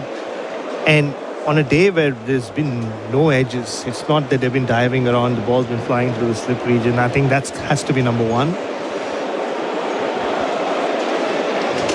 Atkinson's seen 7 balls thus far, yet to score. Doggett to him. Atkinson pulls and he'll get his first run down into the deep at backward square. Lead is 49. And Jax has to be number 2. I mean, Steve Smith just pipped him. The way he was running back and then putting in the dive. Once again, the context of the game as well, where it was stood. And at that point, it felt like the game, that was the turning point of the match. Steve Smith looked set for a big one. Again, difficulty levels so high. Number 3 and 4 are a little tricky. I mean, Alex Carey, basically the experience of having played that other sport came in handy. Doggett to Stokes. He drives. He won't beat cover. But since I am associated with that other sport, I'm going to give him number 3. Okay. Because he did have Manas Labuschagne charging in. So, it felt like something he would have done with a slightly bigger and oddly order-shaped ball for a living. And I've heard that, I remember speaking to Dylan Shield, his GWS teammate years ago, and he said that's what Kez did. He just took the most difficult contested marks, put his body on the line, which he did with Manas that time. Last ball of the over. Stokes forward to defend. So that leaves Manas at 4. Yeah. The catching has run hot for Ream in this test match. Australia's favourite. That's steady, hot and strong. 7 for 226. The Ashes on SEN Test Cricket. Go Harvey Norman for a cool summer. Shop hot deals on air conditioners, fans, air purifiers and more in-store and online. And Henley Homes. Hard to beat. Ask other builders. Then come back to us. Henley.com.au. G'day, it's Alex Carey. The new Goodwee ESA battery is a game changer with leading performance and safety. Until the end of March, you can get up to $500 off, on top of the federal rebate exclusively with Solar Heart. Visit solarheart.com.au. T's and C's apply. SEN Test Cricket for Octet Smart Business Finance. England's lead is 49. This will be the 72nd over. 7 for 228. Tom Morris is our roadside reporter from Marshall Battery's mobile and store service. Holler from Marshall Battery. Gerard, the 50th time Ben Stokes has scored 50 in a test and the second slowest half-century of his career. Nisa begins the fresh over. Atkinson is forward to defend. So I went through his Headingley innings at the start of this session, and that's it, isn't it? That's it. So Headingley took him 152 balls to get to 50. Today it was 148 balls. So he was, you'll know this better than I will, Brad. He was 1 from 35, 2 from 66, 3 from 72, 9 from 81, 23 from 99, 32 from 120, 50 from 152, and he ends up 135 from 219. Atkinson faces up, forward defending, resolutely to mid-off. And I remember when he was 9 of 81, the one innings that people forget there, Johnny Bairstow played a crucial hand because the innings, they were crumbling. And that was the stand that kind of allowed England to rebuild, and Bairstow was the aggressor. I don't remember exactly how much he made, but Ben Stokes did what he did today. Just dead battered everything. Which is why he's so dangerous. You just don't know what's sticking in his head. So if he used the next 67 balls to get to 135, we'd have a hell of a game tomorrow. Atkinson turns to leg. He'll get a single down to Boland to end the deep. Have a look at a second. Stokes says, no, we're just doing this steady as she goes. A rush of blood from Gus, who is in and out at the far end. The lead is 50 for England. Well, something for the English fans to cheer about. They deadly silent throughout the last session yesterday. They found their voice, the Barmy Army. You can see in the far end at the Stanley Street end, clapping away, singing what should be the Ben Stokes song. Apparently there are 3 of them. So each one of them has a song. And Travis Head is singing along. He is. He doesn't mind it. Stokes with the strike, forward defending, ever watchfully against Nisa. The pressure of the 4 quicks has been unrelenting. It's been so impressive. They dearly would have liked to have had Lyon today, as you could go back in time, but there's been nothing wrong with the bowling. England hasn't got a free run all day. There was one half volley from Doggett to Stokes, which he hit him for 4, Gerard. That's it. That's the only delivery, loose ball if you want to call it. Nisa's around the wickets. Stokes. Oh, he's nicked it through to Carey. Up on the stumps. Takes the catch. Nisa's provided the 2 key wickets. Stokes throws his bat in the air, slams his own helmet. England's last great hope departs for 50. And Australia have their course to victory sets. 8 for 227. Salute to the keeper. And all hail Michael Neser, the king of the Gabba, Gerard. We've been waiting for this moment for a long, long time. He broke the game open in his previous over. Outstanding catch from Steve Smith. And this time he's got the biggest fish of them all. Ben Stokes, who had bunkered down and held Australia at bay for so long. He can't believe it, Ben Stokes. He just chucked his gloves away and he's disappeared into the tunnel. He's so bitterly disappointed. He's a heart and soul cricketer and he had everything invested in this rearguard action. What a catch though again. He's been, I mean, they talk about Jack Russell being probably the best wicketkeeper of recent times, standing up to the seamers. Alex Carey's done a Jack Russell here. He's been keeping brilliantly up to the stumps. And this is a sharp catch and at such a vital time as well. And that you would think is the game, Gerard. Oh, the catching in this match, which we've just spoken about.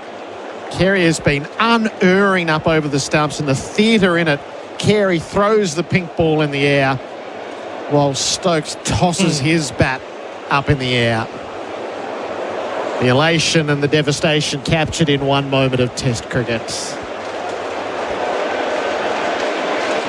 Neser, 14.5 overs, 2 maidens, 4 for 37. 1 to come in the over. Cast to see it. He somehow got that down to fine leg. A little unconvincing. He's coming back for a second throw. Came in just a bit short. Smith intercepts. Threatens to throw to the far end. Keeps his powder dry. England's lead is 52, but they are now 8 down. The Capital.com scoreboard. Fast, smart, seamless. For on-the-go cover, go BizCover, Australia's #1 online business insurance service with over 280,000 small business customers. Join thousands of small businesses who've switched to BizCover for easier, hassle-free insurance. Simply compare quotes, buy online and get instant cover. Looking for insurance for the first time? BizCover is insurance made easy. From tradies to professionals, allied health, retail and hospitality, even small businesses looking to save. Shop and compare quotes for different types of cover in one go at bizcover.com.au. 5,000 patrons down at Fine Leg Stand and join in Bharat's long-time mantra, Neser must play.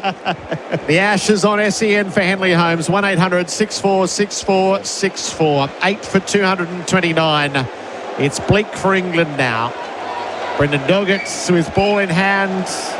Atkinson and Cass are in. Atkinson to face the first ball. He pulls in the air just over the top of Cam Green at square. Into the outfield for a single.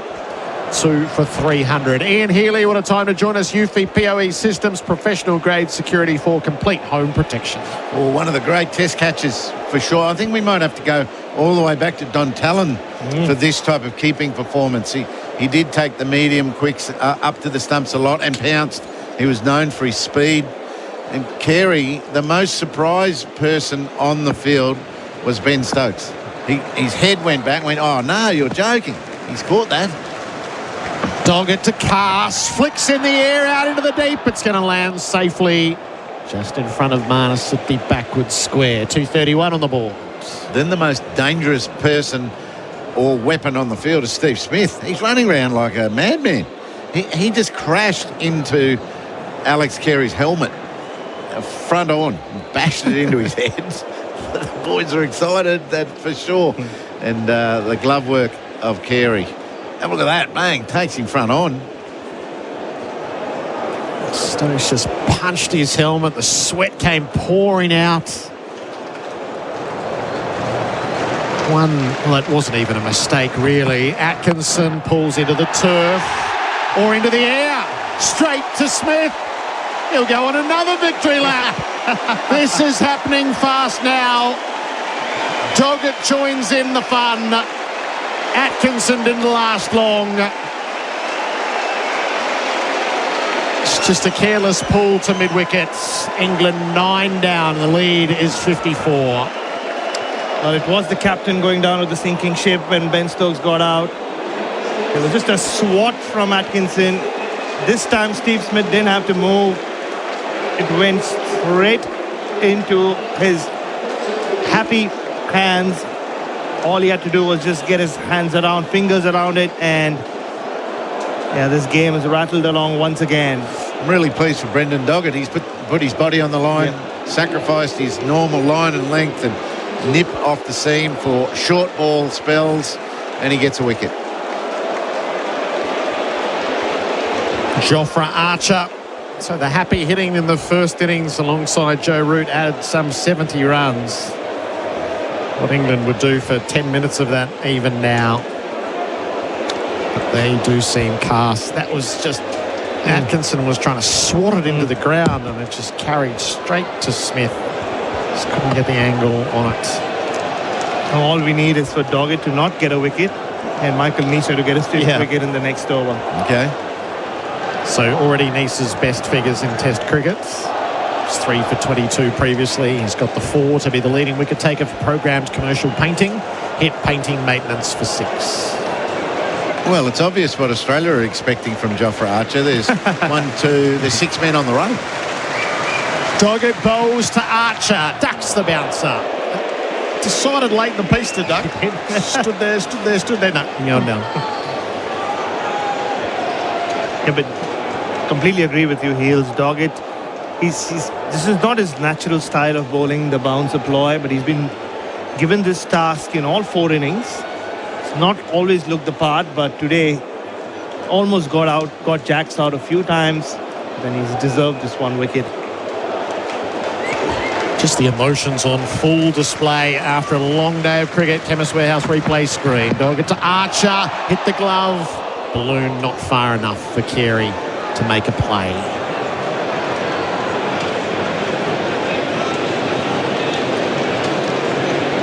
Probably been in the dressing room with a nice level of confidence lying on his pillow that he brought yesterday. You know, while Jackson and Stokes were going so well, and within 10 minutes, Jofra Archer's padded up and ducking bounces.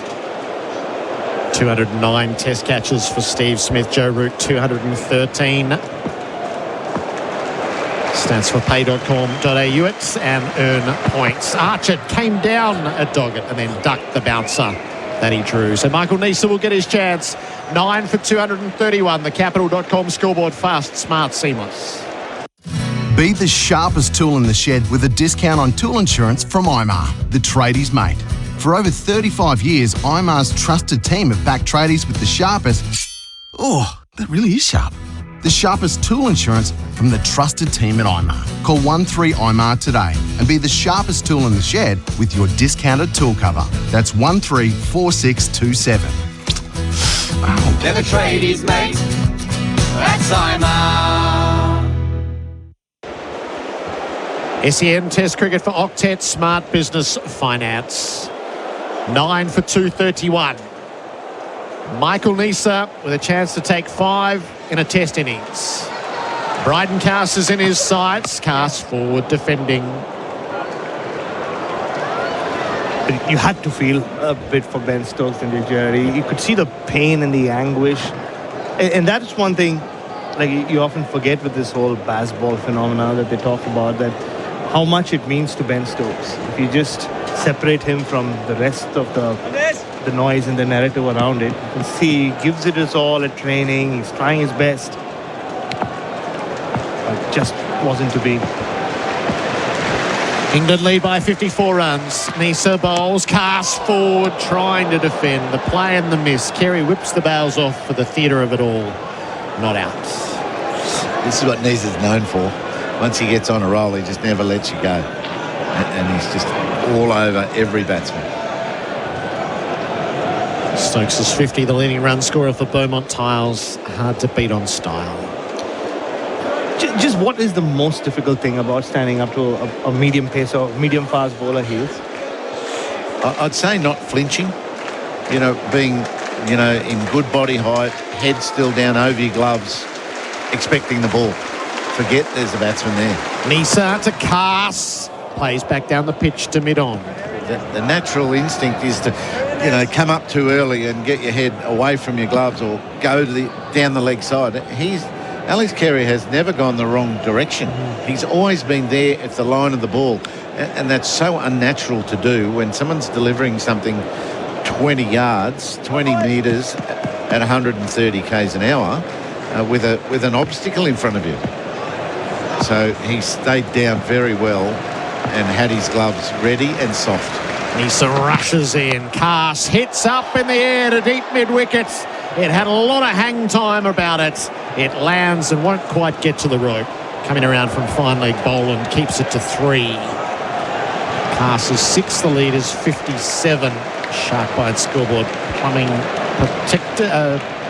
perfected. Sharkbite Max. She's there to deploy the troops. 2 slips in a gully. Mid-wicket pushes out of the infield. So fine leg, deep mid-wickets. Mid-on and mid-off stay up. It's a deep backward point. It's a cover. So for the most part, I think they're going to try to nick Archer off. 2 left in the over. Nisa to Archer, leans a long way forward to defend. And then there's the physical injury concern. You know, the helmet's on these days, that's okay. You're not going to get knocked around the head too badly.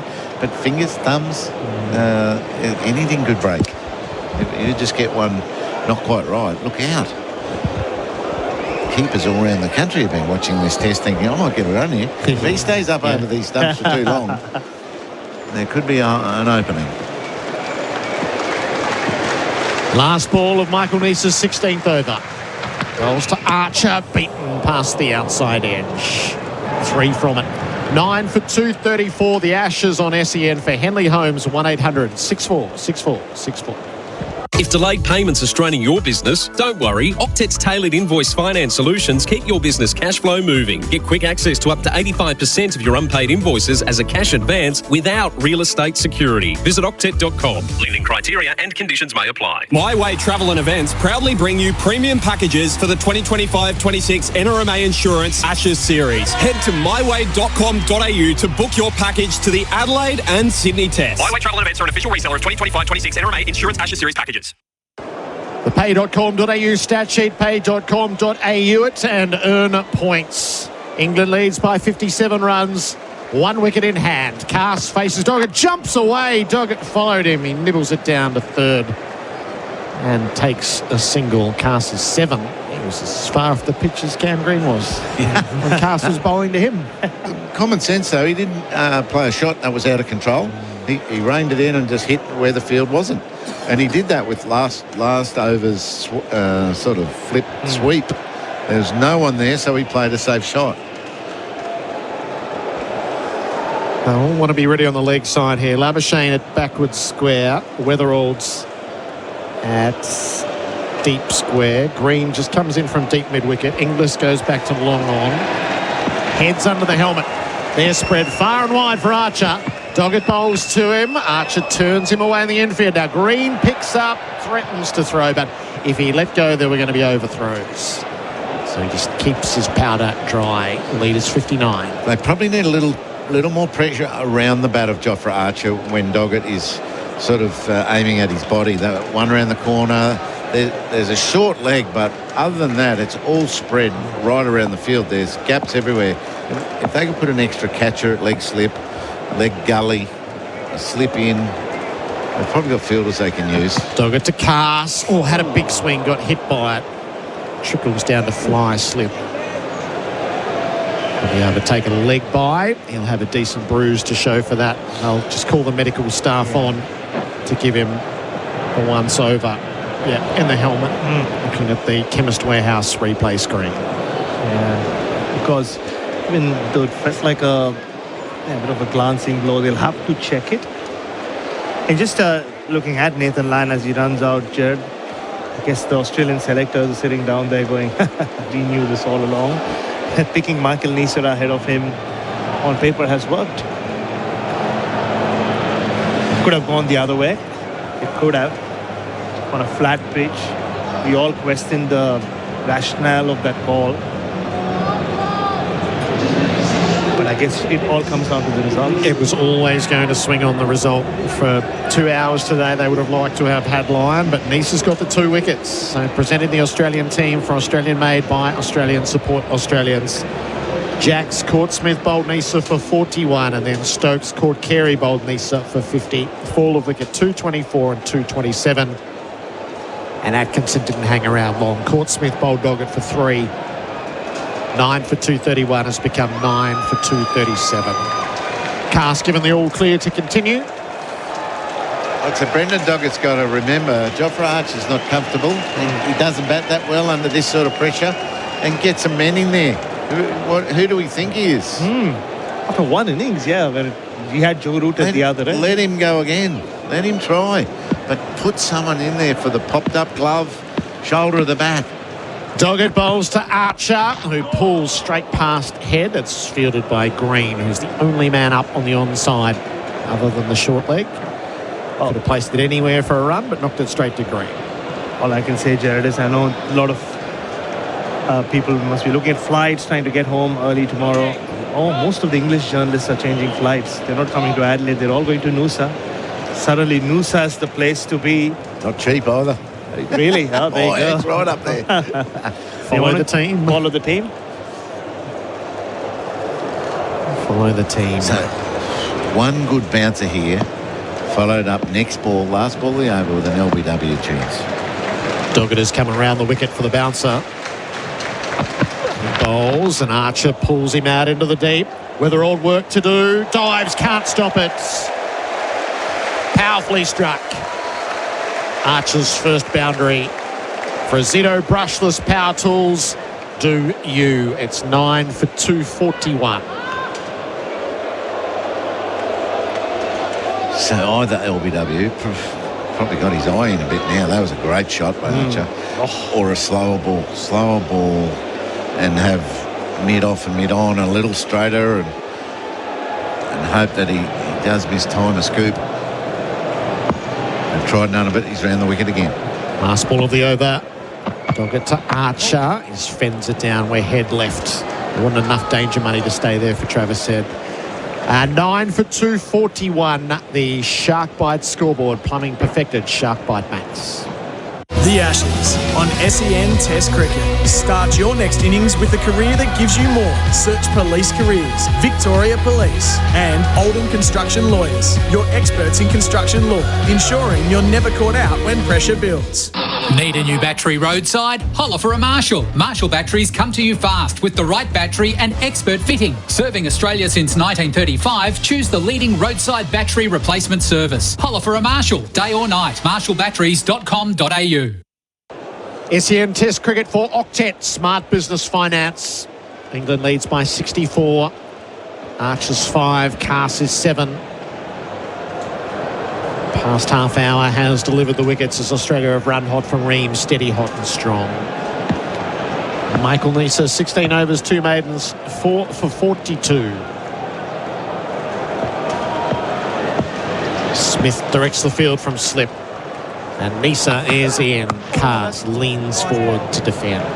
Bat and pad tight together. So do you have any holiday home Airbnbs in Noosa Hills? You I don't.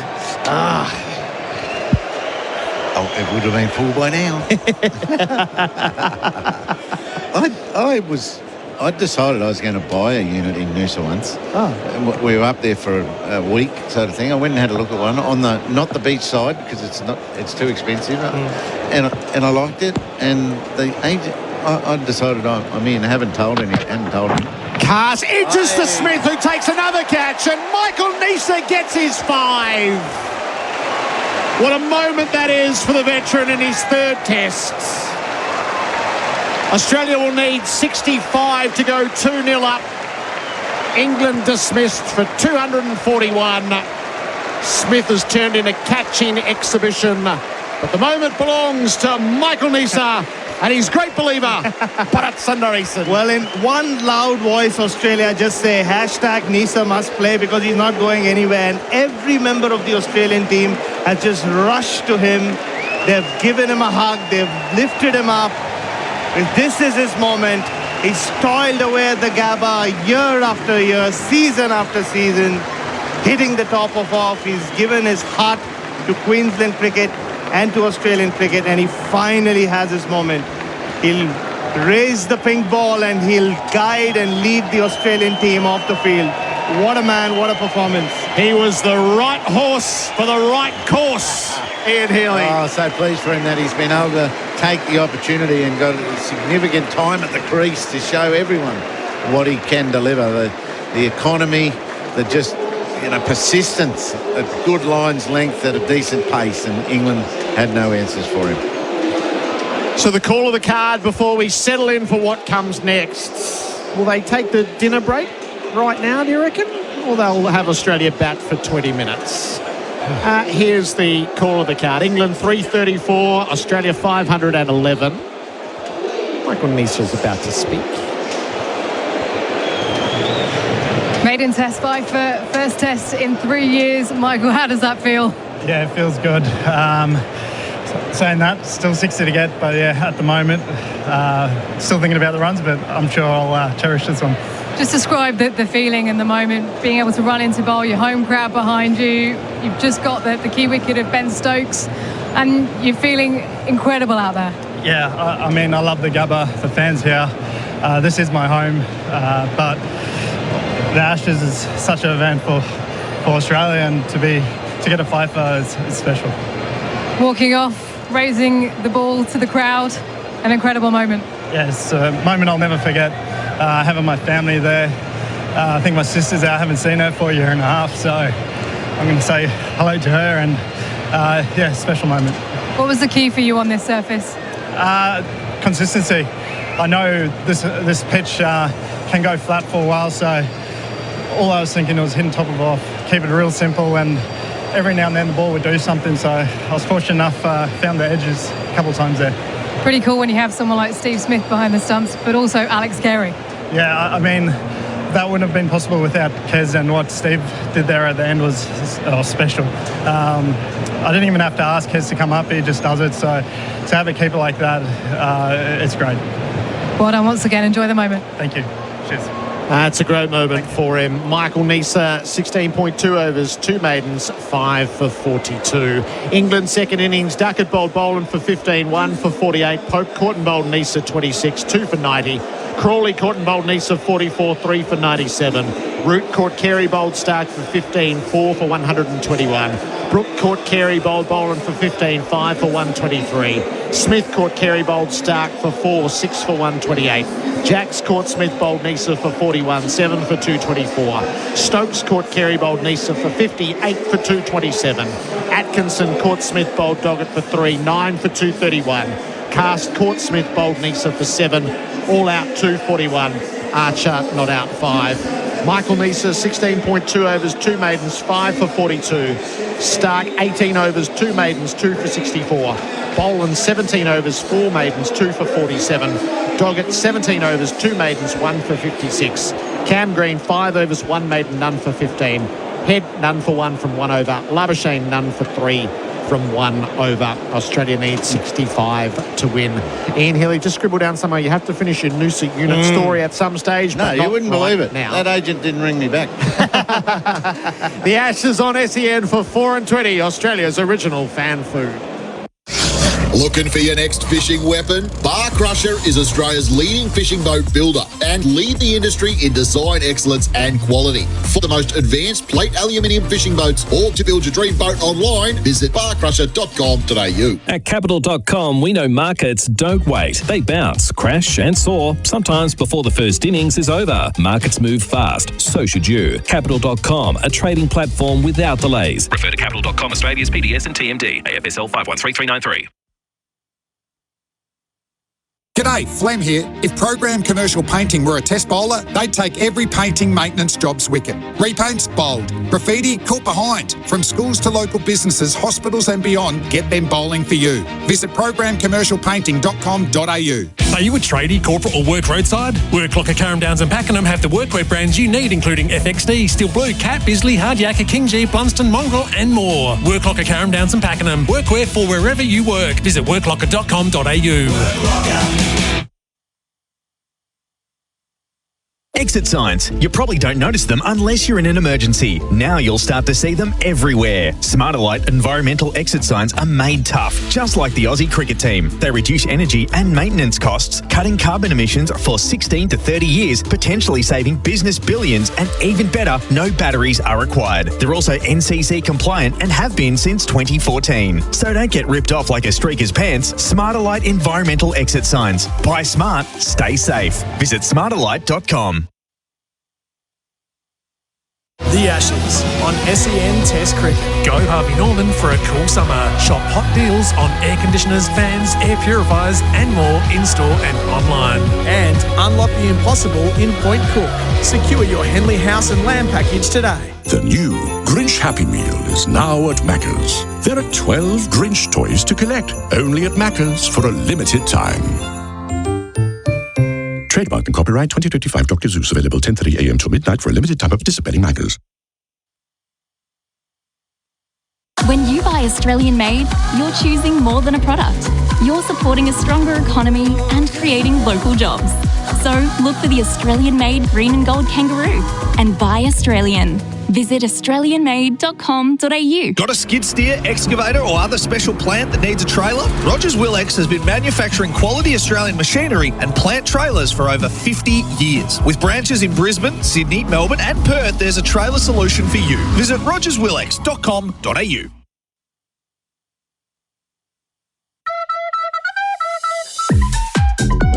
Say yes to a day of batting that finishes with a 2 a.m. battered sav. Say yes to cheap trips so you can do more. Say yes, I Didi. Yes, I Didi. Your machinery shouldn't sound like a drop catch. Keep it in top form with Sinopec Premium Lubricants. Whether you're running trucks, tractors or anything in between, visit Sinopec's new warehouse at 1 Rosebride Place, Truganina. Hit performance for 6 with Sinopec Premium Lubricants. Visit sinopeconline.com.au.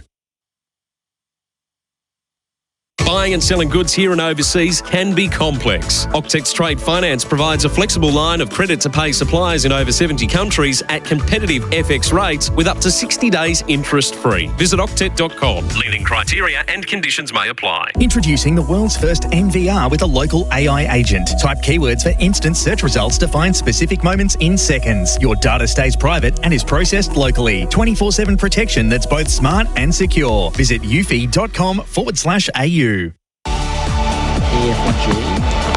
Stokes back to cut, out to the deep point. There's a single to be had, he's 50. England's cause is on the bats of the captain. Pieces around the wicket, Stokes. Oh, he's nicked it through to Carey, up on the stumps, takes the catch. Well, it wasn't even a mistake, really. Atkinson pulls into the turf, or into the air, straight to Smith.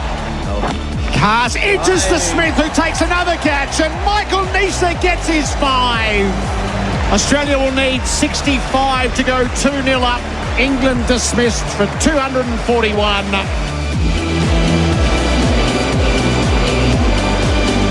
Australia have been set 65 to go 2-0 up in the Ashes, and it is a story of nice guys finishing first. Michael Neser, 16.2 overs, 2 maidens, 5 for 42.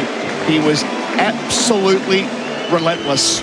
It was the wicket of Will Jacks that was the catalyst for a 4 for 17 collapse in 37 balls to bowl out England for 241 in their second innings, having had a 96-run stand between Jacks and Stokes to that point, which crossed over 3 sessions in this test match. But now it's a formality that Australia will go 2-0 up, and Michael Neser, having had to wait 3 years for his third test match, he's absolutely made the most of it, helped along by some brilliant catching by Stephen Smith. Just chuffed for him, Flem. It's hard not to be. All the hard work, all the yards, probably thinking it would never come again, and seizing the opportunity on his home ground. Yeah, I mean, I'm not sure how early he even knew he was playing this test match, isn't it? There was a lot happening behind the scenes. Come in, you know, he was handy in the first innings, but no, certainly after his first spell last night, him and Doggett got Australia, you know, into a dominant performance, a great bowling partnership, and he backed up today. I'm hardly can recall a bad ball today. It was in that avenue of apprehension. He was never driven with confidence. He didn't get cut or pulled. You thought that the fifer could have come quickly. Carey unbelievably He's keeping up to the stumps, particularly Denise and Stephen Smith. I mean, he is an absolute freak slips catcher. He was in everything, Steve Smith. He went to mid-wicket, gets a catch. Goes to normal slip, gets a catch. Goes to slip, takes a diving left-hand catch. Unreal. And it takes him to 210 in Test cricket, which, Tommy, is noteworthy. And all the numbers on the pay.com.au stat sheet, pay.com.au at earn points. Yeah, 210 for Steve Smith, equal with Rahul Dravid. The most ever in Test cricket is Joe Root. So it's tit for tat for the rest of the Ashes to see who's going to be ahead at the end of the summer between Root and Smith. I'm sure we'll long debate what the best of those 210 is, but a clear contender this evening, going behind Carey, just as he did it indoor with his left hand a couple of years ago. Truly magnificent. Play is called, 65 the target, head facing Archer, Stanley Street end. In here with the lights on, bowls and head punches to backward point, no run. They had a much bigger and longer huddle than any they put on yesterday, the English team. I think it's just smacks of being a little late with your intensity, but they're going to have a real dash here. You've got Atkinson down here getting loose, fine leg, 3 slips, a gully, backward point, big gap in cover if Trevor said wants to play a front foot drive. Every chance that's on. 145 clicks first ball. Archer's second here to Travis Head. Down the leg side, 4 byes. Way down the leg side. Jamie Smith hadn't had a good week. Had no chance of dragging that in. None for 4. Gee, it was a good first ball, and that's about 2 metres wider than the previous delivery, that one. Sometimes it gets a bit of round arm from around the wicket, and it swings from the stumps all the way down for byes for 4 runs. So, yeah, bad execution from Archer. So, in theory, it's 18 minutes until dinner, but there'll be some discretion for the umpires as well as we get nearer to that time if Australia's close enough. Archer bowls here and head down the leg side again, and Jamie Smith this time had the footwork to get across heels. Yes, very good. I saw Matt Pryor, former wicketkeeper, successful wicketkeeper in the Ashes for England. He was in a commentary box up along here in the corridors, and he asked me, what do I think about Jamie Smith? I said, I'd just like to see him run and lift his energy levels, what do you call it? Observable energy levels. His energy levels will be pretty good. And he says, I'm the same. I've been saying that too. You know, just a bit more presence out there. Archer bowls and head. Chops down hard. That's a cover point. He'll get 1. He'll get himself off the mark. Australia number 5. When you drag a wicketkeeper from a county, it's not the county keeper, into the England side in the spotlight of the Ashes cricket, there's a whole lot of belief issues you've got to deal with. He probably doesn't feel comfortable ever with the gloves on at this level. And he's battling all day, every day. And then you have this big break where the team doesn't train together. He needs a mile of work to give him any sort of confidence. And it's a hard gig that they've asked him to do. Archer bowling, lights on. Delivers here, Weatherall leaves his first ball, it flies over the stumps, hits them hard as well. Long term, there's a possibility that he'll play for England and won't be the keeper. They wanted him in badly last year, and they saw an opportunity to move Bairstow on, but you can see how well West Smith and his keepers at bat, but we're not at that stage yet, of course. Well, the problem it's hit his batting now, isn't it? Like his footwork and the gap between bat and pad. This Test match, you know, he looks low on confidence, and then that's against the Bazball theme. Yeah, just back yourself, be positive, but it's hard when your performances are poor. Archer approaches and bowls here, and defending is Weatherall to cover point. Another single in that direction. 2 of them to start the chase. So 6 runs from the first over, none for 6 Australia. They require 59 from here for victory on the Shark Bite scoreboard. Fleming perfected Shark Bite Max. Now, player of the day so far, without a doubt, Michael Nisa, RWC, Ray White's commercial property specialists. There'll be a lot of people around this ground tonight, Heels, who would have invested in Nisa and backed him and hoped that the chance would come again. All of you must be so proud in Queensland cricket. Very much so. He's constantly the player of the year, and he got to show at the next level exactly what he does week in, week out at the Sheffield Shield and first-class cricket level. Just a shame that he came in that era, Flem, isn't it? When they've had the big three there and there's never really been room for anyone. Then Scott Boland came along and Nisa down the pecking order, but taking the chance when it was there. We're going to have Gus Atkinson opening up from our Vulture Street end. 3 slips, bowling to Weatherald on 1. Bowls here around the wicket. Weatherald clipping beautifully through mid-wicket, finds the gap. Archer with work to do. Could get there just before it reaches the boundary. They'll turn for a pretty easy 3. Weatherald's 4. Australia already none for 9 from 7 balls, not far away. Nice little half volley on leg stump first ball. Jake Weatherald batted so well, didn't he, in the first innings? He just looks in a really good position. Head over the ball, whipping it through the leg side, going with the angle. Yeah, nice start. A good chance for him here to finish with a little red inker as well. And the world of good heading to Adelaide next week. Tom Morris has got something for us as well. I think you'll like this. Okay. We'll be the judge of that. We'll get you. For Rosito, brushless power tools do you. Atkinson bowls and going back. Is Travis Head no run to backward point? So at 35 years and 253 days, Michael Nisa is the oldest Australian seamer at the time of his maiden 5-wicket haul since Ken Slasher Mackay, who was 35 years and 302 days in 1961. Another Queenslander. Queenslander. Give us a tick for that, Hills? Yes. How many tests was that for Slasher? He was mainly a batter, wasn't he? All-rounder. Genuine all-rounder? Yeah. Did you keep up to the stumps, Twin? Atkinson bowls here and Head goes back and plays with both feet in the air, but out the middle of the plate through cover point, where all the runs seem to be coming at the moment. An easy couple for the South Australian, who's 3. It's none for 11. It was actually in his... He's a very languid, laid-back type character when I met him as an older man. Yeah. And they reckon he's exactly the same. So on the field, sort of swerve. I reckon he'd probably bowl swerve. That's what you could call Slasher's deliveries. And the Slasher was tongue-in-cheek. His nickname. Probably. I think he was more a dour player. That might have been his one shot, maybe, the Slasher. Maybe. I think it was, I think what you're saying, Flem. Atkinson bowls here like and playing through cover point again.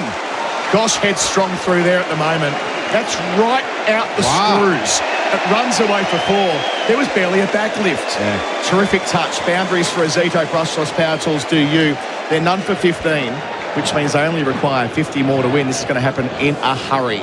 Just watching that shot, I just thought it was 2 runs. Yeah. That's beautiful timing.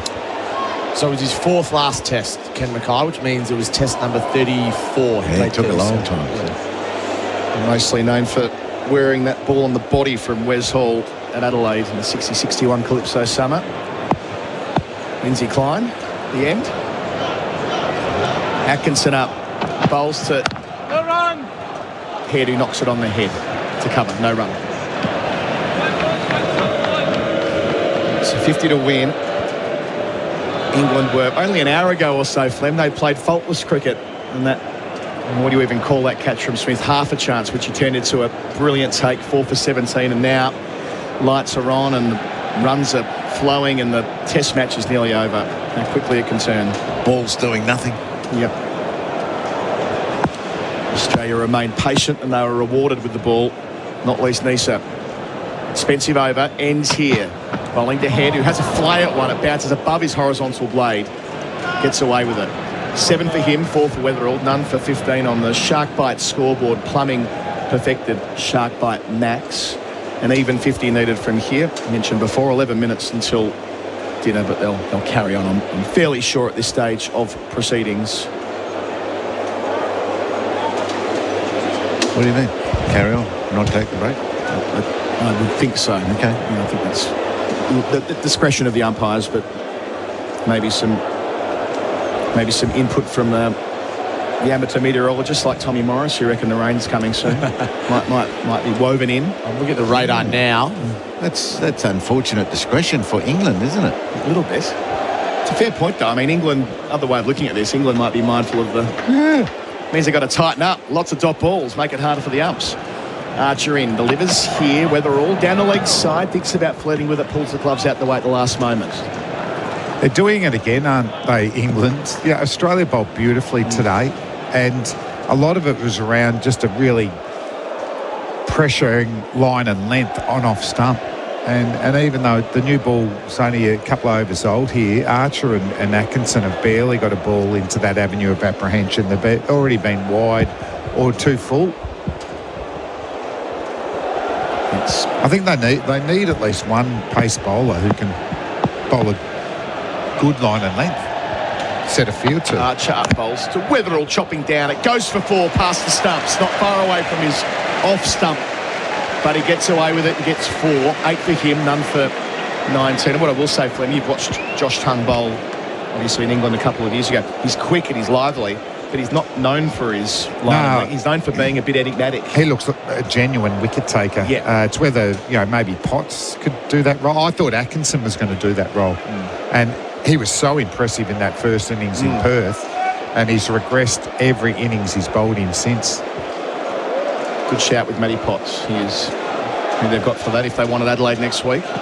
Bit in decent rhythm by all reports. Archer again round the wicket to Wetherell, who's beaten genuinely. That's quick. That has flown through to Jamie Smith. Oh, yeah. For the radar, where is it? 149.6 kilometres an hour. That'll be the fastest ball of the match.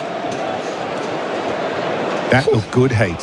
And a good line and length, wasn't it? Like, everything was excellent about that delivery. Can he back it up again? A reminder there of what Archer can do. Look at his follow-through. When he gets everything right, he's virtually down with the batter.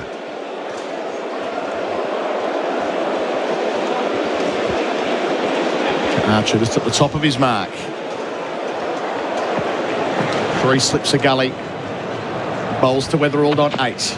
Wetherell squared up, but plays it with soft enough hands that it won't reach Ollie Pope at backward point. Not even close. Nicely played in the end under his eyes. 46 runs away from the target. 150.2. Even quicker. First one that's gone through 150 in the match. Oh, I say that. One happened on the second ball of this over. So there you go. This has been the quickest over of the match.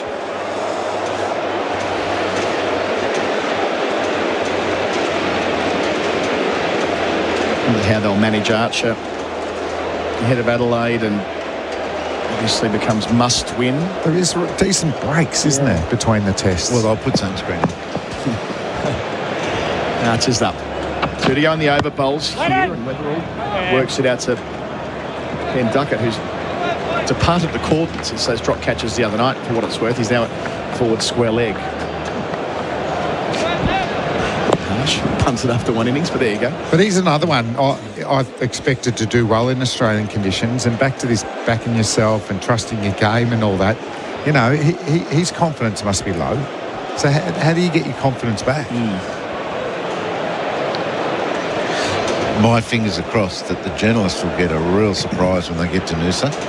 I'm all for seeing a country that you're touring in, but there better be some fitness work done there. There better be some running, long distance and run through. Archer will finish to Wetherell here. It's a bit shorter. He wants to pull it, but doesn't beat Duckett at forward square. Kind of a half pull there from the Territorian, as I should call him. He's 8-7 for head, none for 19 Australia. 46 away from their target of 65 on the Shark Bite scoreboard. Plumbing perfected Shark Bite Max. Yes, they've long telegraphed that this will be the break for them at Noosa. As you say, Heels, and must win. You were making the point yesterday, Heels, that it looks like they've played their 2 state games to start the tour, and they're ready for the first test. First test in Adelaide. But well, if they win 3-0 from there, it'll be a very different story. They did come back nicely a couple of years ago, but yes, Atkinson bowls here. New over to Travis Head, no run. Out to Whitey Schmidt off cover, where Ben Stokes collects it, no run. I mean, in order to get the facilities to train, it probably wouldn't be there either, would it? They'd be back in Brizzy if they were going to go in that direction. Net. I mean, there'd be substandard nets and club level nets, but I want some. There has to be something done to maintain strength, fitness, and the right qualities you need when you get back in the nets. I don't mind golf either, but there has to be a few more hard yards obvious to the journalists. Yeah, they'll have plenty of company, I suspect, our colleagues next door. I'm sure they'll be there in Noosa as well, watching on where they can. Atkinson up, bowls here, Head whipping through the onside. Gets a nice chunk of that, goes all the way, has it carried. What a shot that is. We're waiting for confirmation if it's carried or not. Umpire Holdstock just calling upstairs to Nitin Menon. The crowd in that corner of the ground, the opposite to where we are, reckon it's gone all the way. Either way, it's a... No, that's the avenue of annihilation. That was just a little clip. It's gone for 6. Yep, it's gone all the way for 6. Flicked off the pads. Atkinson, how are you One of the longest boundaries on the ground. Unbelievable. Contempt Travis Head to 13, none for 25. Bowls again and Head goes back and cuts 4 more. Atkinson is battling here. Short and wide and given the treatment. None for 29. Head races to 17. This will be over very shortly. The way things are going at the moment. Oh, I love these T20s. You're a fan? 19 off Atkinson, 1.3 overs. But he's getting hit everywhere here. Square of the wicket, leg side and offside. Atkinson, who so much faith was stored in on this trip, bowled so well in the first innings at Perth. Into Head here, wider on the crease. No run, that's better. Pushing out to point. Wheels off stuff. Ben Stokes there, trying to fire up the fielders in the cordon.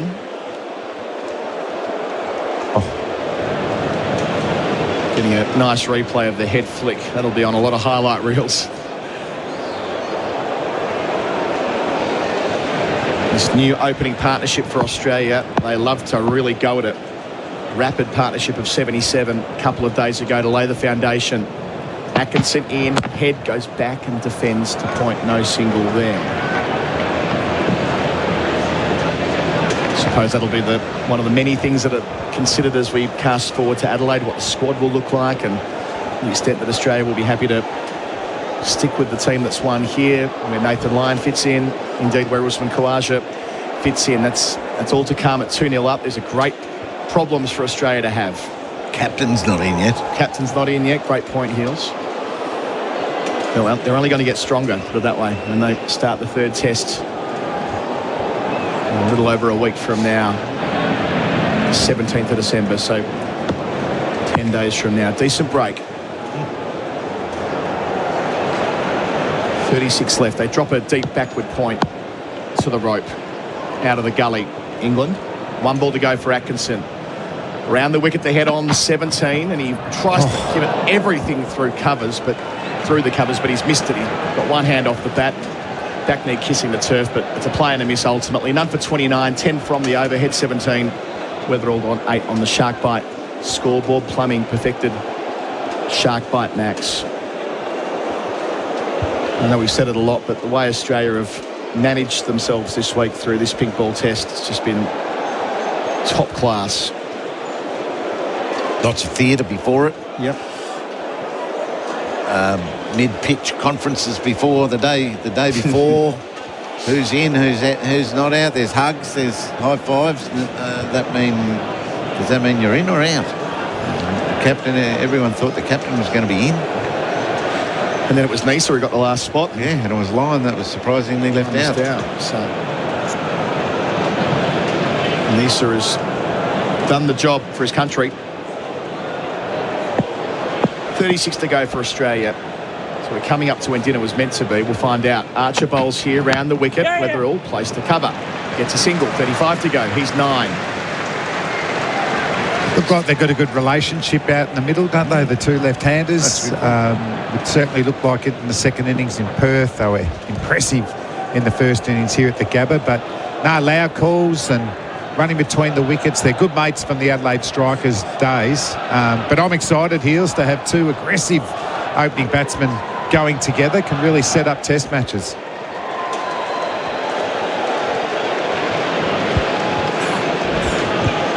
So dropping back, deep backward point and deep backward square. The marginal gain here, of course, would be England getting a couple of wickets and just leaving them with something to think about. None for 30. 65 the target. Archer in, bowls here. Head goes back and defends right at the middle of the bat. Well bowled. Respected by Travis Head.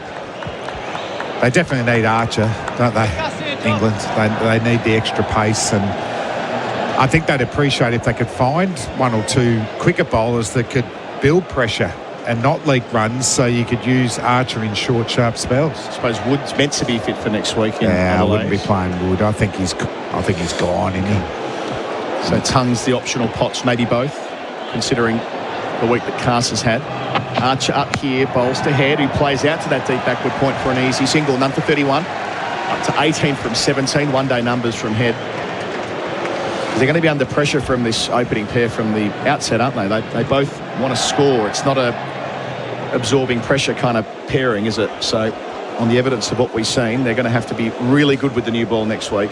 And I don't think going to Potts or Tongue is the answer, because then they're brand new in amongst this pressure.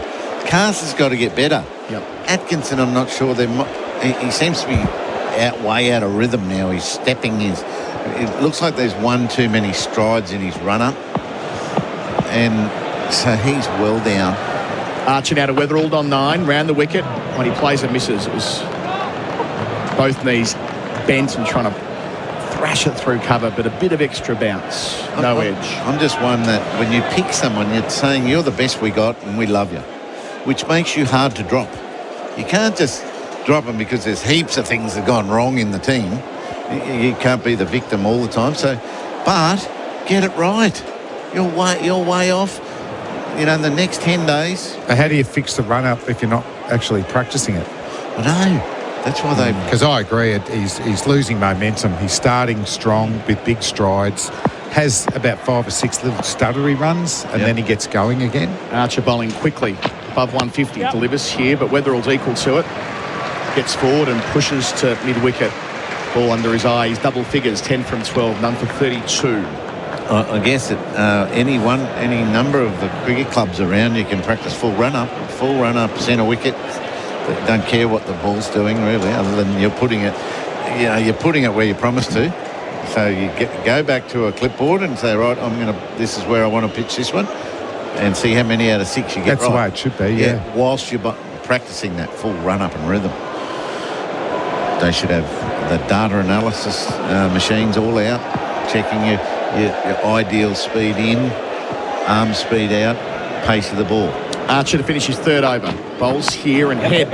Plays it to short leg where there isn't a fielder. Archer collects it. So it was a short ball that he got off the hip. Keeps the strike. 19 for Head, 10 for Weatherall. Just checking if the bails are going to be knocked off. They are, interestingly. So we will have the dinner break here. I think the fans here thought they might play through too, but they'll take one last interval with Australia 32 away from victory. Their target 65 after they bowled out England for 241 in their 2nd innings. Head 19, Weatherall 10, shark bite scoreboard. Plumbing perfected shark bite max. Get the thoughts of Damien, Fleming and Ian Healy for Bundaberg Ginger Beer, the great Australian brew. Flem.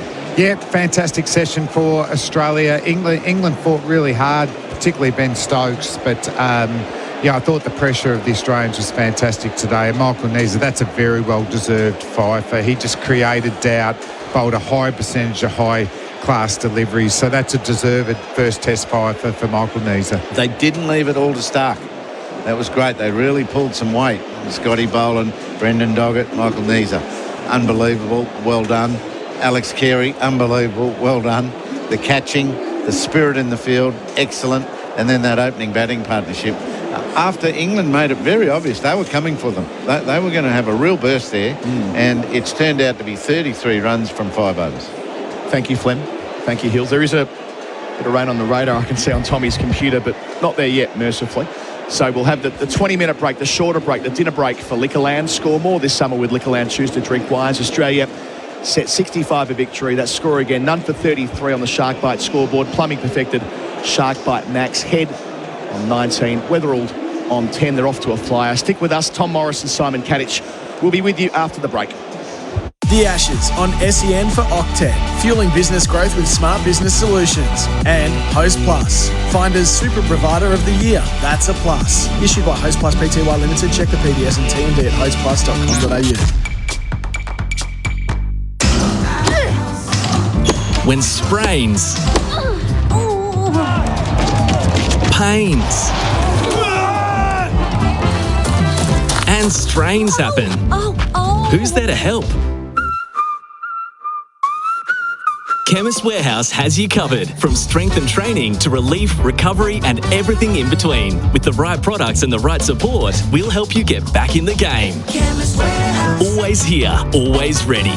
For on-the-go cover, go BizCover, Australia's #1 online business insurance service with over 280,000 small business customers. Join thousands of small businesses who've switched to BizCover for easier, hassle-free insurance. Simply compare quotes, buy online and get instant cover. Looking for insurance for the first time? BizCover is insurance made easy. From tradies to professionals, allied health, retail and hospitality, even small businesses looking to save. Shop and compare quotes for different types of cover in one go at bizcover.com.au. One weekend, 2 leagues, everything basketball and culture. Hoops Fest is coming back to Perth. The ultimate celebration of basketball is back in WA for the 2nd straight year. Don't miss blockbuster Hungry Jacks, NBL and WNBL matchups across 4 unforgettable days. Hoops Fest, the ultimate fusion of sport, culture, music and entertainment. January 15 to 18, 2026 in Perth. Tickets available now at hoopsfest.com.au. There's more for you at Victoria Police. The freedom to go on more holidays with a job that gives you 9 weeks annual leave. More connection with your community, where you'll make a difference every day. The chance to meet more people, where workmates become your best mates. More opportunity for change with hundreds of career choices. You can have all of this and more with a career at Victoria Police. Search Police Careers. Authorised by the Victorian Government, Melbourne. We grew up watching classic catches on the telly, impersonating those gags about 2 for 22, and dreamt of hitting centuries in backyard cricket, all in the shadows of the Aussie Shed. Best Sheds design and produce quality Australian manufactured sheds. Standard or customised, their batting lineup of sheds comes in all sorts of shapes and sizes. And in true blue Aussie fashion, Best Sheds gives you a 20-year manufacturer's warranty. Best Sheds, raise the bat. Visit bestsheds.com.au. Darren's days of digging blind are over. Ever since he blindly dug into that internet cable and took out an entire neighbourhood. Ever since his insurance declined to cover the repair costs. And ever since he saw that he was millimetres away from also striking a high-voltage electricity cable. Don't be like Darren. Always search before you dig online before every job to avoid striking buried pipes and cables. Search before you dig online every time. And never dig blind. Secure your home with the Eufy PoE system. Its revolutionary dual camera design delivers 24/7 monitoring with fixed wide-angle views plus automatic tracking. No blind spots, no missed details. Just reliable protection for true peace of mind. Visit eufy.com/au. Some say 5 days of cricket is a long time. We say it's a good start. At Popolo, we air dry our salumi for weeks, not days. Because like cricket, you can't rush the good stuff. Popolo, made slow. This summer, there are some things Liquorland can't guarantee. We can't promise the snags won't get burnt. Or you'll get a peaceful sleep in. We can't help you hit a 6 or score a century. But there are some things we can help you score, like refreshing summer drinks to share with mates, a legendary backyard barbecue setup, cracking promos to keep the esky full, and great value with every shop. Score more this summer with Liquorland, official gold partner of Cricket Australia. Choose to drink wise. For Octet, fueling business growth with smart business solutions. And Host Plus, find as Super Provider of the Year. That's a plus. Issued by Host Plus Pty Limited. Check the PDS and TMD at hostplus.com.au. The Ashes on SEN Test Cricket. What you're saying, Fleming. Atkinson bowls here and playing through cover point again. Gosh, headstrong through there at the moment. That's right out the screws. It runs away for 4. There was barely a back lift. Sharp bowls. The Weatherall chopping down. It goes for 4 past the stumps. Not far away from his off stump. Atkinson up bowls here. Head whipping through the onside. Gets a nice chunk of that. Goes all the way. Has it carried. Bowls again and head. Goes back and cuts 4 more. Short and wide and given the treatment. The dinner break. Treat yourself this summer with an ice-cold Bundaberg ginger beer, the great Australian brew. Some are asking whether this dinner break is necessary at all, given Australia requires 32 runs to go 2-0 up in this Ashes series. And despite some strong resistance from England earlier today via Ben Stokes predominantly, but also Will Jacks, the Aussies are on target to go 2-0 up and head to Adelaide with a very strong advantage. This is the dinner break for Bundaberg Ginger Beer, the great Australian brew. Australia no wicket for 33 from just 5 overs. Head is 19. Weatherald is 10. A little bit earlier, Michael Neser picked up his first test fifer, 5 for 42 from 16.2 overs for the native Queenslander, and boy, didn't the Gabba crowd absolutely love it, which brings us to the Australian side of things. For Australian made by Australians, support Australians. Simon Katich is just one of those moments that I imagine a local like this would dream of. Oh, definitely. It's a dream come true for him. I think, there was line ball decision at the start of day one around who was going to play. Everyone probably thought Nathan Lyon should have played on this surface. In the end, the Australian selectors probably end up justifying their decision with Michael Neser taking 5 from the second innings and bowling beautifully. I think what he's done so well is hit that good length area probably more consistently than anyone has on this surface, particularly in the second innings, and he got the rewards. I thought last night he bowled beautifully, cracked the game open, getting Crawley and Pope with some really good caught and bowls. And then today, when Australia needed the breakthrough, he got the big breakthrough, Will Jacks first, and then Ben Stokes, who had been resolute the whole time. And I think England deserves some credit for the way they've applied themselves today. I thought they've brought a lot more application and spirit today. But I think equally Australia have been just as good and will go on and win this test match comfortably. We spoke off air earlier about the fact that Michael Neser never has a bad game. At the very least, he's a soldier and he's dependable. At the very most, he does this. And it makes you wonder what his future looks like in Australian colours. How do you see it playing out at the age of 35? Yeah, it's a tough one because obviously this Australian attack, when everyone's fully fit, he's down the pecking order. But the beauty is he's grabbed his opportunity and it's a special moment for him. He's deserved this over many, many hard years of service for Queensland and then playing county cricket in Glamorgan for the last probably 5 years or so.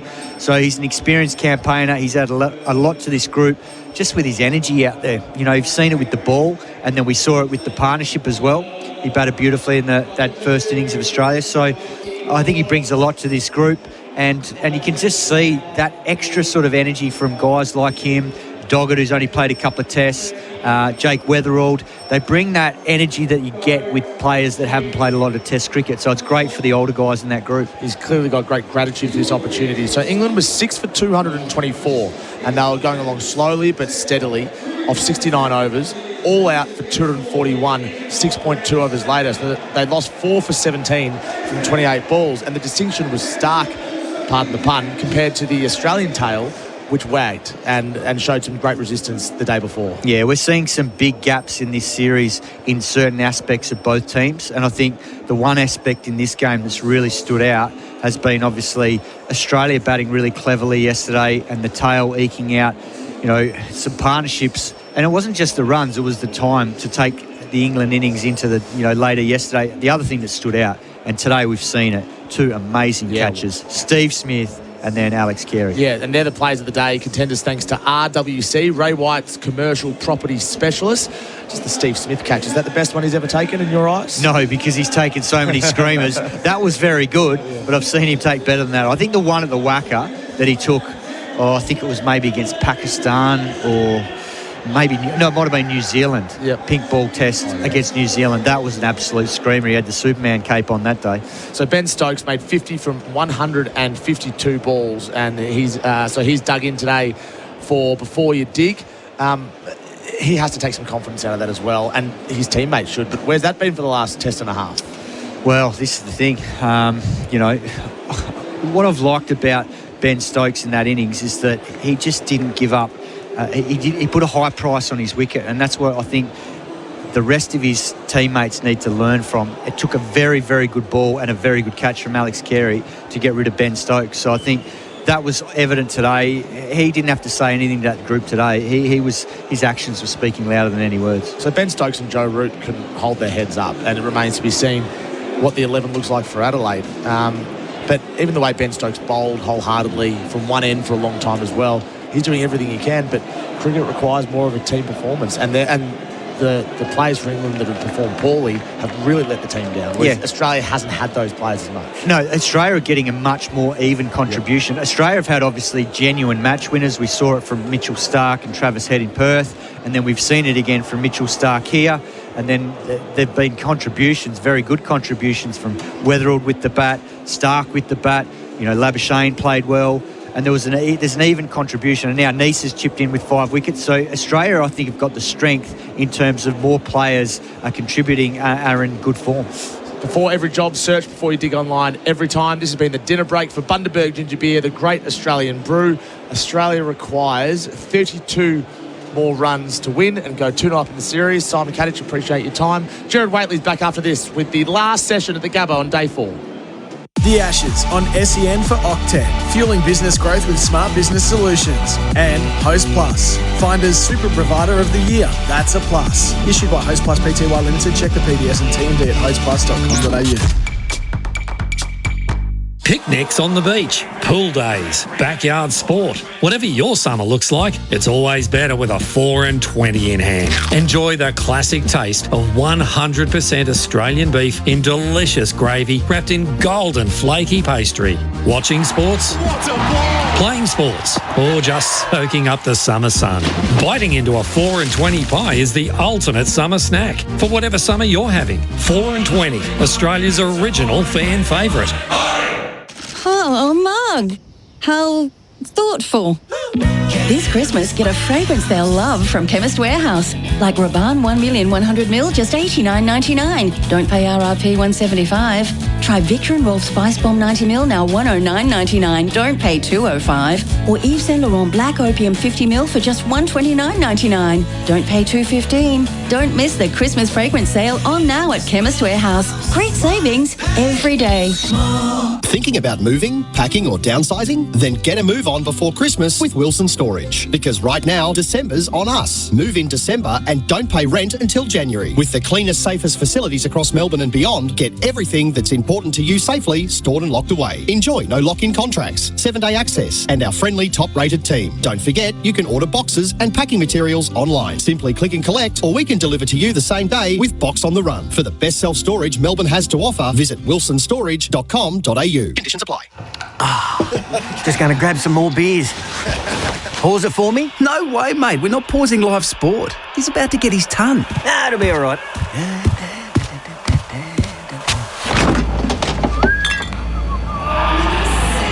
Oh, what?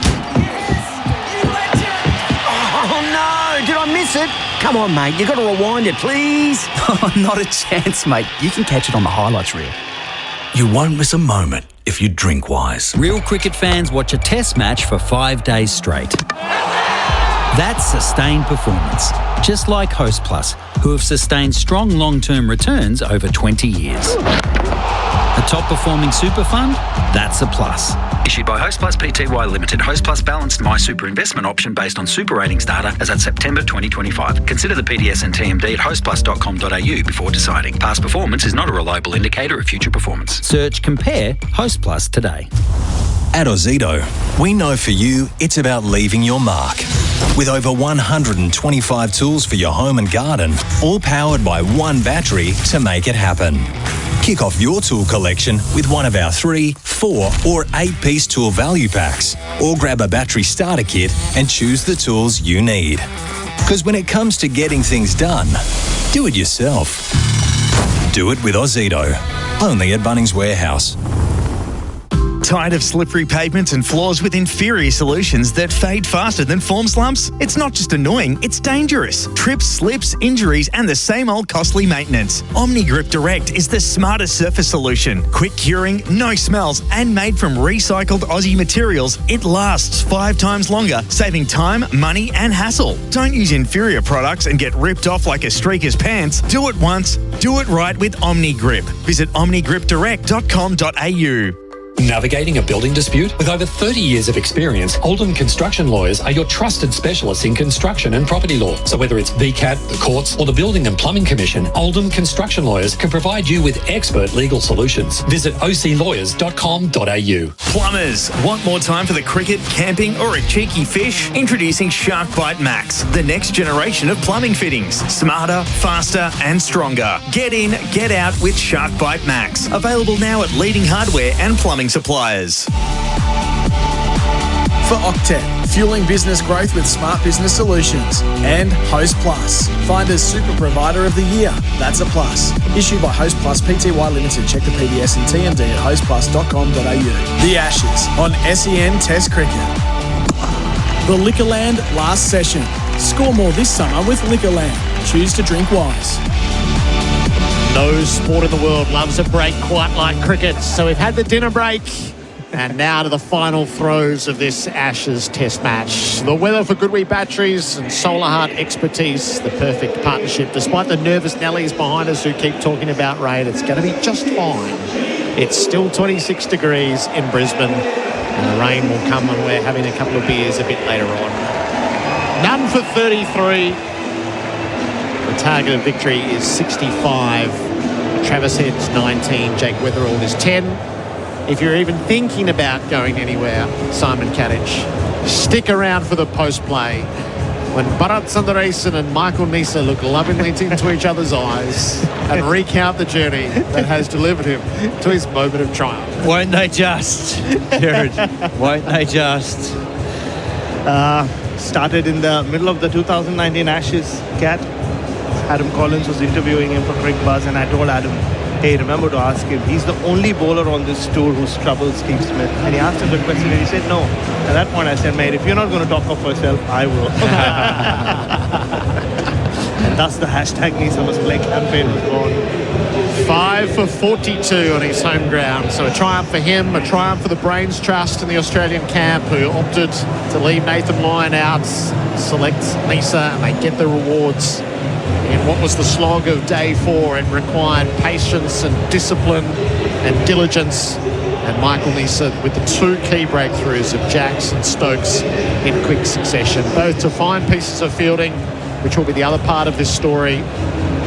England dropped their 5 catches. Australia took some quite remarkable catches to give themselves this chance. It's going to be 6 days of cricket. It will be a record-setting 6 days of cricket to go 2-0 up in an Ashes series. Gus Atkinson went for 19 from his first 2 overs. He's below us at the Vulture Street end. Just waiting for the all clear once we reach 3 minutes past 7. And when you're an opener, Simon, is this a little lesson for Jake Weatherall? Just make sure the red ink is there to protect your average. Well, it's about getting the job done. And I think, you know, you want to keep consistent habits. And so, yeah, that's the reward you get if you get the job done. You're not out at the end. So good luck to him. 2 slips, 3 in the deep. The clock has ticked over. 3 minutes past 7 local time. Gus Atkinson bowls to Travis Head, who turns him away off the pads. Down to deep square. 2 fielders converge, but Head hurries in and out. Comes back for 2. 30 to win. Head's 21. I just saw that spell from Jofra Archer is one of the quickest ever in his career. 148. He was averaging.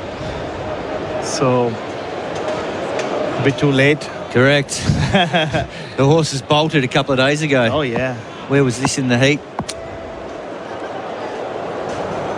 Atkinson around the wickets. Head defends the ball down to third and takes a single. So were you telling me 7 of 18 balls in the 150s? Yep.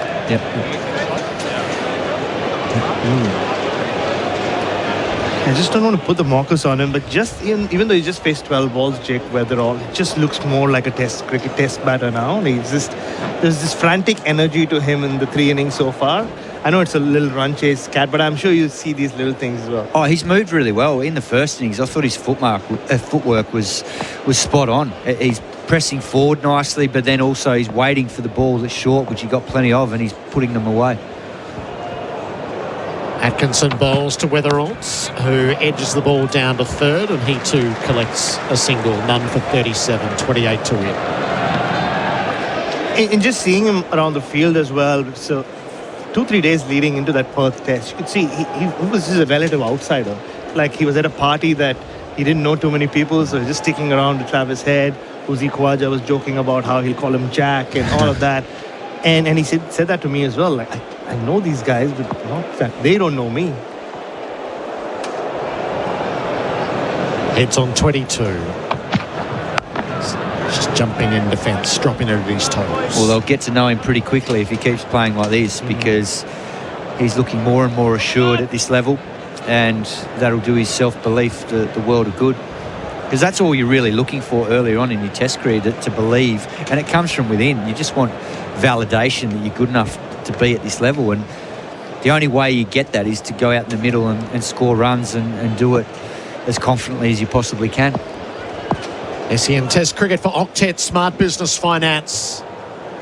Atkinson bowls to Head, who's cut on, chopped it on, off the bottom edge. Tosses his head back. Travis leaves. He's gone for 22. Atkinson with a breakthrough. Australia 1 for 37.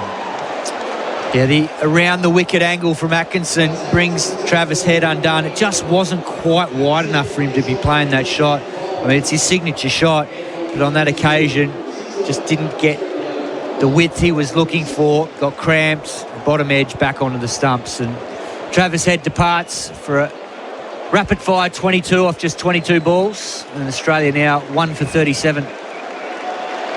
2 fours and a 6 in his work. When you're just looking at that replay, if it came back in as well a little bit, just held this line. It's not the line to, even for Travis Head, who creates room, got too tight to it. Marnus Labuschagne comes in at number 3. So the locals have had plenty to cheer about today. Their run maker might be the man to knock it all up at the end. He loves the little run chase, Marnus. He's been unbeaten at the other end during a few run chases, some significant ones. World Cup finals and one in Sri Lanka 2 weeks ago in Perth as well.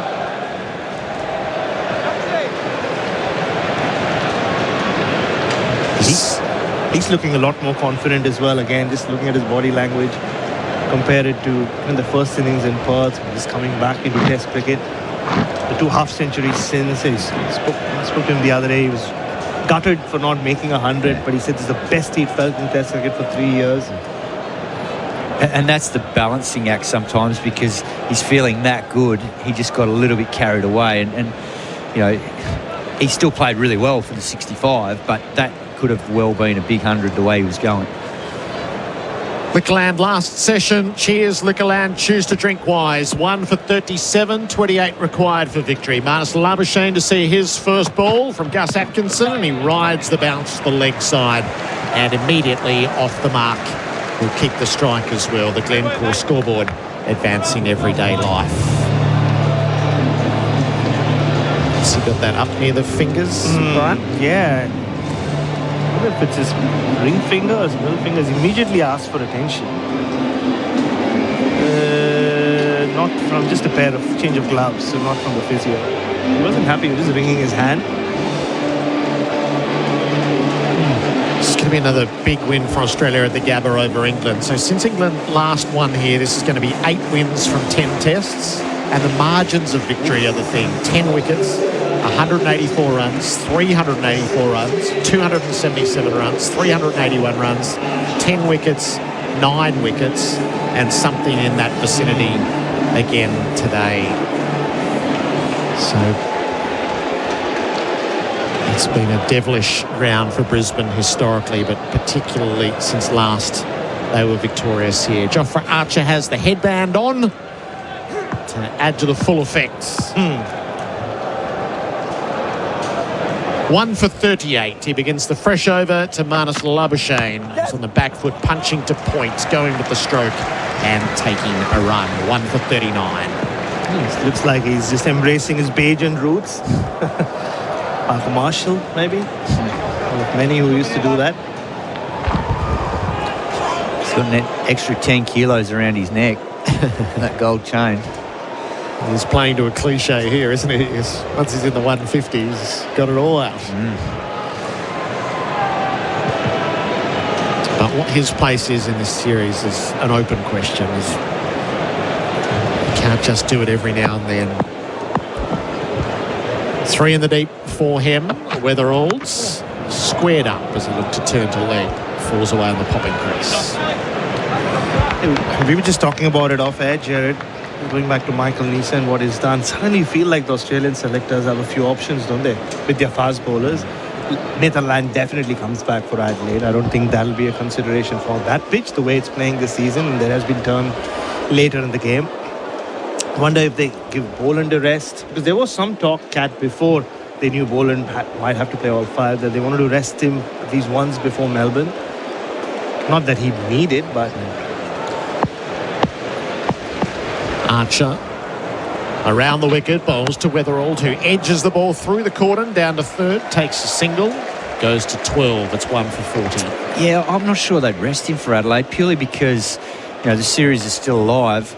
Try and finish the job off. There's enough time in between tests. I mean, I'm not across all his workload management and stuff like that, but I'd assume, given this test is going to finish in 4 days, and we only had a 2-day test in Perth, and I don't think he's bowled, overs in terms of too many. I'd be playing him in Adelaide and trying to finish the job off and go 3-0 up and put the job to bed, and then you can do what you want to do after that. 10 days to go for the test. It's 7th now, so there's a lot of time. Yeah. Fly slip down below us. Labuschagne faces up and he runs the ball in precisely that direction. Pope comes around, lowers the knee, keeps it to 1. Labuschagne's 3. So unless he's got some sort of niggle or anything, if you asked him, I reckon he'd be saying, I want to play in the next test to make sure that he's part of potentially an Ashes winning team. Yeah. So I think in their planning they wouldn't play him Adelaide and Melbourne. Yeah. And because he's the MCG specialist, that's why it would have been in that vein of thinking. But your point is a good one. Job's not done. No. Nisa taking the 5s. Choices to be made. Weatherall's hit on the toe again by Archer, who wants it. He's already got him twice in this series with the fast Yorker, and we're going upstairs to find out where this is. For Imar. Third umpire to director, we have a player review for LBW. Original decision is not out. I have checked the feed. It's a fair delivery. Front on, please. Imar, trusted tradies insurance, call 1-3 Imar. Just missed that length quite. Just raw pace, isn't it, Simon? Ball seems to miss the bat. I will lead RTS, please. Going just down, to check. you would think? Yeah. That's going on that angle. Around the wicket as well. Just keep it going, please. Gap between bat and ball. Yeah. No bat involved. Ball tracking, please. So got him on DRS in Perth. Got him stone cold in the first innings here. Pitching in line, impact in line, wickets missing. Thank you. I'll go back to Saikat on field. Saikat, you can stay with your decision. You're on screen now. You can signal not out. Umpire Saikat's had a very good game. Australia had 8 reviews and only got 2 right, I think. Just had 1 bat over, didn't he, last night? Yeah. He gave 1 out that was not out, and the next one not out that was out. Yeah. Oh, there was some tricky ones there too, because everything was happening with bat hitting pad and bat missing pad. Really outside of that over. Yeah, he's first been class. really good. Last ball of the Archer over. Weatherald leans forward to defend. They're asking about an LBW there as well, but nothing doing. 1 for 41 at the end of the over on the Glencore scoreboard, advancing everyday life. The Ashes on SEN Test Cricket. Start your next innings with a career that gives you more. Search Police Careers, Victoria Police, and Oldham Construction Lawyers. Your experts in construction law, ensuring you're never caught out when pressure builds. Right now, Chadson Toyota, purchase any Toyota certified pre-owned vehicle and get an extra year of roadside assist absolutely free. But hurry, this offer ends December 31. T's and C's apply. Visit chadsontoyota.com.au. LMCT 8169. Oh, what a feeling. Toyota. The Ashes on SEN for Henley Homes. Hard to beat. Ask other builders, then come back to us. Henley.com.au. 24 required for victory. 1 for 41. Marnus Labuschagne is on strike. 3 slips and a gully. Atkinson bowls to him, and Labuschagne runs the ball to point, no run. Yeah, just on that fast bowler discussion, because I think we're also talking about it because Pat Cummins 2 weeks ago said he might not be able to play back-to-back tests, but his recoveries from all reports has been so good that he himself is a little surprised by it. Maybe he might end up playing all 3 tests as well, depending on how long the Adelaide test goes as well. The Premier's been campaigning for 5 days. Yes. He's in the middle, wasn't he? Doctoring pitches, is he? Atkinson bowls. That rose past the grill. Labuschagne throws his head back. Stays out of the way. Good climb there from Gus Atkinson. Really reared up at Marnus Labuschagne, who played it well in the end. Ooh. I haven't seen a lot of those in the bowling's been from the Vulture Street end. Yeah, Premier is pretty involved with most things sport and everything else, Gerard, as you would have noticed in the last few years. Chemist Warehouse replay screen there. Atkinson, Labuschagne, all that reared, and it's gloved through to the keeper. So 2 in a row absolutely took off. Labuschagne got pinned by the second one into the gloves of Smith, but Atkinson's got a couple. England give a yelp late. 2 for 41. Labuschagne goes for 3. Well, that's an absolute rip snorter from Gus Atkinson. It's something we talked about the other day, though, with Marnus's game. He keeps his gloves up when the ball's coming through at that sort of chest height, head height region, and it's going to be something he might have to work on in terms of trying to drop them a little bit more, particularly on the short ball. It's not easy to do because that's reared off a length, and certainly would have taken a serious effort to keep that one out, but it's probably something he might have to look at in his game because it's happening a little bit. He's getting hit on the back elbow a bit as well. So disappointing end to this test match for him. In Australia now 2 for 41. Just a little wave to his young child as he walks off, but I'm sure he's thinking this is dismissal in his head. Yeah, you're right. It almost feels like gloves just keep going. Yeah, he can't control them. Well, I think we saw a lot today from, and Ben Stokes was a great example because he did get a few, and so did Will Jacks. But just being able to keep the hands in close around sort of that waist region, even when it starts getting up, being able to drop it or even obviously sway out of the way, it's a skill in itself. And that's an area where they'll have seen him get out in that dismissal to Jofra Archer in the first innings in Perth and keep trying to go through that area around sort of chest height region, exactly like that one there. Steve Smith out into the middle, hit the winning runs in Perth. Would love to be there again for the M's. The official crowd today, 27,888. And a good many of them that have stayed to see the conclusion. Atkinson poised at the top of his mark in from the Vulture Street ends. The floodlights, Gabba. Back foot punch from Smith. Industrious as ever finds a run at point. 2 for 42. Well, there's been so much talk of Steve Smith and those eye stickers. I have contributed largely to it over the last 1 week or so. That is only apt that he's out there with the stickers on at the end, Simon. Well, it'll be interesting to see if anyone else trials them. Because if Steve Smith feels like it's made a big impact for him, you'd like to think he's got a fair bit of influence within that group, and whether someone else thinks it's worth trying.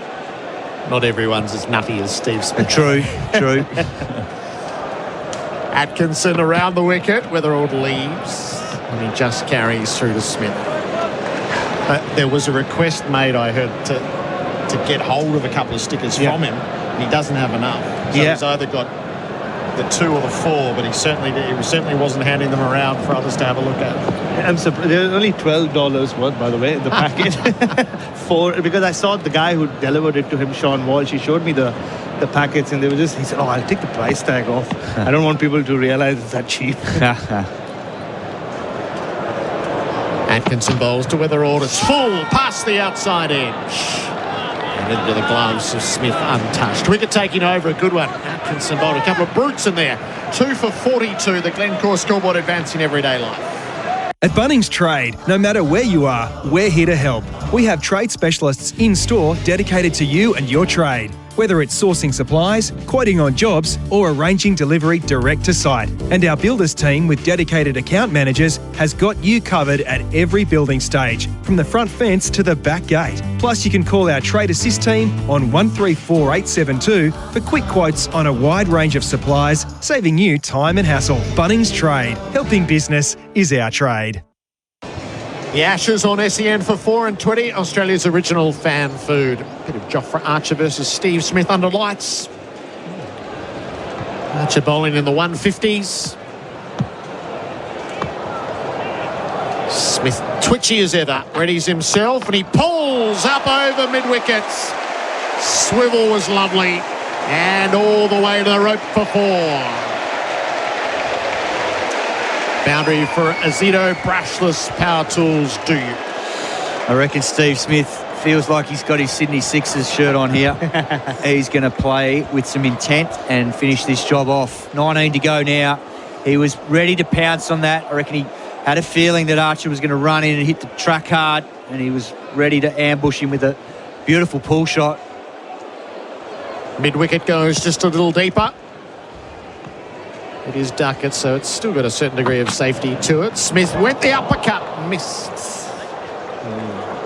Well, he's not worried about that fly slip. He knows if he gets anything on this, it's going for 6. Yeah. Straight over Jamie Smith. Whoa. Archer with some words to Steve Smith. It's a bit too late now, Joff. Yeah, no. And this battle against Jofra Archer... You got 17 started chatting, but I'm so sensitive. You're saying something now. I can say with a smile on my face, though, Jake. What? I can say with a smile on my face. These two were teammates at Rajasthan Royals in the IPL. And then Stokes getting stuck into Jake Weatherald as well. So after the unpleasantries comes the ball. Smith hooks over the keeper's head down to the boundary for 4. And the words follow. Batter and fast bowler, eyeball to eyeball.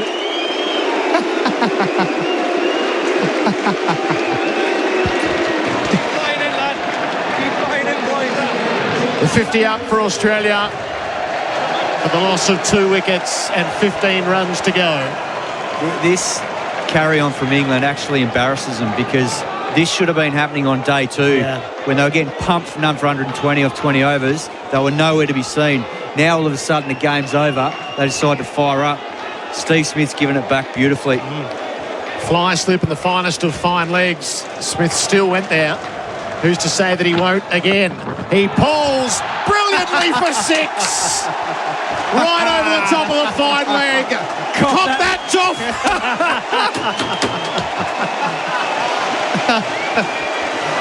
Send the next one down, champ. This is so good from Steve Smith. 9 to go. Finish him off, Smithy. Worth sticking around for 1,000 runs at the Gabba for Steve Smith. It's another raucous ovation. The theatre's pretty rich here.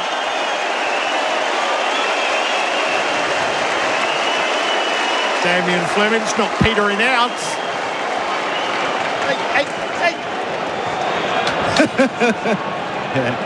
Nowhere to be seen on day 2. Where was it a couple of days ago? And when Smithy's hit that for 6, just so pumped. He's now got 4 ringing the boundary behind the cordon. Should he choose to do so again? Archer to Smith, bats away, slices down to 3rd, and took some fielding too for Jacks. That was hiking. They'll take a single. Smith's to 16. Yes, Smithy. What's he gone for here? 15 off the over? Jackie Weatherall won't mind taking it on either.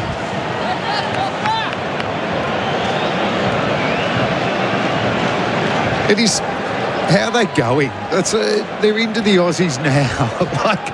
They need 8 to win, 8 wickets in hand. I mean, they couldn't have been more dispirited and been so ill-disciplined and lack of effort in their bowling in the first innings. Do you know? Yeah, sure. What do you mean? Can I have another? Can I send Brookie down there as well? Yeah, Brookie! So they're going to go with a fly slip, a backstop, a fine leg, a conventional fine leg, and a backward square. This is where you win Ashes. So this is as strange as you would see.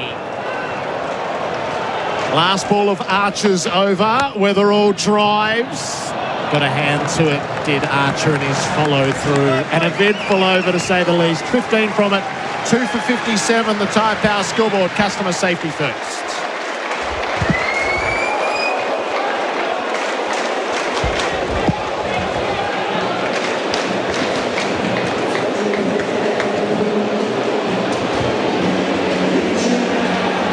presume that means we're just staying here at the Gabba. SEN Test Cricket for Octets. Smart Business Finance. A little bit of a sing-along late in the piece.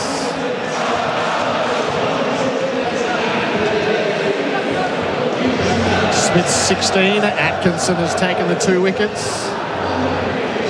Stokes is spending a lot of time setting his fields. What's Stuart Archer? I've never seen him show so much enthusiasm or a bit of adrenaline here just by asking Stokes where he wants to field. He's gone to mid-on. Liquorland last session. Cheers, Liquorland. Choose to drink wise. 8 to win. Smith has the strike. Defends wise and He loves it, Stephen Smith. He's fully wired. He's up for this. He's going to be so disappointed when it ends in 8 runs. Oh, yeah.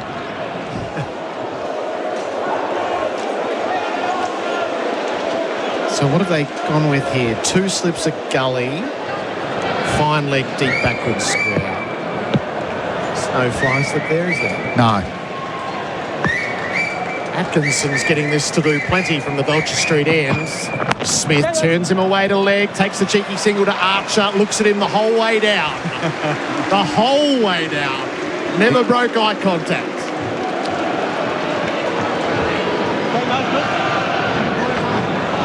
Oh, there's a lot happening out in the middle there. But in the end, it's going to be an emphatic win for the Aussies. Fantastic day for them. England showed some fight early on with the bat, but I thought the bowling was superb today.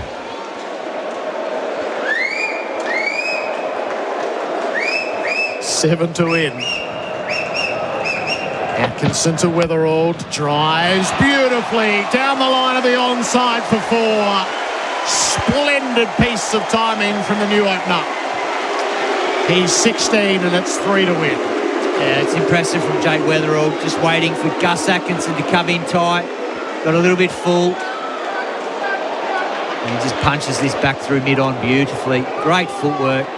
And just great position he's getting himself in terms of transferring his weight through the line of the ball, getting his head in a great position. He's been impressive. 1 good strike away.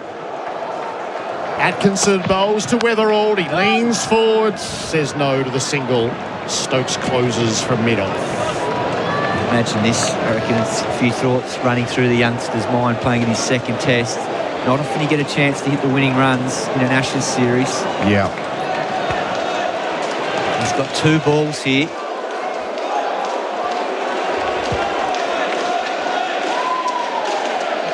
And gaps everywhere. He unleashes his cut. That'll do the trick. Atkinson bowls. Weatherall drives down to thirds. He'll get a single. Oh, it was nearly fumbled on the boundaries. That nearly got through cast. His back boot stopped it. 2 to win.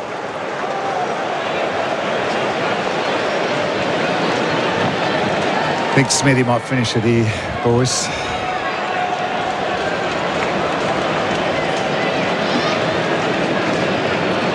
Been another exciting day, hasn't it?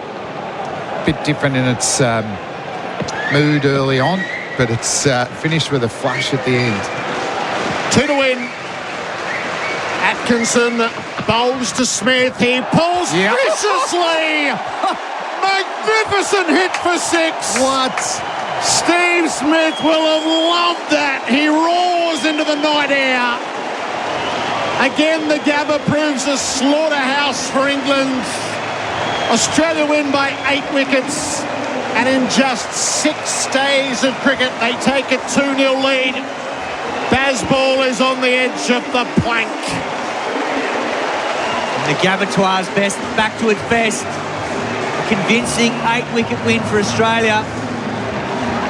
And England now will leave Brisbane. Well, they'll probably stay here and go up to Noosa for another holiday for 10 days. But that's another thing. With their tails between their legs. And Australia, what a team performance it's been. Superbly led by the skipper there. 23 from just 9 balls, finishing the job off.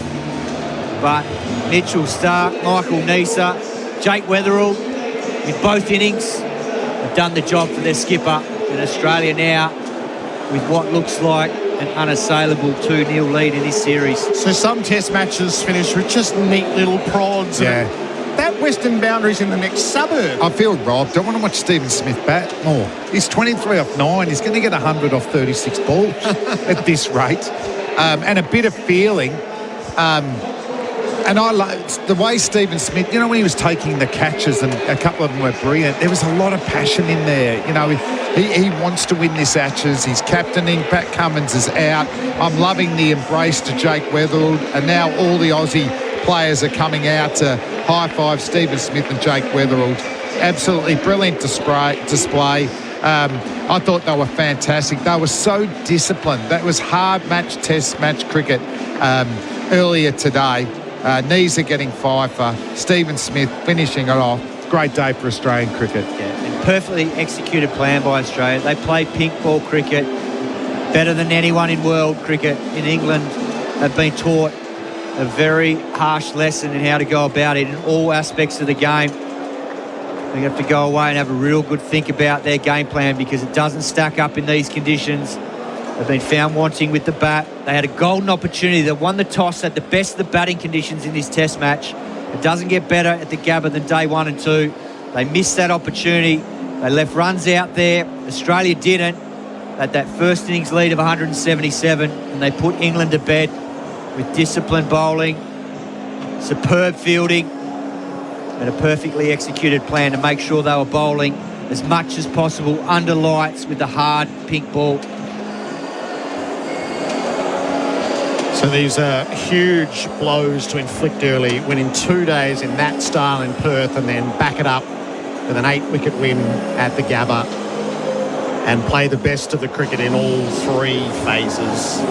Better with the bat, better with the ball, and vastly superior in the field. Tell you what I wouldn't mind seeing a limit to is how many handshakes go on there.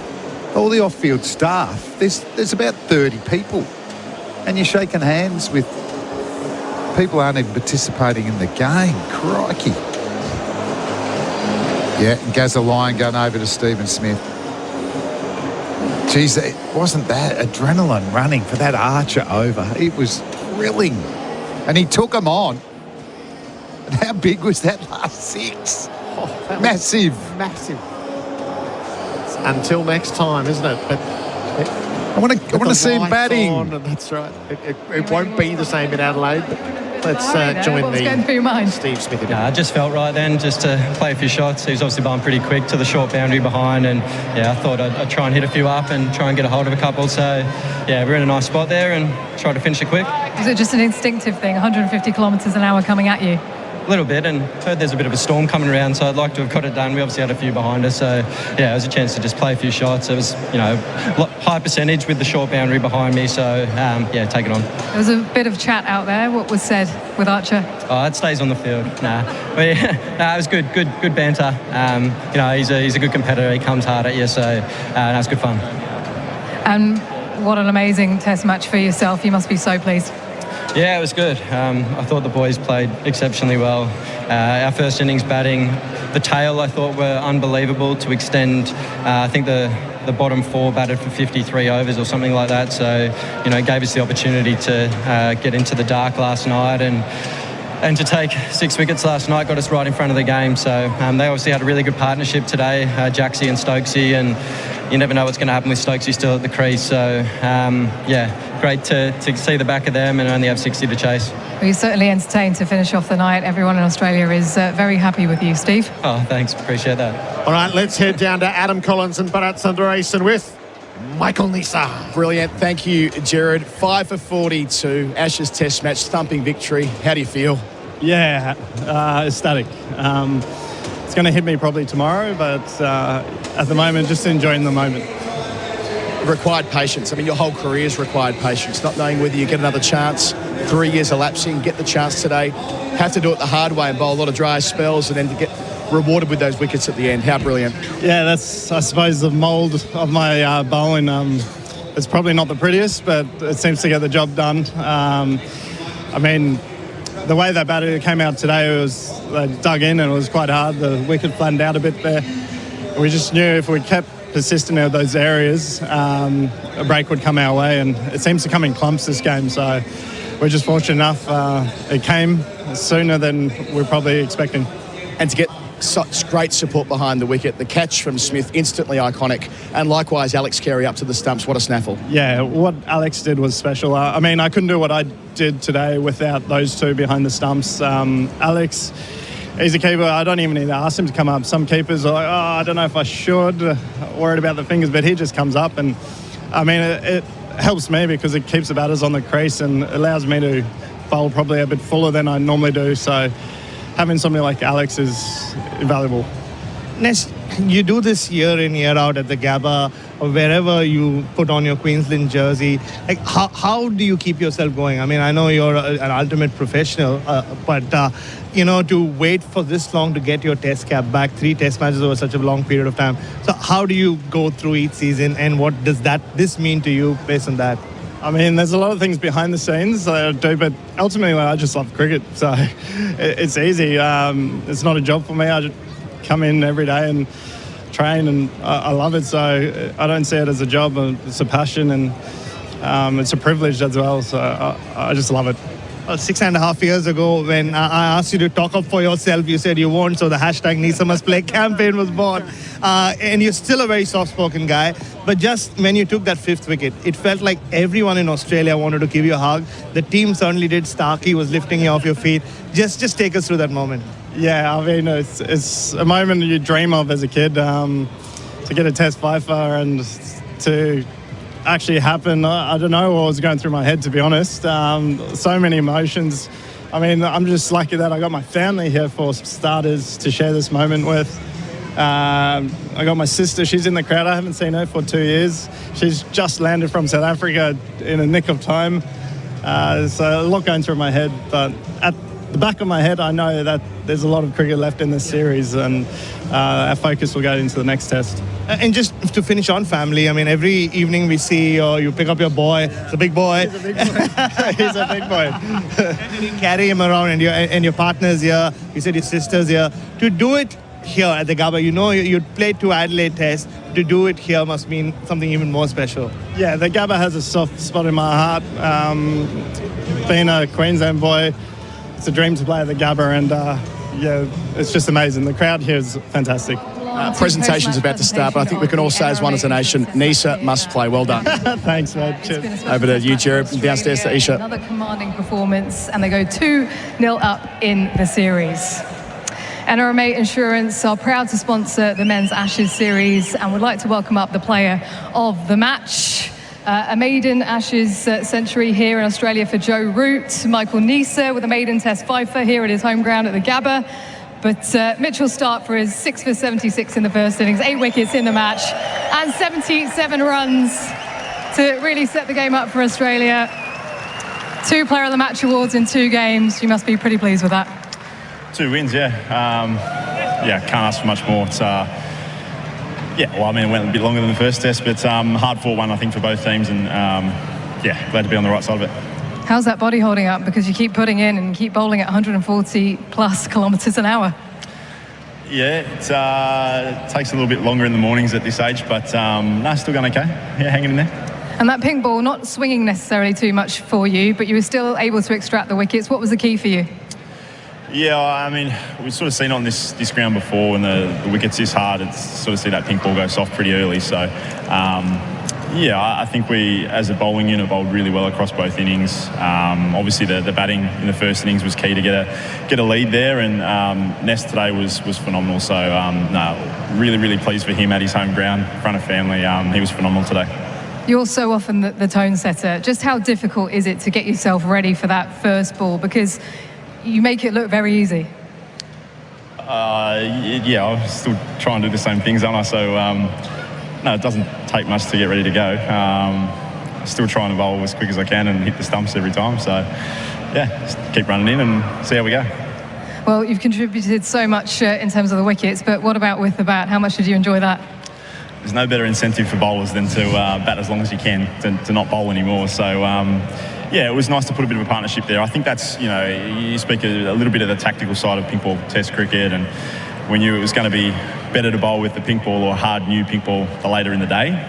So to get through as long as we did with the bat, to put a partnership together with Scotty, and then obviously Doggy for a little bit there at the end was really key for us to push that bowling innings as far back as we could, and we saw late in the day we got those rewards. So fantastic to contribute as a lower order. Got a taste of what it's like to be a proper all-rounder. I'm too old for that. Yeah, I'm not sure how Stokesy and then the guys do it as long as they do. So I'll enjoy an extra day to put my feet up and get ready for Adelaide. Well done once again, Mitch. Thanks, Aisha. Mitch Stark, the NRMA Insurance Player of the Match. And now I'd like to welcome up Ben Stokes. Ben, another tough loss for yourself. Can you just sum up where it went wrong for you? Obviously very disappointing. I think, a lot of it to me comes down to, not being able to stand up to the pressure of this game, this format, when the game is on the line. We've in small passages we've been able to bring the game back into some kind of control, and then we've let it slip away. And we've done that again here this week, and it's very, very disappointing, in particular because of the ability of the players that we have in that dressing room. I think we need to, think a bit harder and a little bit deeper about those moments and what we're taking mentally into those, and overall just show a little bit more fight when it's needed. Can you put a finger on why it's happening, why those disciplines haven't quite been there with the ball, the bat, and in the field? If I could put my finger on it, it would have been, I'll be able to tell you. But as I said, it's definitely not a skill thing, because there's some incredibly gifted players in that dressing room, and when it's not down to skill, you probably got to dig a little bit deeper and find out what the thing is that we sort of seem to keep doing in those big moments of the game.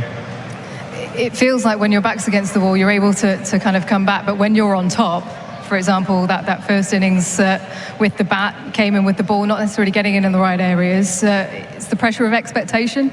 Yeah, look, I think, there's not being able to execute skill is something that you can live with, because no one means to, bowl away from the plan that we're trying to do. We knew exactly how we needed to bowl on that wicket, and we weren't able to do it for a long enough period to put the Australian batsmen, under pressure. And that was evident in the way that Australia were able to score so quickly and so easily against us. I think, Joffa and Gus, I think, set the tone very nicely actually when we first took the ball, but then myself and Bryden sort of, let the game get away from us quite quickly. So, just not being able to execute what's needed, not only with bat and hand, but also with ball. And we're having some conversations that I'll be keeping into the dressing room. How much communication goes on when you're in the middle there, and when that situation changes throughout the day? Lots of communication. We sit there and watch what's going out in front of us. We can see what Australia are looking to throw at us and what plans they're trying to bowl to, and then it's up to us as players to be able to go out there with a plan and how to negate the threat. Again, it's, for me, it just seems to be a constant theme at the moment that when the game is in a pressure moment, Australia keep outdoing us in those moments, and they say Australia isn't a place for weak men, and we're definitely not weak, but we need to find something, because we're 2-0 down now. We've got 3 more games to go, and we need to sort it.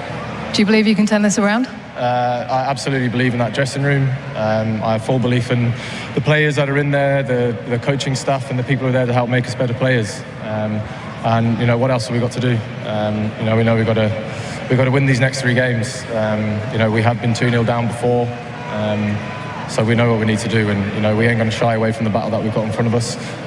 We do need to look at where things have gone wrong in these first 2 games and sort them out pretty quick if we want to get these Ashes back to England. Rest up, go well in the next one. Thanks, Isha.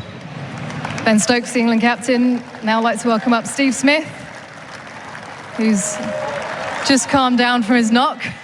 Feeling a bit more relaxed now? Yeah, pretty chilled now. It was good fun there for a little bit. So, great day of cricket. The guys toiled really hard early on. Obviously, a really good partnership with Stokesy and Jaxie there. And once we broke that, we were able to go through get them out and chase 60. So, yeah, great day. Let's go back to the start. You lost the toss. So how pleasing must that be, given it's such a crucial thing in a pink ball test? Yeah, I think the first 2 days were pretty even in terms of conditions that we both faced. No one got a new ball at the night in that first little bit, and then I think the game turned for us when we were able to, extend, everyone get into double digits. Unfortunately, no one go on to make a big one, but, particularly the tail, to bat for 50 overs and extend that time so we could get the new ball under lights and obviously do some damage last night was crucial for us. And yeah, it was just a really good performance. You had 650-run partnerships there. How crucial was that, especially when England are coming hard at you and the lights are changing, the conditions are changing? Yeah, I mean, it can be tricky with the pink ball. You're almost never in at times. Sometimes it feels a little bit easy when the ball gets a bit soft, and then you get a ball change or something. The lights come on, it speeds up a bit. It just changes really quickly, and you got to adapt. And yeah, it's a tricky game at times, but I thought the guys being able to extend those partnerships and have a lot of 50-run partnerships really helped us in the game, obviously. And with the ball, obviously, Michael Neser was a talking point coming into the side for Nathan Lyon. He delivered. He did. He obviously made our batting a little bit longer as well at number 8, and what he did today and in the first innings was exceptional. I think, he offers something different to the other guys. We can bring the keeper up to the stumps and change the game that way. And the way he bowled today and last night was exceptional. And, really pleased for him to get his first fifer. He's been on a lot of tours. He's worked really hard and, really pleased for him. Wicketkeepers don't often get a good rap, but how good was Alex Carey? He's a freak, honestly, up to the stumps. The ball just seems to end up in his hands. It hits the batter's pad or something and it still ends up in his hands. He's got no fear up there. He moves so well and his gloves are just sensational. And, that was one of the best keeping performances I think I've ever seen. And yours, top 3? Your cat? Oh, I don't know. It's got to be up there, I reckon. They're pretty tough when... you got a pink ball, the lights are on. I'm blindsided by Alex. I'm standing quite wide because Alex covers so much room, and then, just fortunately saw it late and got down to it, and it stuck. It was obviously at a crucial time to break that partnership. So, I'll remember that one. Just last one for you, Steve. Pat Cummins obviously comes back for the next Test match, but you're going pretty well with the captaincy. Are you happy to hand it back?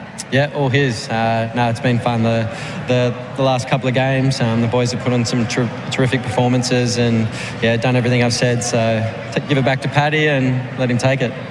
Well done. Congratulations. Thank you. Steve Smith, the Australian captain, has led the side to 2-0 muck it up, Pat. Don't muck it up.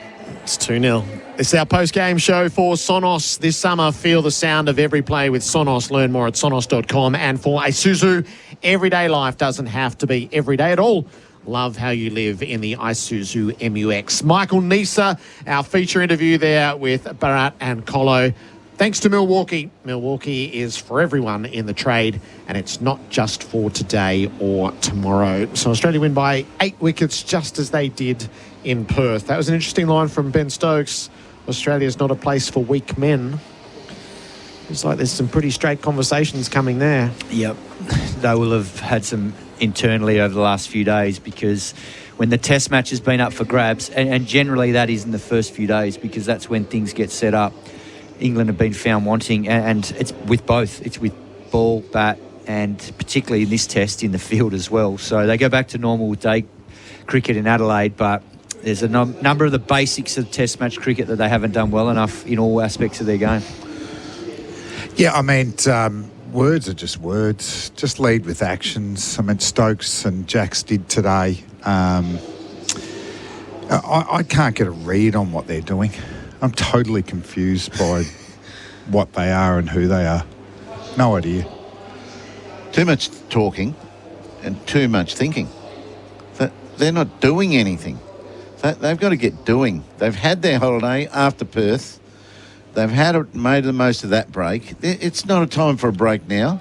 If you're going to Noosa, go to Noosa, but work. Do plenty of work that's going to do stuff, make the bowlers stronger and fitter. Make everyone do stuff together. So you're toiling together, whether that be fitness drills, whether it be really competitive fielding sessions. Just and then go and play your golf. I don't care what happens with golf, but there's not enough competition and cohesion and love in that side that's playing Australia at the moment. Reminds me of Mark McClure always used to say, good teams train and bad teams meet. It's time to get to work for England. Now, I love, I know what Ian Healy would be doing if he was coach there. I'd say Noosa will be golf and just relaxing. They'll get to Adelaide early enough to train. What that training is, I'm not sure. I just think the intensity, it's not a physical skill to run in and charge in and sledge batsmen and all that sort of stuff. And as Stephen Smith said to Archer, well, you're big and tough doing it when the game's over. That needs to happen when the test match is alive. And I think Australia did it today. They went a whole session without a wicket. I couldn't have been prouder of the way they bowled.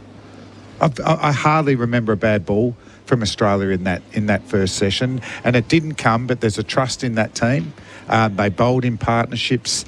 Even last night, Alex Carey gives Doggett a big rap. And that was great. He didn't get a wicket, but those 2 overs where he just drew it back in, and him and Neeser had a bowling partnership, and Neeser got the couple. So I think Australia's tracking really, really well. I just can't see how England get into this series. I just don't know how they're going to perform. Crawley got runs in this test match coming off a pair. Duckett's nowhere, and it's reflected in his fielding. Pope's going to nick in Adelaide twice. There's one for you. Who else have we got? Brooke. Mike gets some runs in one innings, and he's going to try and hit on the outside off stump and get nicked out. Stokes will try hard. Smith's gone. Can't see him getting going. And they can't get 20 wickets. So that's where I think English cricket is. But it shouldn't surprise, because they came here thinking that they could just roll up and win a series without doing any work. And they made that decision consciously. They know the history of winning here. The last time England won here in 2010, that team played 3 tour matches. Played one at the WACA, played one at the Adelaide Oval, played one at the MCG, won all the games, and no coincidence, they end up having a great series. Yes, it was a different team, much better team than this England team now, but they've had their moments. Like, they're actually close at times to being able to control a test. But when they get that moment, like Ben Stokes says, they don't grab it and go with it for longer because they haven't done the work. And you can't just roll up to Australia and think you can just come out and play here. With an inexperienced team, there's only a couple of them who have played a fair bit of test cricket here, Root, Stokes, and to a lesser degree Mark Wood, and he didn't play here. But they're pretty inexperienced in these conditions against what is a very good Australian team with plenty of match winners. It's going to get stronger. And it'll get stronger once the troops come back in. So they've had their best opportunity to get on top in this series, and they've blown it. Gee, they're damning words that you've just uttered, eh? Like, they did it in 2010 with a better team. They worked hard with a better team. Now they haven't got as good a team, and they're not working at all. The other time they did a lot of pre-season work was 86-7. They went around the country a fair bit, and they got beaten by everyone, right? And that still stood them in good stead to come into the Test series and win. You learn a lot from losses. And it's funny, though, isn't it? You don't learn a lot from doing nothing. Gerard and I were talking about there is real big gaps between the Test matches. So, this is planning 12 months on. This is Robert Key's job. Yep. But 12 months off, he has to notify all the state associations and Cricket Australia on what schedule they want. Yes. So in theory, they could have had multiple, even 2 days and 3 day games against some sort of side in between test matches. So it's a plan not even from this coaching group, it's from the head of cricket above them. Yep. And for Australia to win so convincingly so Boland's their 4th quick, Doggett's their 5th quick, and Neesa's their 7th quick, in the way that they had their order, picking squads. To win by 8 wickets with that as your lineup, it's a pretty special win. Very much so. And in this test in particular, they've been able to go out and show England how to play test cricket in these conditions absolutely beautifully, in all facets of the game. All facets. And the thing that stood out is that, it's a clear game plan, but it's nothing out of the ordinary. It's the basics of playing test cricket. Partnerships, bowling partnerships, field really sharply, take your chances, make it easier for your bowlers, stay out there longer with the bat in your first innings in the opposition, and give your bowlers plenty of time off. That are the basics of Test cricket. And whenever you do that more often than not, you win Tests. And England had the opportunity to do that, and they blew it. Like they could have been 4 down on first night. If Stokes doesn't get run out, and that's why Inglis deserves some credit, because he changed the course of this Test match with that run out. Stokes looked like he was digging in just like he did today. Root dug in because he was still not out at the end of the innings. They were half an hour, 40 minutes away from being 4 down at day one and then controlling the Test exactly like Australia did. So they actually did some good stuff. As Stokes said, they're just not winning those moments. And unfortunately, it was a run out that he was involved in, and it was probably his fault. It wasn't Joe Root's fault. No, it was his fault. But they just don't have enough of particularly their batters, complementing each other. They all want to go out there and play the big shots and dominate, but you can't do that against this attack. You've got to wear this attack down, and that's what Jackson Stokes did really well today. They wore them down, and they got the rewards with a good partnership. And they're so hard to wear down. Ness could go for another hour there. Yeah. When he starts getting on that roll, Scotty Boland's the same. Doggett would have learned a lot from being asked to bowl short ball spells, which he's never done before. He'll be a better player for that experience. Whether he plays, he might be the one that sits out next time for Cummins. Not sure. We'll see how everyone pulls up.